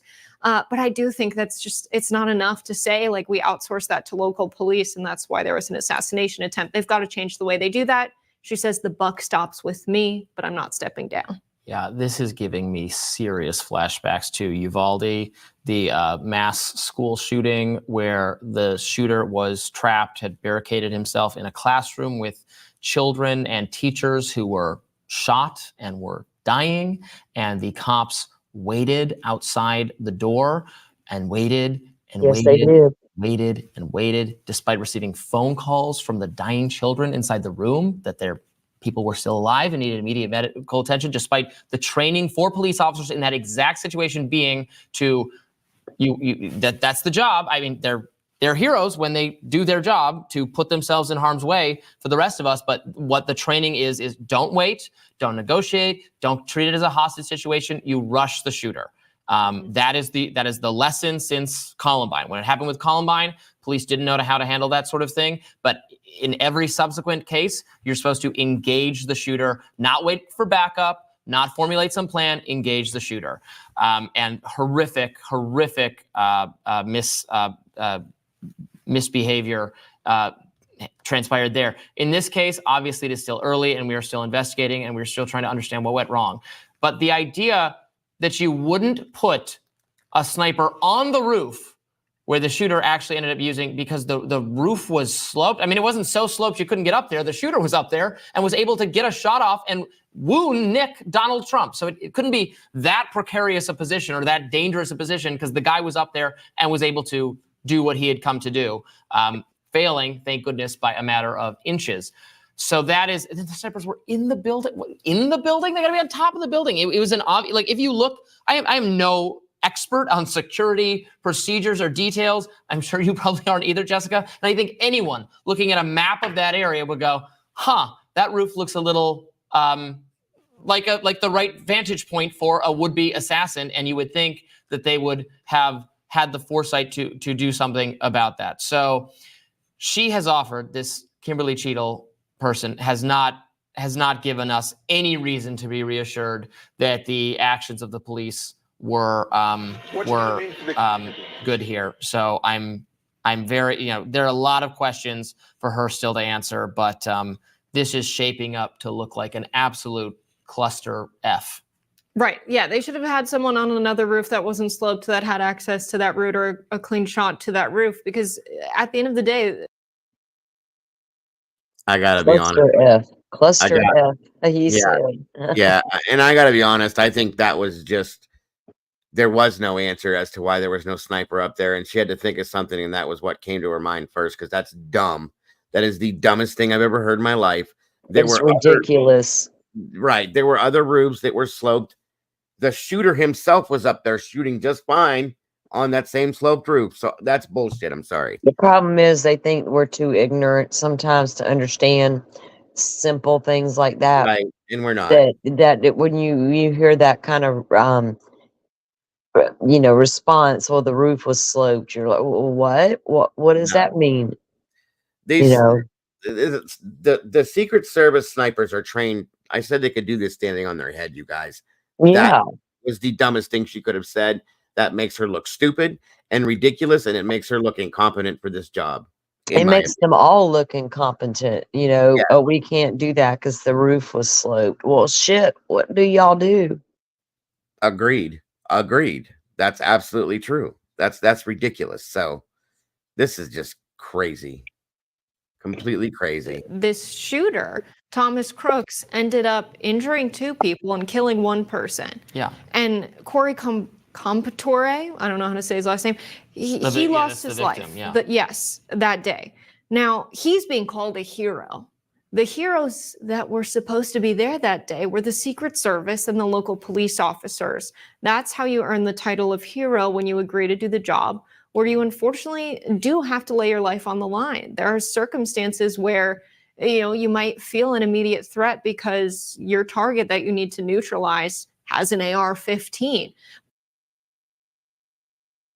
I think the most dangerous thing about this entire situation, you guys, is the fact that everybody all around the world saw this happen. We all know this, okay? And they all know now how incompetent this looks to other countries that can say, we can do way better than that. It shows a weakness in exactly. So now that's why I said the other day, this could be very dangerous. It could bring in others now that could very well try to do the same thing. So they better get their shit. It's dangerous on a lot of levels for many different reasons, and that's just one of them, and it's scary. It's a big one. Yeah, I agree with you. It's very scary, and they need to get their shit together yesterday. The day before yesterday. Yeah. So, I can't. But you can't earn the title of hero without the heroism. You have to do something in a situation like that. And the fact that nothing was done, and it reminds us of Uvalde, and the amount of money we're spending on police, I think a lot of people are questioning how public safety can happen in a way where we guarantee that the officers that are serving are good people that are willing to really do the job when the situation calls for them to do the hardest parts of their job. Yeah, and I don't mean to discount that it takes real courage to risk your life. Mm-hmm. That is something that not everyone is capable of doing. I'm not saying I'm some great hero myself, but I didn't go into this line of work. Yeah, and that it does it makes her, in my opinion, she needs to resign. She should have resigned, and no, it it would be even in good faith. That's what she should have done at this point. Claiming when she says that the buck stops with me, okay, then you need to step back and let somebody step in that can handle a situation like this. I And think they all need to quit saying that because I think that's not the first time we've heard that somewhere. And yeah, apparently, yes, yeah, it don't work. Doesn't work anymore. we still don't know where it stops. We're all looking. 100%, 100%. Let's see here. Where's the rest of these at now? All right. I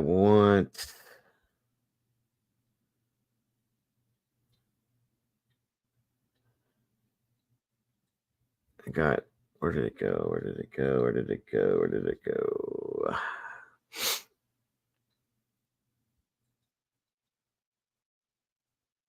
I have so much of it in here. I gotta find it all. God, way too much. I didn't realize I had this much. I'm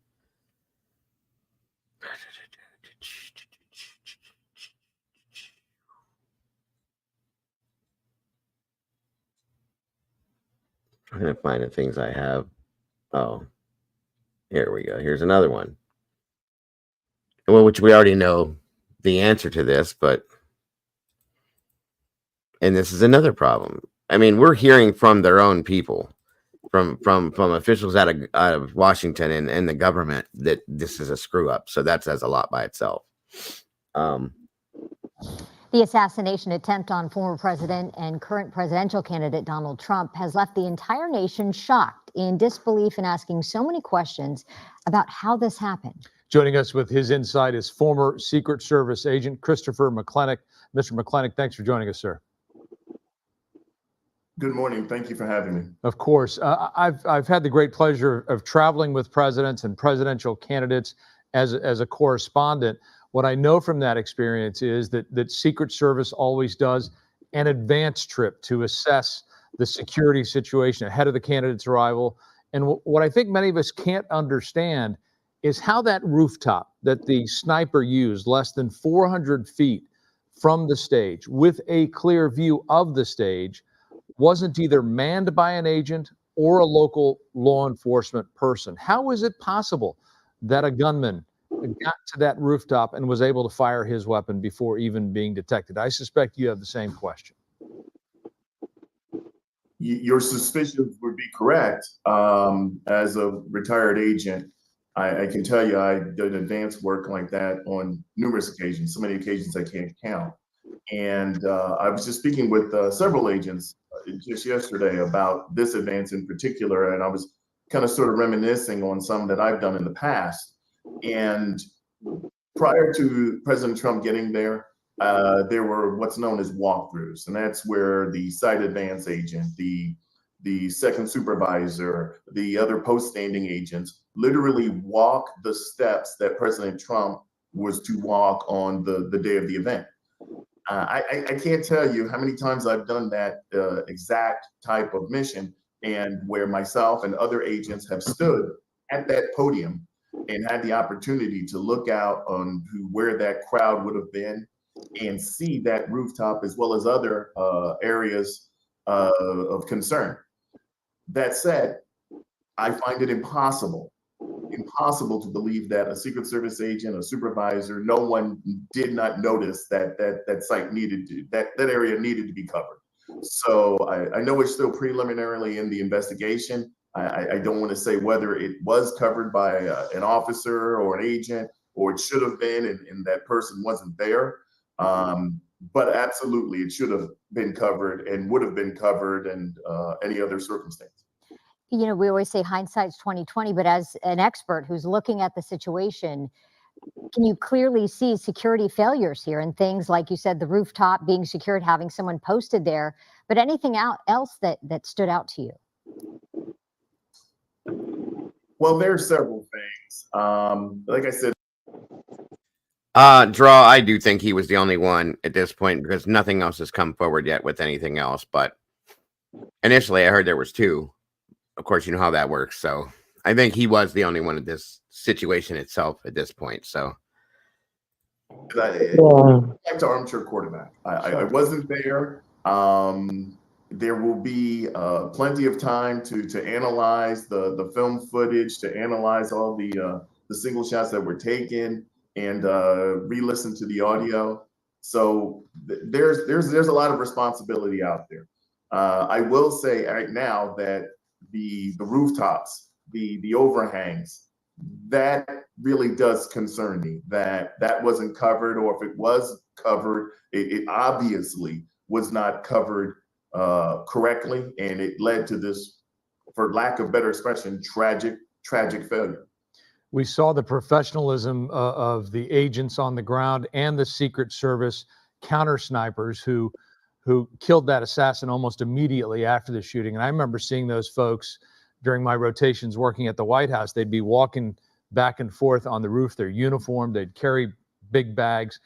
And one thing that I noticed that they always had was binoculars. And I'm guessing, and that these folks would have had binoculars. They certainly appear to have them, and would certainly be able to see through the scopes. And I was just wondering, would they have been scanning, is it the crowd or the rooftops, or at what point should they have, or would they have seen this assassin 400 feet away? They should have seen it almost immediately, if not immediately. I think the tragedy of it all is that this rooftop should have been manned. It should have been what we call posted. When you're that far out from the event, generally speaking, that area should have probably, I would have posted it with a police officer. I would have posted it with a local officer. At minimum, and at maximum, posted with a special agent from the Secret Service. As far as the snipers, it's my understanding that they were already familiar with that rooftop, so their attention would have been drawn to it almost immediately, if not immediately upon the shots being fired. After something like this, what kind of internal assessment is underway right now at the U.S. Secret Service? What will change, if anything, as we look ahead when it comes to security? Republican National Convention kicking off today in Milwaukee, and then how candidates campaign during the rest of this presidential election cycle. What could and would change? I would suspect some leadership changes. I would suspect some reinforcement of training. And I would suspect some significant policy changes as well. We saw this during President Obama's term in office, when there was a fence jumper who got into the White House. There were dramatic changes. And that, of course, was not nearly as tragic as this event. So I would imagine even more changes are to come, more so than what happened then. Well, former Secret Service agent Christopher McClintock, we're grateful for your insight, because it's one thing for us to look from the outside and try to figure this out. You've been on the inside and can really give us the guidance to help us understand what we're seeing. So thank you so much for your time, sir. Thank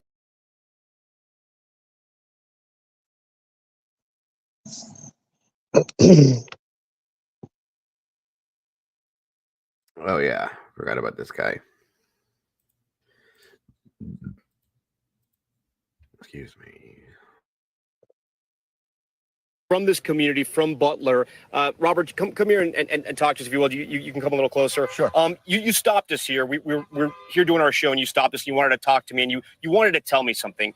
We just heard the mayor there of Slippery Rock talk about the other Butler rally that he had been to. You were talking to me about that rally as well. Tell me the message you wanted me to understand, because there was something different about that rally versus this rally that you noticed. Yeah, my daughter and I went, I guess it was 4 years ago, at the Butler Airport, not even 5 miles from here. It was an awe-inspiring event. We were just like, wow.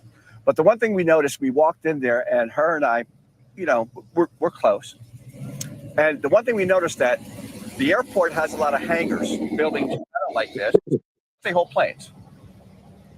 Every rooftop of every hangar had 3, 4, 5 guys on top of it with When guns. you say guys, snipers, law enforcement with long guns on top. Long guns, yes, and even some of them in the sniper position, just scanning everywhere. And my daughter turned to me to the point where you got there, you noticed them right away. Immediately. It was the first thing she said to me. She goes, "Oh my gosh, Dad, look at this." She goes, "I never felt so safe in my life." Those were her exact words. This is 4 years ago in the rally by the airport. Correct. The other airport. Right. Okay. So she didn't come with me this time because she's eight months pregnant, the heat and everything else, but she really wanted to. So that was so much on our minds there that we talked about it for, I don't know, we just talked about it. We were like so awe-inspired by that. Wow. First thing I did when I got here yesterday was I did a complete look around at every rooftop. And I said to myself, that's strange. I don't see one cop, sniper, nothing. I don't see anything. And I just thought that was kind of weird. And at what time is this when you're sort of looking around trying to see what you saw 4 years ago? It's probably about, 4 years ago, we noticed today. I mean, or yesterday. What time was that when you started looking? Probably about 2 hours before he came on stage. Okay. But I didn't stop looking because it's something that was in my mind because of it was so noticeable back then, but it was also just as noticeable not being that way. And then did you notice, because on that barn right there, that's where the law enforcement snipers were that engaged with the alleged assassin. Did you notice them? I did not. I noticed nobody because I scanned every roof. And I just thought it was strange because when they show the Google Maps looking down, it really doesn't give the entire picture of the area because right beyond that, there's all kinds of buildings. And that's why I looked around because... You're saying there's a lot of high points. If somebody was on another roof and wanted to fire towards the right president. across 68 right here, yeah, there's a big sports complex that has a high roof. I knew the AGR building because I know of it. That's where the assassin was planted on top Correct. of. I was going to park there Yeah. because I know a lot of people coming from they don't know the area. And I'm thinking that would be a great place to park. It's close. It's real close. I could park right there. I'd be out quick because it's right off the main road. Yeah. So, yeah. So we're going to park there and then you decided not to. But I decided not to because there was so much traffic on this main road that I couldn't get to it. So I couldn't get to it. Did you even drive by? Did you see it?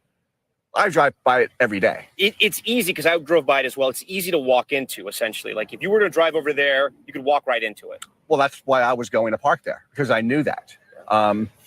But I decided not to, only because the traffic was so bad that it would have taken me an hour to get to it. Yeah. So I just parked further down and walked in. But it was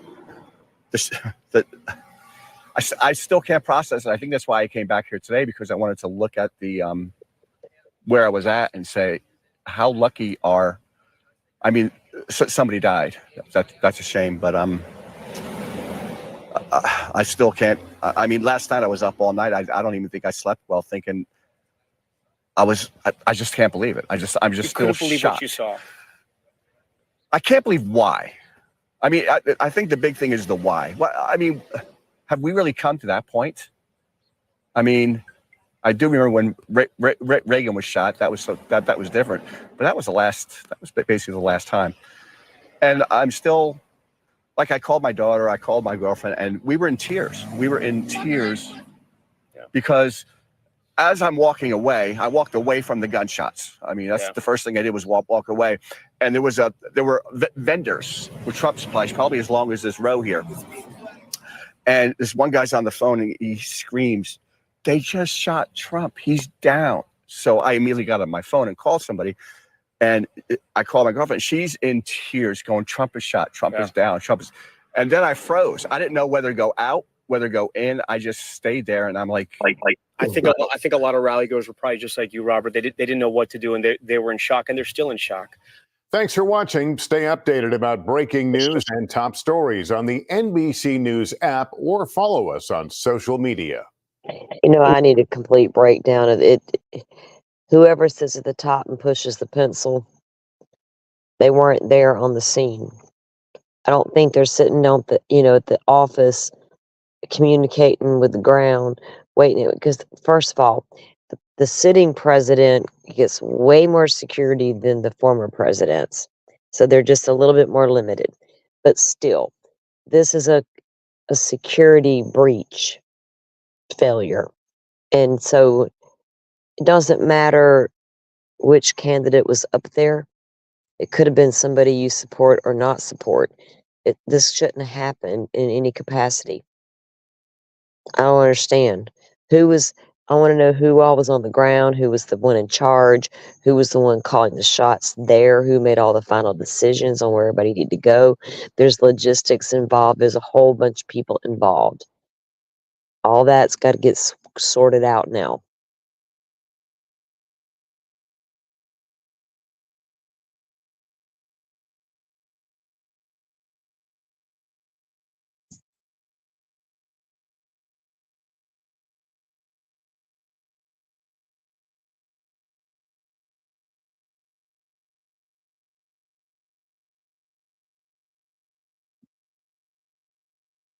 Dago, you still there?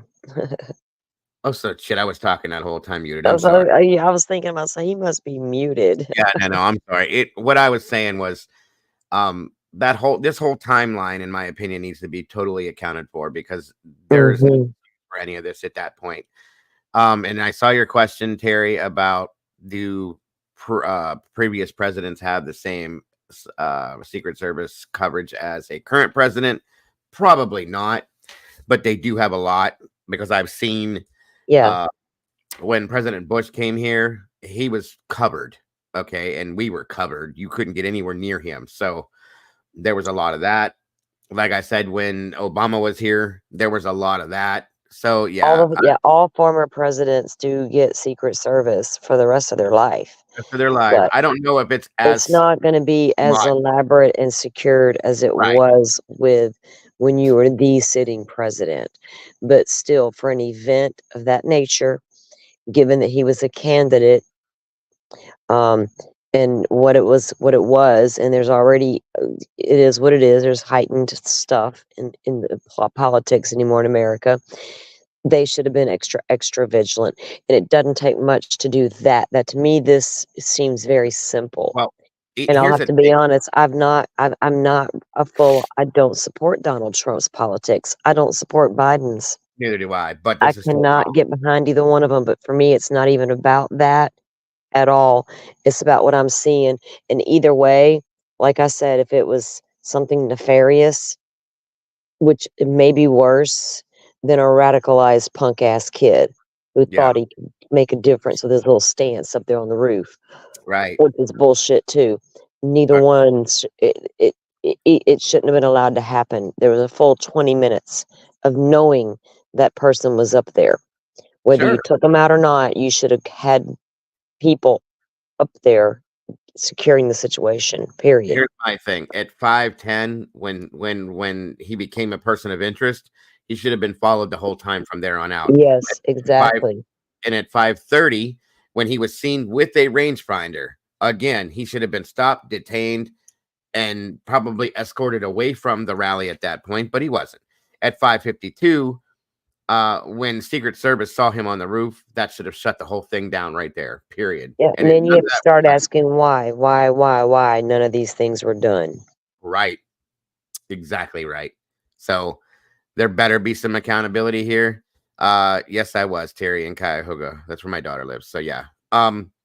And Phil says, Dago, I really appreciate the way you bring us clip after clip on each issue. You do your homework. I appreciate that, Phil. I mean, I try to give you guys as much of the information on every point that I can, because that's what you guys deserve. So I try to do that the best way I possibly can. So thank you, sir. I appreciate your thanking me for that. Yeah, this whole thing needs to be held 100% accountable for it. And if they don't, here we are again with this country, this government, and these types of problems. They wonder why the American people question the government and complain and cause issue, make statements about this, because these types of things happen. We can't accept this at all, because this again takes me back to other countries see this. Radical groups will see this. terrorist groups will see this. That's a big problem, folks. That is a huge problem. This is a presidential candidate that very possibly could be our next president. You know, again, I'm like Salty. I'm not on either side. I'm in the middle of this. I'm independent. Because I don't follow either side of them. But it's still, if he becomes our president, he's our president. I respect that. And therefore, he should be protected up until that point and then thereafter as well.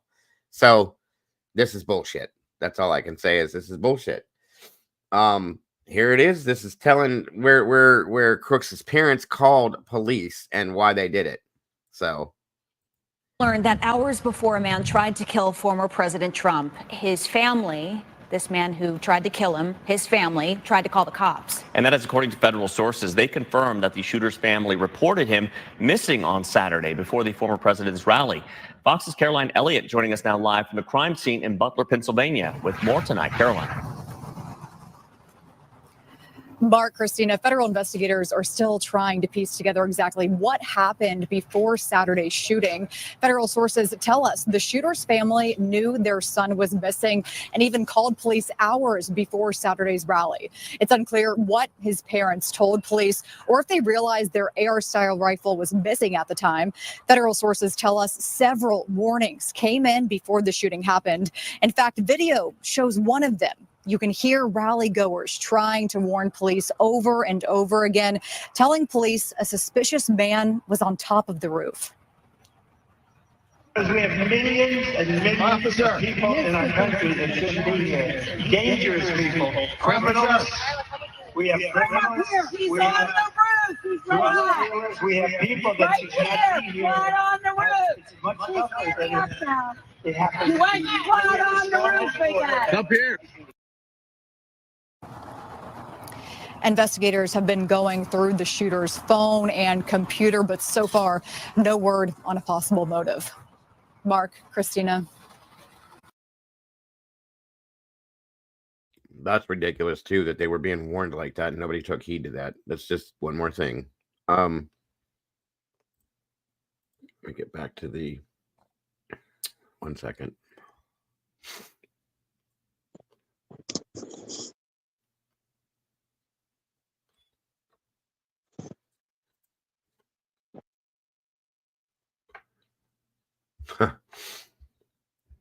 I hate to use this, but what the hey. Thank you very much, Paula, for the membership. I don't see who got it. But congratulations to you. And welcome to the sauce. All right, let's see what Mr. Jonathan here got pictures of. ALR investigates. This is his father, folks. This is the father. And he was questioned by FBI agents. They knocked on his door in Bethel Park, Pennsylvania. We're talking about the father to the shooter who went to a Trump rally and shot President Trump and many others at a Butler rally. This is Matthew Crooks. Investigators are questioning him, but what are they questioning him for? It is being reported, folks, that he loaned his son, Thomas Matthew Crooks, the weapon that was used to commit this shooting at a Trump rally. Now, I want to share a report with you because this news report here is claiming that the dad here would loan his son a gun so his son could use it at a firing range, a nearby firing range, a sportsman club. Check it out. Crooks did join the Clairton Sportsman's Club. Sources tell ABC he would borrow his father's AR-15 rifle to do target shooting there. But investigators are struggling to understand what motivated Crooks. He left few clues on social media. Now, is that even legal? Is it legal or illegal to just loan a gun to someone else to use? Well, I did a little Google research, and apparently I think if the father, if his intent was to give his son the gun to go use at a sporting range for sporting use, I believe it's legal and you're allowed to do it. Check it out. So what does this all mean?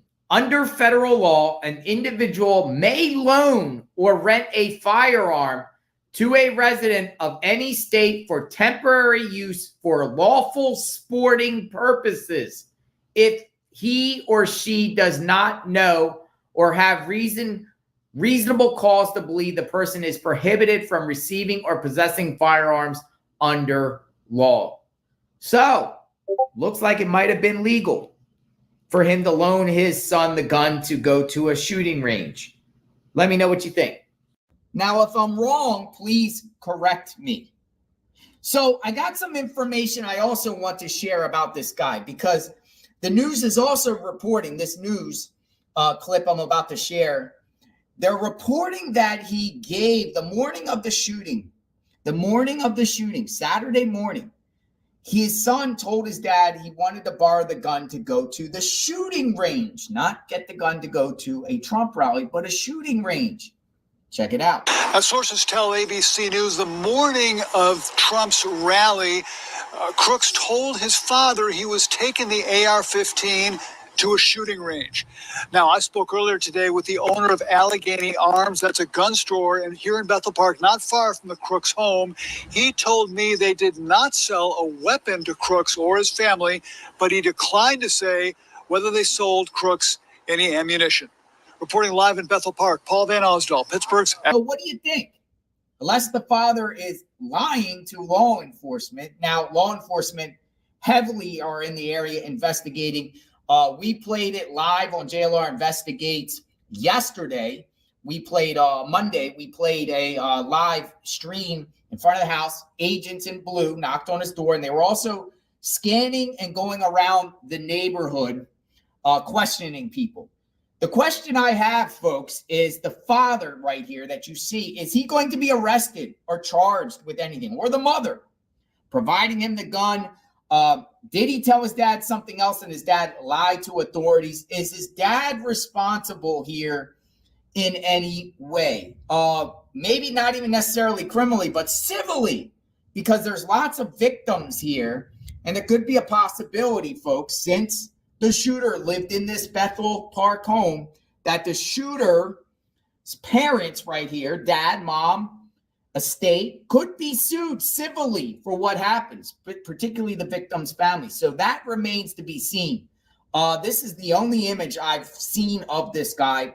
They have a zero social media presence at all. Apparently, he's a counselor. Folks, and the mother is a counselor. What's going on here? Will they come out and speak? Do they have a lawyer? Notice that he is talking to agents, and I saw the clip. The agents went inside the home. So there's some sort of level of cooperation here, but will he be charged criminally? Let me know what you think. JLR Investigates. We are covering the case of this terrible mass shooting in Butler, Pennsylvania. Subscribe to the channel. Like, hit the notification button. We're digging in deep into the shooter, the shooter's family, all aspects of his life. We're trying to peel the onion here. No stone left unturned to figure out what happened this fatal day. I am JLR Investigates. We will talk soon. Stay tuned. All right. I see you, Leslie. If you don't think we see, I can see you very well. Sorry. Let's see here.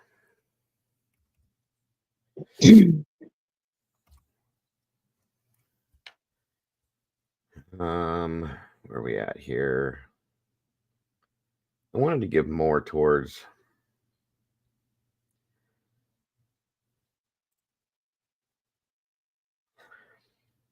a little bit more about Thomas Crooks himself.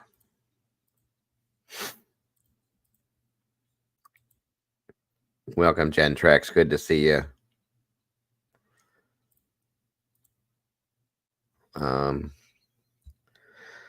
Ms. Barbara, wonderful to see you as well. Crispy Treat, hello to you. Leandra, welcome everybody that's jumped in. I appreciate you. Good to see you tonight. Agents have released more information about what Thomas Matthew Crooks did in the hours leading up to the shooting.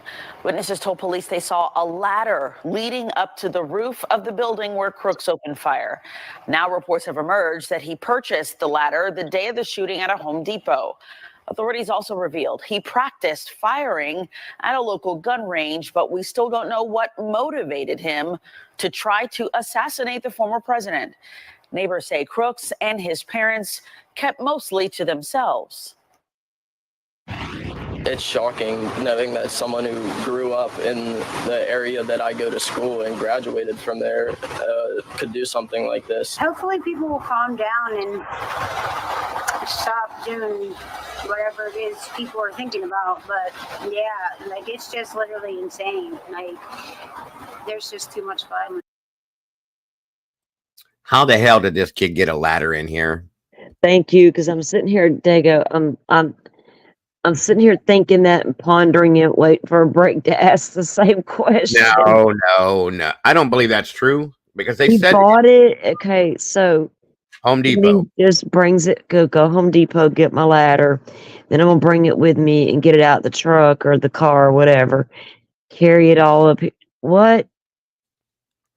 There was no ladder. He climbed up over top of the air conditioning units and then pulled Yeah, himself. and there was like there was one leaning against a building, but it was like it was built, like it was there. You know what I mean?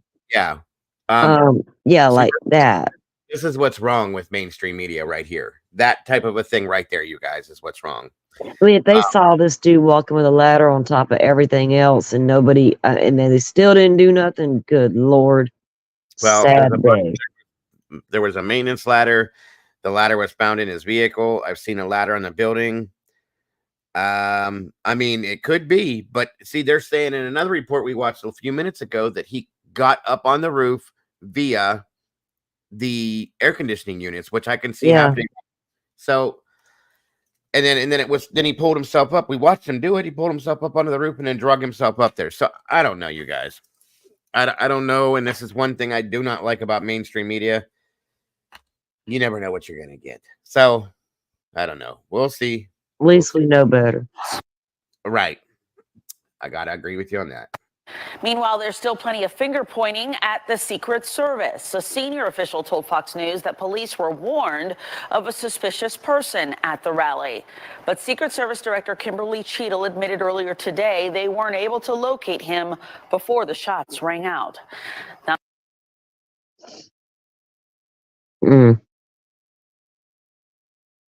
Yeah, well, we were. So how could you not? I still don't even know what to say anymore. Neither do I. Scary to think my thoughts. Mm-hmm. The world gets scarier and scarier every day. And we live right in the middle of it. I know. Surrounding the gunman and the security flaws. The FBI tells us they've successfully gained access to the shooter's phone, looking for any information on a motive. Investigator Megan Hickey has been tracking the developments. Megan, we're learning the shooter's father actually called police after the shooting. Right, Erica. Law enforcement sources tell CBS News that the gunman's father called local police after the shooting took place. Right now, we don't have details about the nature of that call or the exact timing, but investigators say the family of the shooter is cooperating. Meanwhile, new video posted to social media also shows some attendees at the Trump rally noticing the gunman on the roof and alerting police at least 1 minute before the shooting. Right here, right on the roof. Does anybody see a ladder in the background here? I don't. Right. Just saying. And you can see these air conditioning units and all these little things that will help you climb a building right here. Just saying. I can't get over that. Just a minute after this was taken, the shots were fired, injuring former President Donald Trump, killing a spectator and critically wounding 2 others. The sheriff of Butler County told our CBS affiliate that a local police officer was hoisted up onto the roof by another officer to check the premises. After receiving those bystander reports, the officer saw the shooter who pointed the rifle at him. He said the officer then let go and fell from the roof. You're kidding me. What? What? So a local police officer was hoisted up, saw the man on the roof. The guy pointed the gun at him and he dropped down. Is that what's? Oh my God. I'll play it back. I will Yeah, play it back. dude. Okay. I'll concentrate better. Him. He said the officer then let go and fell from. Saw the shooter who pointed the rifle at him. He said the officer then let go and fell from the roof. Two others. The sheriff of Butler County told our CBS affiliate that a local police officer was hoisted up onto the roof by another officer to check the premises. After receiving those bystander reports, the officer saw the shooter who pointed the rifle at him. He said the officer then let go and fell from the roof. So, Prevention possibility number 2. yeah. Did he immediately radio for backup? I mean,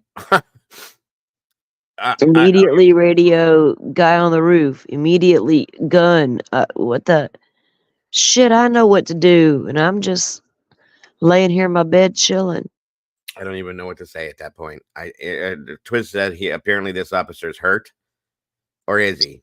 Or is he just scared that he fucked up and now, you know what I mean? Yeah, I mean, he said he just saw the gun pointing at him and he dropped back down. I mean, and then what happened? I got more questions now. I mean, yes, this is normal instinct if somebody points a gun at me, but then you need to. Yes, but what you did when you're a law enforcement officer, you are trained to react a certain way. When you hit that ground, guy on the roof with a gun, what happened next? You should have went into full get the guy off the roof mode. Well, what about the guy that was hoisting him up? What about that officer? Like, I know, but there's two of y'all. Come on, somebody grab your radio and do something. So maybe they did. So I don't know, but what is the timing of that's important? Yeah, it is big time. I don't know, but that's just that's uncalled for. Sorry. There's going to be finger pointing starting now until whenever, until all the facts come out. And I think as me, I'm looking, let's wait till this is over, and then we can see at the end of the day what we need to correct to make this not happen. And Sheriff Michael Sloop repeatedly called the security plan flawed. Today, he also said securing the building was not part of the pre-planning he did with Secret Service. He said he was never asked to sweep the building and has no idea if anyone did a sweep. We know the gun was legally purchased by Thomas Matthew Crook's father from a now closed gun dealer in 2013. But a law enforcement source has also confirmed that the shooter purchased 50 rounds of ammunition at a local gun store just hours before the shooting. Federal authorities are still investigating what may have prompted the gunman to carry out the shooting. So far, they say it appears he acted alone. And in their update this afternoon, the FBI said the search of the subject's home and car, they are now complete, Erica.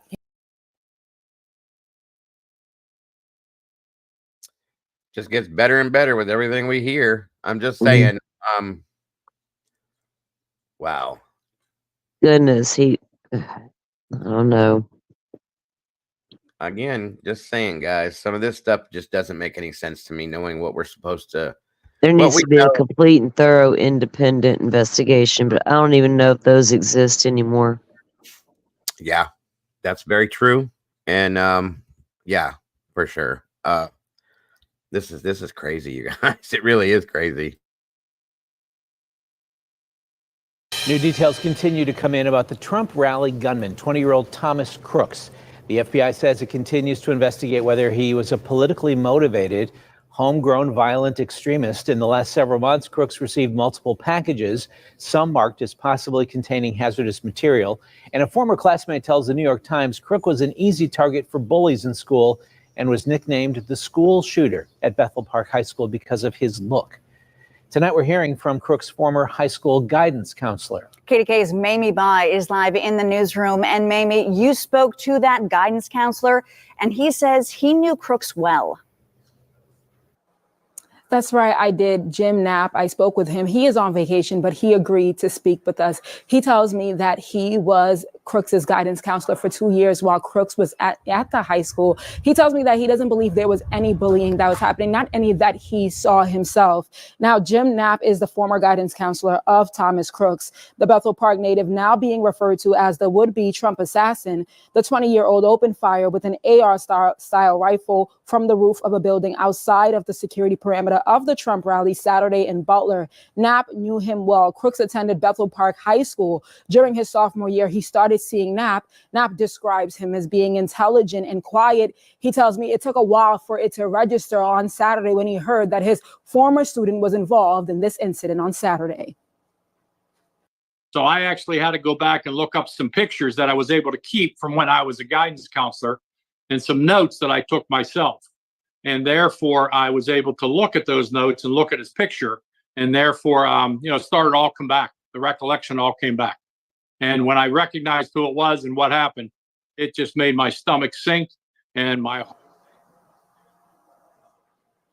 Knapp retired in 2022, the same year Crooks graduated from Bethel Park High School. Now, Knapp tells me to note, he wants people to understand that he doesn't believe there was any bullying going on. He tells me that actually during Crooks' senior year, he didn't miss any days except for just one. And so he says if there was any bullying going on, he certainly would have probably missed more days. Reporting live from the KDKA TV newsroom, Mimi Ba, KDKA TV News. Huh. Got a good memory. Shit. Yeah. Let me see here. What's this? I'm trying to pull up some new stuff too that's popping up. There's stuff popping up all over the place about this. So I imagine.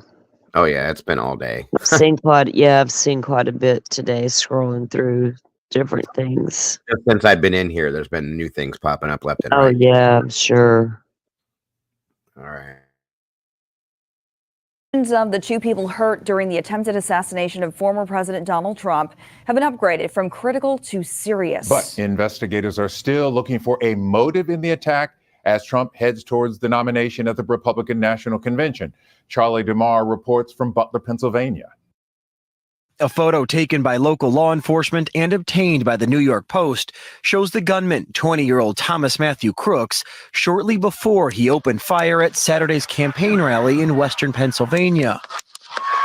A local law enforcement officer told CBS News a sniper from a local tactical team at the rally took a picture, saw Crooks looking through a rangefinder, and called for backup. But by the time the officers responded, he had scaled the building. One person was killed in the attack, and 3 others, including former President Donald Trump, were injured. The Department of Homeland Security's Inspector General has ordered an investigation into the planning of Saturday's rally. Meanwhile, President Biden has said he is also trying to determine how the shooting. So it took them 22 minutes to respond to that call for backup because he was seen with that rangefinder at 5:30. According to what he just said, they called immediately for backup, and they didn't respond.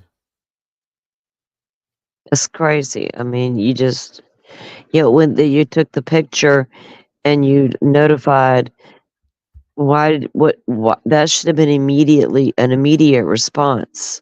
He took the fires. He fired the shots. Okay, the Secret Service saw him on the roof at 5:52. The shots were fired at 6:12. He was seen with that rangefinder at 5:30. So this is a complete total failure, guys. This is a complete breakdown, a complete total failure. Why did it take him 22 minutes to respond to the fact that there's somebody out here with a rangefinder? Period. That's bullshit. I'm sorry. Shooter was able to get around the security measures put in place by the Secret Service. I think they are, in a lot of ways, stretched thin. A.T. Smith is a former deputy director of the Secret Service. He says he finds it troubling that the agency supplemented its snipers with a local team. Nothing against their abilities at all, but this is like a military type precision team. And in order to effectively cover everything, you need to have everyone operating from the same sheet of music, the same radio frequency. He says, like other law enforcement agencies, the Secret Service has struggled with retaining employees over the past few years. Charlie DeMar, CBS News, Butler, Pennsylvania. Questions tonight about what the Secret Service knew before this weekend's assassination attempt on former President Trump. That's right. Reports indicating the shooter was identified an hour before pulling the trigger. Teresa Priolo has the latest from the newsroom. Teresa. Yes, Stephen, Natasha. Now, we heard this already. This is just another version of it. Good to see you, Winnie. So I was really trying to find more stuff about the shooter himself, and I had some downloads, but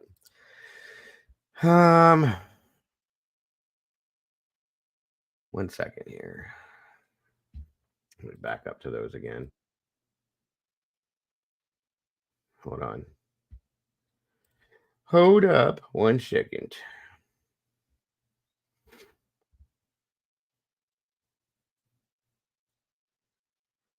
Oh, yeah. That's another good one, too. That's what I wanted to show you.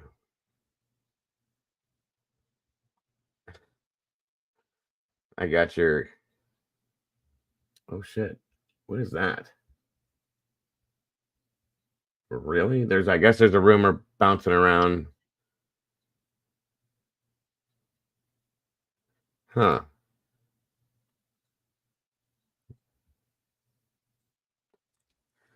Okay.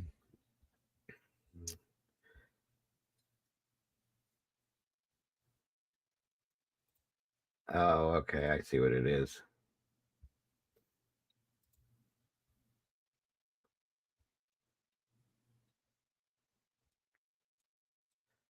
Oh, I see what you said, Molly. Thank you. No, it's just a shadow. Hold on a minute here. Jesus, Doodle.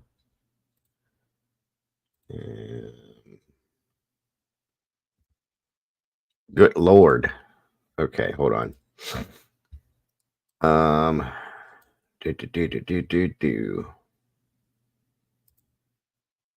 where are my need lay? There they are. Okay.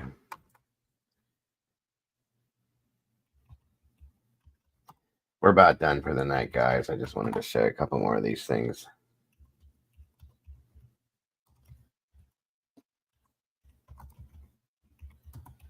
There's definitely some issues with this whole scenario. Oh, you didn't do nothing, Doodle. You're fine.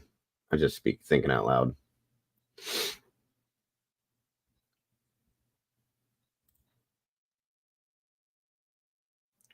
Okay. So this here is a video, I guess, probably for a cell phone video of Thomas when he was in school. Just to give you a little outlook about who he is in some senses.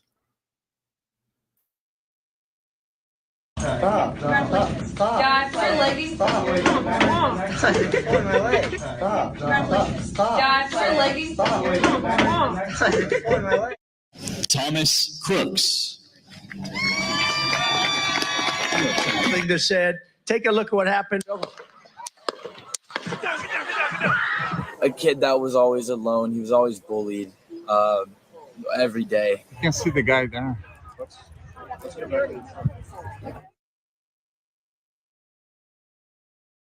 So another student says he's always bullied, but the guidance counselor says he's not. Which way are we going? All right. And where's that video at? What's his name? There it is.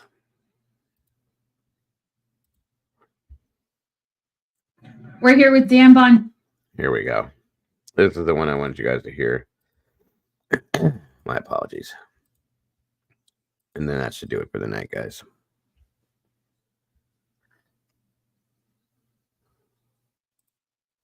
Bongino to talk about this horrific attempt on former President Donald Trump's life on Saturday. Dan, thanks so much for joining us. Sure. Like I said, my wife, Paula, said, you better do the Daily Six. She would not She forbid me from leaving the building until I did this. And of course, I love you guys. Oh, we really like Paula, and so we're do grateful I. that I you married her. and we're happy that you're staying with us, even though you didn't have lunch yet. Really quickly, so we just want to get your take on Saturday. We know you have very unique perspective on this, given your own experience in the Secret Service. What went wrong there, and are we missing something? There's so many things that went wrong that we have to triage this into a few simple questions, or honestly, we could be here all day. Why was there no spotter? Why was there no post stander down there? Why didn't they secure the air conditioning unit that this guy obviously at this point looks like he leapt on to get onto the building? Why wasn't there a post stander there? But if I had to pin it down to a couple of simple questions, and I've said this to members of Congress, I had Jim Jordan on my radio show and podcast, Marjorie Taylor Greene. I said, I'm begging you, during this congressional hearing, no filibustering, no nonsense, no campaign websites, get right to the point. Number one, they spotted this guy acting suspiciously, making furtive movements and things like that 26 minutes before the shots rang out. So let's lowball it. Assume that's 20 minutes before Trump starts making President Trump his way onto the stage. Why was President Trump allowed on the stage? I mean, as a former Secret Service agent, I've got an active open threat I can't locate. So they knew about it 20 minutes before. Apparently, from what I'm hearing from sources, he had disappeared in and out of these buildings, so they couldn't find him. Okay, assume threats happen, right? I mean, even the best security plans, you can get threats at times. I've been with them. I mean, I had a guy in a hotel room one time in Indonesia acting funny, and I said, you're going to have to delay the president landing.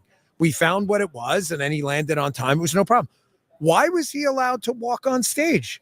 I mean, huge point. You don't need to be a former Secret Service agent like me to say, wait, so you knew there was a threat there for 26 minutes and you still let him walk on stage anyway and get shot? I don't understand. Like, why not just delay the speech? I mean, Joe Biden's late on speeches all the time. The networks will wait. You couldn't wait 5-10 minutes. We have a holding room at every single site. The holding room, you know why it's called the holding room? This is very scientific. Because we hold you there if something goes bad. Right. That's literally why it's called the holding room. Why wasn't it used? That's question one. Why was he even on stage? The second question, the failed Secret Service director, Kim Cheadle, who has been an abomination for this agency right now, just put out today, I was just talking to Mike Davis, I think you saw, is one of the great commentators, love Mike. And Mike's asking some of the same questions you are, because no one can fathom the stupidity here. Kim Cheadle put out a statement that we didn't have a counter sniper team on that roof because of the slope of the roof. Like I said, what the hell? Well, the shooter didn't seem to have any problem with the slope of the roof. Even accepting that the idiocracy of that story, how stupid it is. Why then did you allow him a clean line of sight? I'll give you a quick story I told on my radio show today. You can't mitigate everything. They could have got someone on that roof and they didn't. But say they really couldn't have. It's unstable or whatever. Okay, fine. Accepting this ridiculous story. I did a site once at Hofstra University for Hillary Clinton when she was the first lady. There was a really troubling line of sight issue. We were short on assets. There was a dorm building looking in through the window. Someone could have popped the shot off. We didn't have an asset to get up there. So you know what I did? I had them go to a hardware store. And you know the fake snow? I said, I want you to fake snow spray paint all of those windows. So at least the shooter can't see. Wow. It would be a random shot. We don't want it, but at least you're not going to be able to rangefinder. Wow. They couldn't even put a campaign banner and block the line of sight for the guy with the biggest footprint in the world. So again, why didn't they block the line of sight? And second, why was he on the X anyway? The X is what we call in the Secret Service where the protectee is standing. If you're in a limo and a limo gets hit, the golden rule is you get him off the X. Right. Why was he even on the X? Cover, evacuate, or don't even bring him to the stage. There is no excuse for this. There should be mass resignations. People should be criminally investigated for what happened here. So can the FBI actually investigate this? Do you trust them to do that? No, do I trust the FBI? That's like asking an alcoholic if you trust Jose Cuervo. Like, no, I absolutely don't. I want to say, I hope they prove me wrong. I'm also a realist, and I realize the FBI has some decent people. I worked with them. The management right now is an abomination. And what I'm afraid of is even if you get a bunch of good rank and file investigators who find out something serious, I don't know what that is or could be. I don't put out stuff I can't back up. That I don't trust Christopher Wray to tell people the truth. I just don't. I mean, if the guy had a Moms for Liberty hat on, Then you'd get. Believe me, they'd have every story right now. The guy's parents would be in the gulag. But no, I don't. I hope they prove me wrong. However, I don't say things I can't back up, and until they, I see some evidence that they're hiding stuff, I'll reserve opinion. But their track record, I mean, can we just be honest? Is from horrible to atrocious. And I know you don't say things you can't back up, but in this scenario, based on what you know, do you feel like there's something going on here that, we've heard speculation that this was an inside job, that, there were other people involved? Listen, opinions are like the holes, right? Everybody's got one. Until I can back it up, I don't even want to speculate, but I will say it is an oddity. I guess saying it's an oddity is an opinion, but it's opinion based on fact. He has no social media profile now in 2024. 20-year-old? I mean, wouldn't you think that was weird? Like you did. I think the neighbors would be like, "Oh, this guy's strange. He doesn't have a social media profile." So I find that odd. But again, I doubt inside jobs because there are so many people that have to be read in on that plan. And it's just there's always a leaker. But I don't discount anything. Listen, after Spygate and Russia collusion, it'd be irresponsible for me to do the opposite too and go, oh, no, that didn't happen. Yeah. Well, what evidence do you have it didn't happen? I don't. So, we'll see. But I hope they prove me wrong. And last question for you, because I know you need lunch. We've been seeing people float you as the next FBI director. Would you do it? Would I do it? Only if President Trump personally wanted it. Oh, him, if he wanted it. I've never envisioned myself going back in government again, ever. Like ever. I can't say that enough. Repeating decimal, right? But, there comes a time where I wouldn't even take a salary for this stuff. There comes a time where, your country matters more. And I never got in this stuff for the money or the glory or any crap like that. It just happened. And it's just, I'm honored that people think that. But I'm kind of flattered. If he called that, I'd have to consider anything. Okay. Well, thank you so much. We're so grateful for your time. Great to be with you again. See you. Great. And there you go. Dan's word. I like this guy. I think he's I like him because he's just to the point. He doesn't mess around. I've seen him all over YouTube. So and he's former Secret Service. And what he says, I have to say, yeah. And I wondered that. Why were those air conditioning units not stocked? Why was there nobody standing around those? How are they wide open like they were? Going back to the roof, the director herself stated the dumbest excuse for something I've heard yet. The roof was too slanted. What the hell are you talking about? They do these things all the time. Roofs that have worse peaks than this. Okay, it has nothing to do with that. It was a dumb excuse. Hold on a minute. Also, welcome back. Oh yeah, this was the other one that was just sent to me an hour ago. Live now from Fox. 1 second. And I just, as far as an inside job, I'm not going to go there. I don't want to go there. I'll put it that way. Even if I thought so, I still didn't. I don't want to think about stuff like that. Yeah, met a mom I have. So this is just a mess upside down, inside out, guys. So here's one last piece, and I think that'll do it for tonight. I'm Austin Westfall. The Department of Homeland Security's Inspector General has opened an investigation into the Secret Service's handling of the security for former President Trump's rally that was held in Pennsylvania that resulted in an assassination attempt over the weekend. The agency says the objective of the probe is to evaluate the Secret Service's process for securing the campaign event, and it joins a long list of ongoing cases that the Inspector General's office is already pursuing. President Biden had already directed an independent review of the security at the rally. Lots of questions do remain surrounding how the 20-year-old shooter managed to climb on top of a building and open fire. National security analyst Haleigh Cummings joins us to break this down. As always, Hal, thanks for coming on and helping us understand some of what we've been hearing. And there has been a lot coming out. I'm going to start with this from Jackie Heinrich. Senators held a half-hour conference call Wednesday with Secret Service Director Kimberly Cheadle and FBI Director Christopher Wray, and some new information did come from that meeting. Fox has learned that the senators were told that the shooter wrote on the gaming platform Steam that, quote, July 13th will be my premiere. Watch as it unfolds, unquote.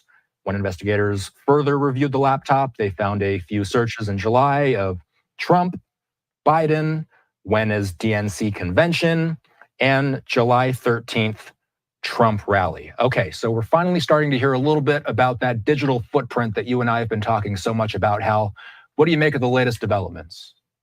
Austin, I wasn't surprised. In fact, that they went to a gaming platform. I think they're going to find more there. I think we're going to hear more about that. You may recall Jack Teixeira, that airman that who released all that classified information, just a horrible breach of national security.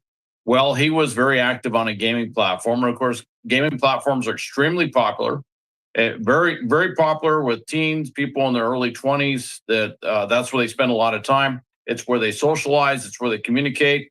And it may be, as they dig into this, where we find the connections or maybe the motivation, if you will, that led him to do whatever he was doing. Clearly, more is coming out that he was a very troubled individual. He had a lot of problems, emotional problems, among other things. But that doesn't normally drive someone to do something quite this heinous. Usually there's something else. And usually there's others who are kind of ramping them up in this direction. So the gaming platform thing, I think, was absolutely crucial. Am I reading this body armor right? This is not federal Secret Service right here, right? This is like local PD? Or a local PD, I should say. That's different. I've never seen that before like that. Huh. Okay. Moving on. And finding that he was bragging about doing something. And I'm thinking there was probably some other communication that went back to him that may have been part of what got him to that point. So we're finding out more about that.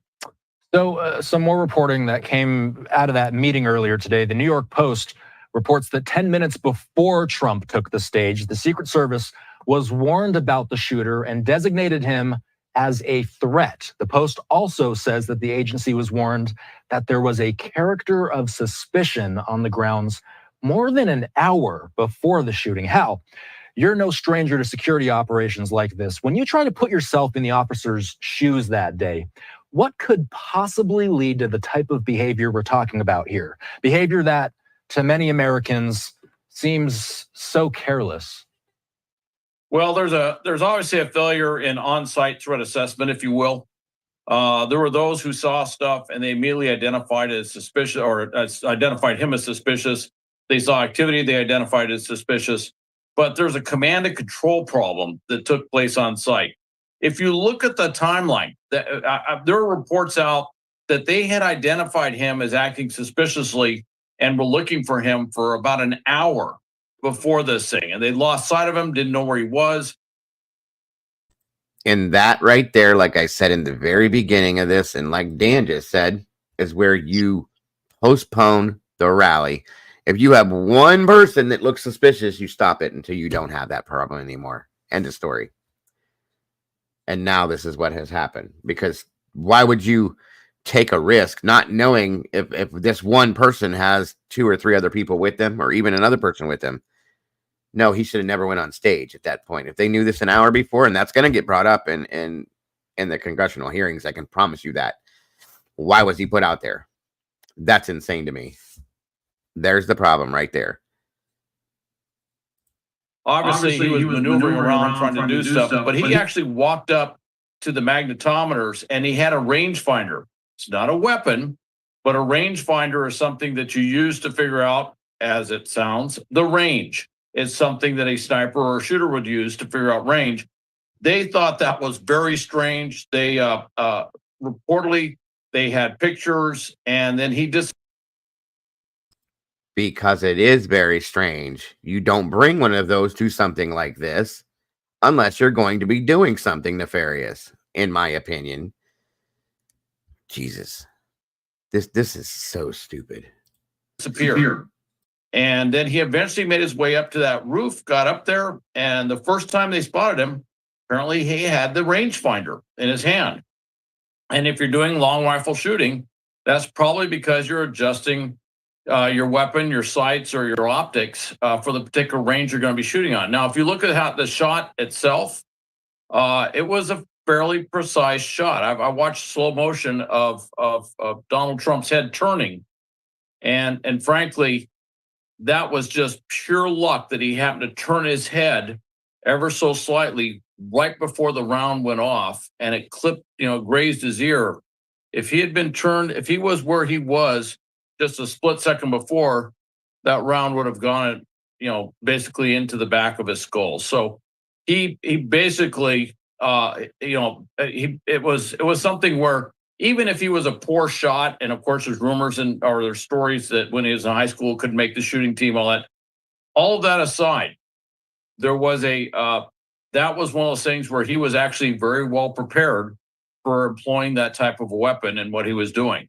But it is absolutely, you look at the timeline, you go, why didn't they get, and I've been to major events where something comes up in the crowd, there's something suspicious, and they'll take the performer or they'll take the whoever it is on stage, and they will say, 1 second, we're trying to resolve something, and they will take them off the podium, put them someplace off to the side until the danger or whatever it is subsides.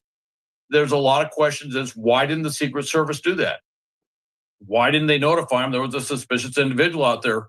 Why didn't they take normal precautions one would take, certainly with a musical act or something like that? If there was even something like that going, why didn't they do that? It's very confusing.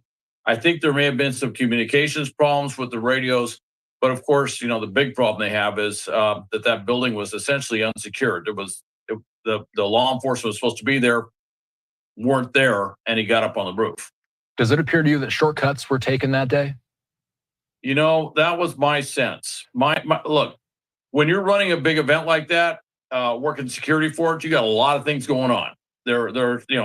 You have various different layers of stuff. My sense is there was a planning problem, a coordination problem, and a supervision problem. It's one thing to hand off a zone to another law enforcement agency. In this case, they did to the local Butler Police Department. Butler Police Department, as I understand it, has 12 total officers. That's it. Butler Police Department, before the event started, said, look, we don't have enough officers to cover that building. They told Secret Service that. Secret Service knew it, and Secret Service didn't do anything. And here's the reality of a lot of these things. When you find these failures, after they get through doing the forensics on this event, somebody, maybe DHS, Office of Inspector General, needs to go back and look at previous events. I am skeptical that this was a one-off. I think what happened was they had been taking shortcuts at previous events and getting away with it. And when it comes to security or it comes to emergency preparedness across the board, but certainly with security, shortcuts in security work until they suddenly don't. You can get away with it for a while. Eventually, someone discovers the gap in your security posture and they exploit it. And then all of a sudden, in a very dramatic fashion, everything you did failed. And that's what the Secret Service is dealing with now. Take care, Phil. Thank you for joining us tonight. I really appreciate you. Thank you. And have a great night. And it would kind of make me want to look at everything the Secret Service is protecting at this point. I would probably, when I get done with all this, if I was inspecting this or investigating this, I would start looking at the White House. I'd start looking at Camp David. I'd be looking everywhere. I'd be looking at the procedures around Air Force One, for that matter, because this was a glaring gap, and it tells me there's a command and control, there's a planning problem, there's a coordination problem with outside agencies going on with Secret Service that they need to address. I know you've been following this Iran situation. Iran has rejected accusations regarding plots to assassinate former President Trump, the state-run IRNA news agency reported on Wednesday.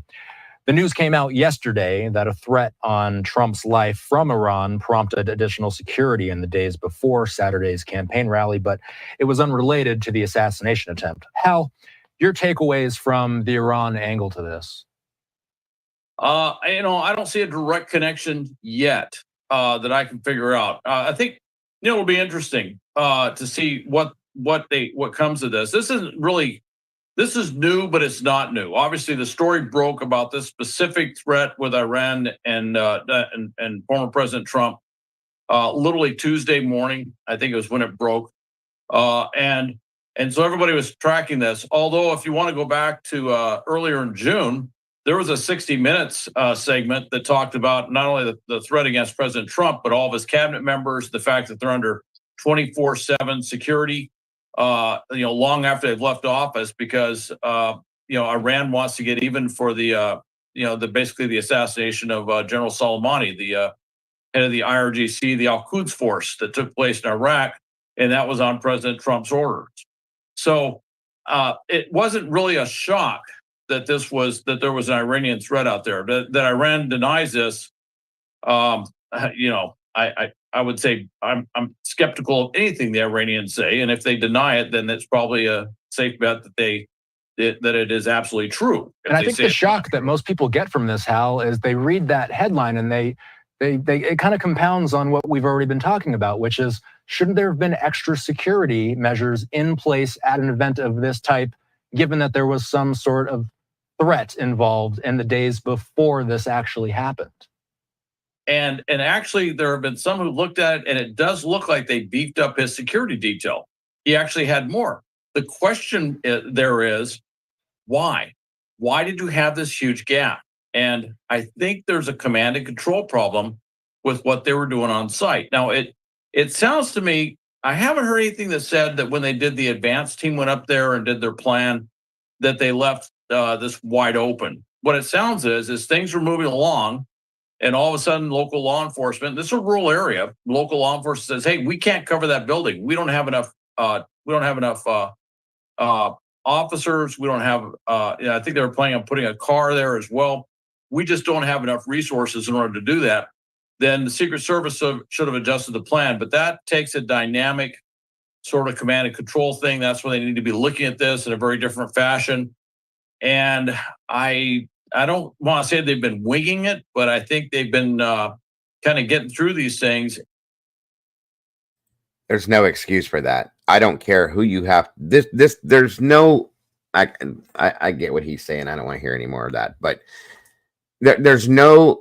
What these how am I trying to say this?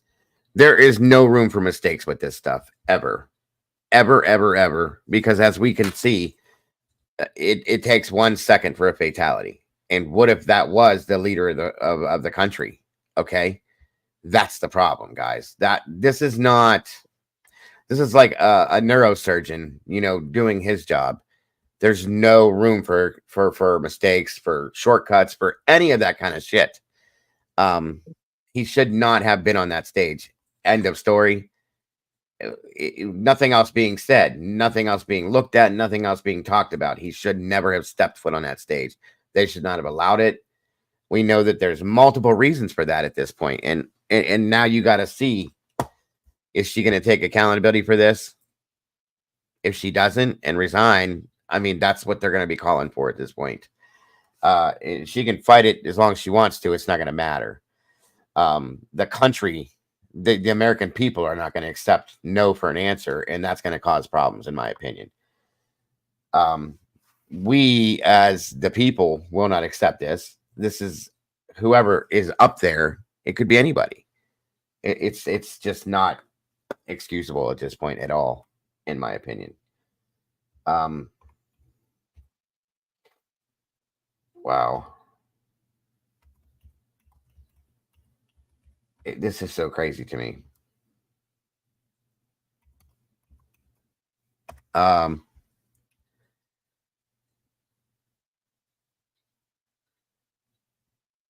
wow. Okay.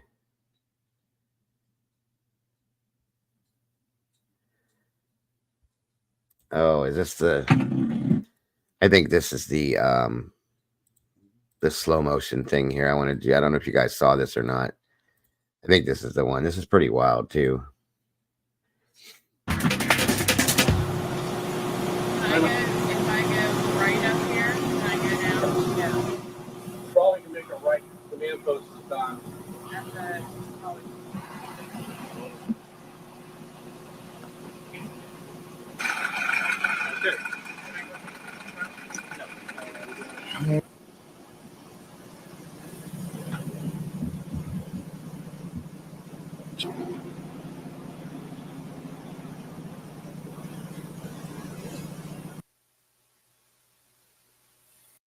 From watching the video, it sounded like they got 8 shots off, and the 9th shot sounded different than the rest, and I just surmised that that was a counter sniper shooting back from reporting in the media. Absent security somewhere. I think it's evident to all of us, and we just don't know how that occurred.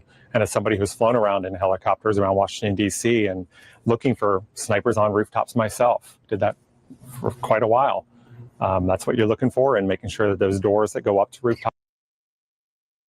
No, this is the wrong one. I don't know. It had the title in it the same. So sorry, guys. Hold on. I wanted you guys to see this.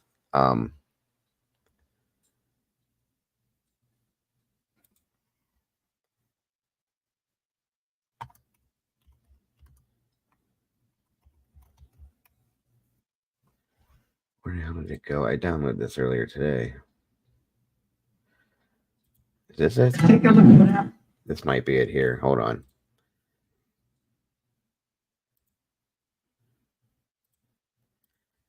I think it is. Okay. Take a look at what happened. Take a look at what happened.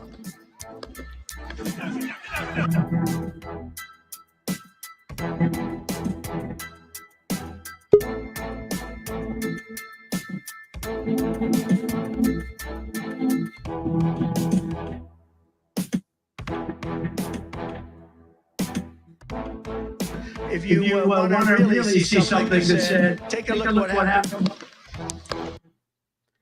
So at that point, he just barely cocked his head like this, and it shows you where that bullet would have ended up if he wouldn't have done that. He would have been dead. No two ways about it, and that would have been it. That to me is crazy. Absolutely crazy.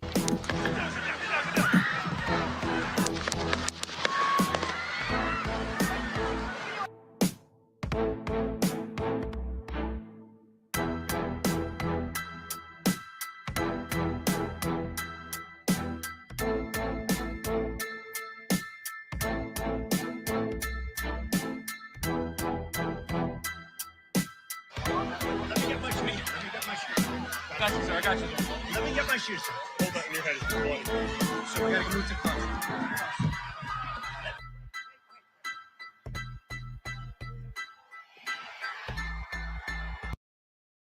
Here's the problem with her. Not that she's not good at her job, because I don't know. They should have moved her around another direction, because look, his head is completely and totally out there at that point. That's not good. It was a bullet, Mittens.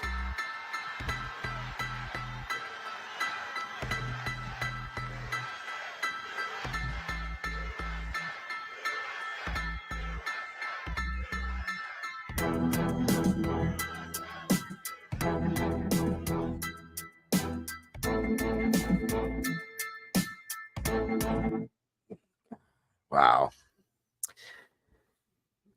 Lots and lots of things need to be looked at, and lots of questions need to be answered, folks. That's all I can say. Right, Mittens. No problem. And from my understanding is when it did nick him, it come through and it split it in half. And I think I had he had to have a couple stitches there. And he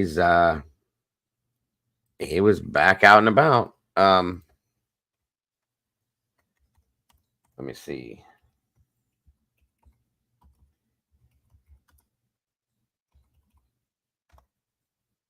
I saw this earlier today. Where's it at?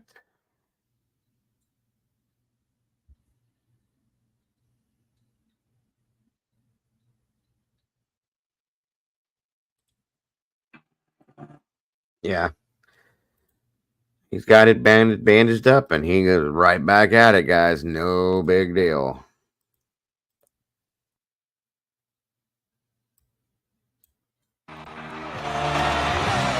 Okay, that is the first image. That is the first time we have seen Donald Trump there at the convention. This is This is the moment we've been waiting for. You see his bandage on his right ear after he was shot on the campaign stage in Butler, Pennsylvania, at the rally there.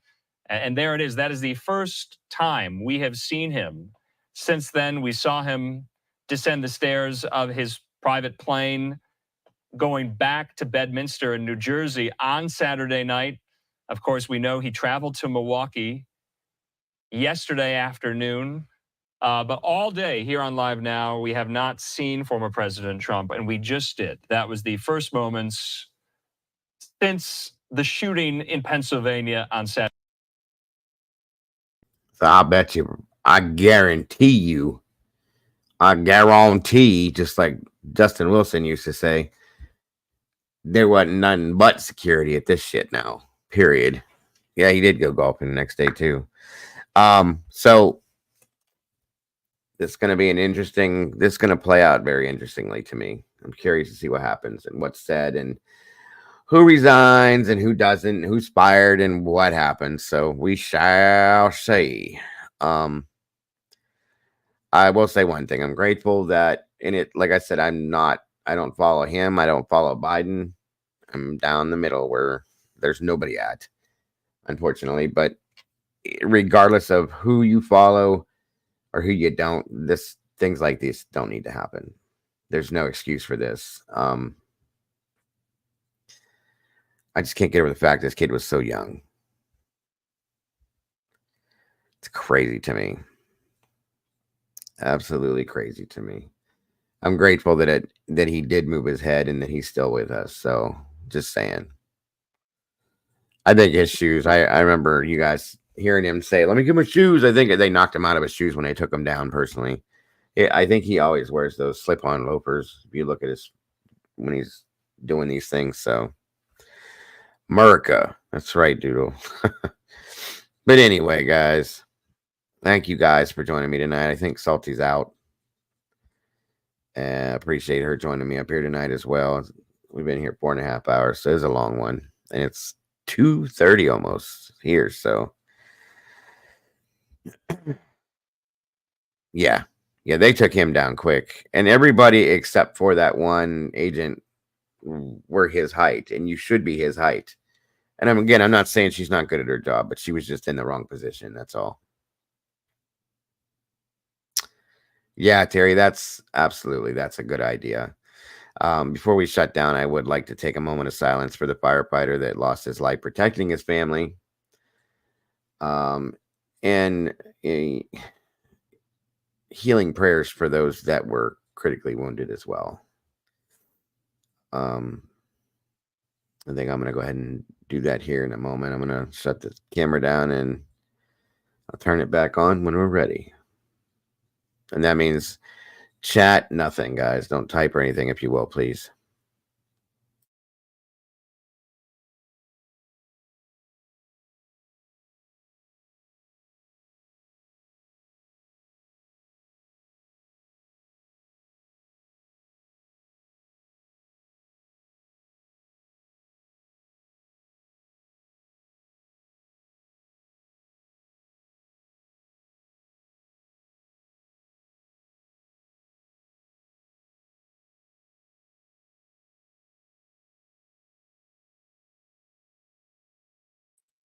All right. Thank you guys for that. God bless that family. I feel so bad for them. And may he rest in heaven. The gentleman that did that. That's horrible to me. Little prayer for everybody involved in this situation going forward, I think is definitely warranted. And again, all of you guys, I appreciate you guys very much jumping in here with me tonight. And supporting the channel in general. You guys are amazing. I appreciate the Blue Crew. For those of you that don't hold your breath, Glitter, we don't want you to pass out. But I appreciate the Blue Crew. Any that are left in here, I see Doodles here, and all of you just for supporting the channel the way you do. You have no idea what it means to me, and those are facts. Speaking of which, I need to fix something. welcome to the new meatballs. Appreciate all the new family members. Thank you for Kimber and Salty for joining me tonight up here. As always, very much appreciated. I hope everybody has a great rest of your night. Hold on a minute. Let me fix this too. While we are here, if I can find it.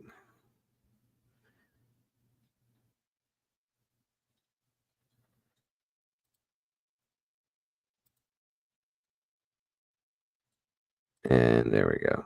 Okay. And I should be back in here tomorrow, hopefully early in the afternoon. Hopefully. Fingers crossed. You guys have an amazing night. Don't forget to love yourselves, love each other. Don't change a thing about yourselves, you guys. You guys are absolutely amazing. Appreciate every one of you guys. And I will see you very, very soon, guys. Good night. God bless. Love to you. Thank you, guys. Thank you, Salty, for joining me. Have a great night. Good night, guys. Good night, everybody.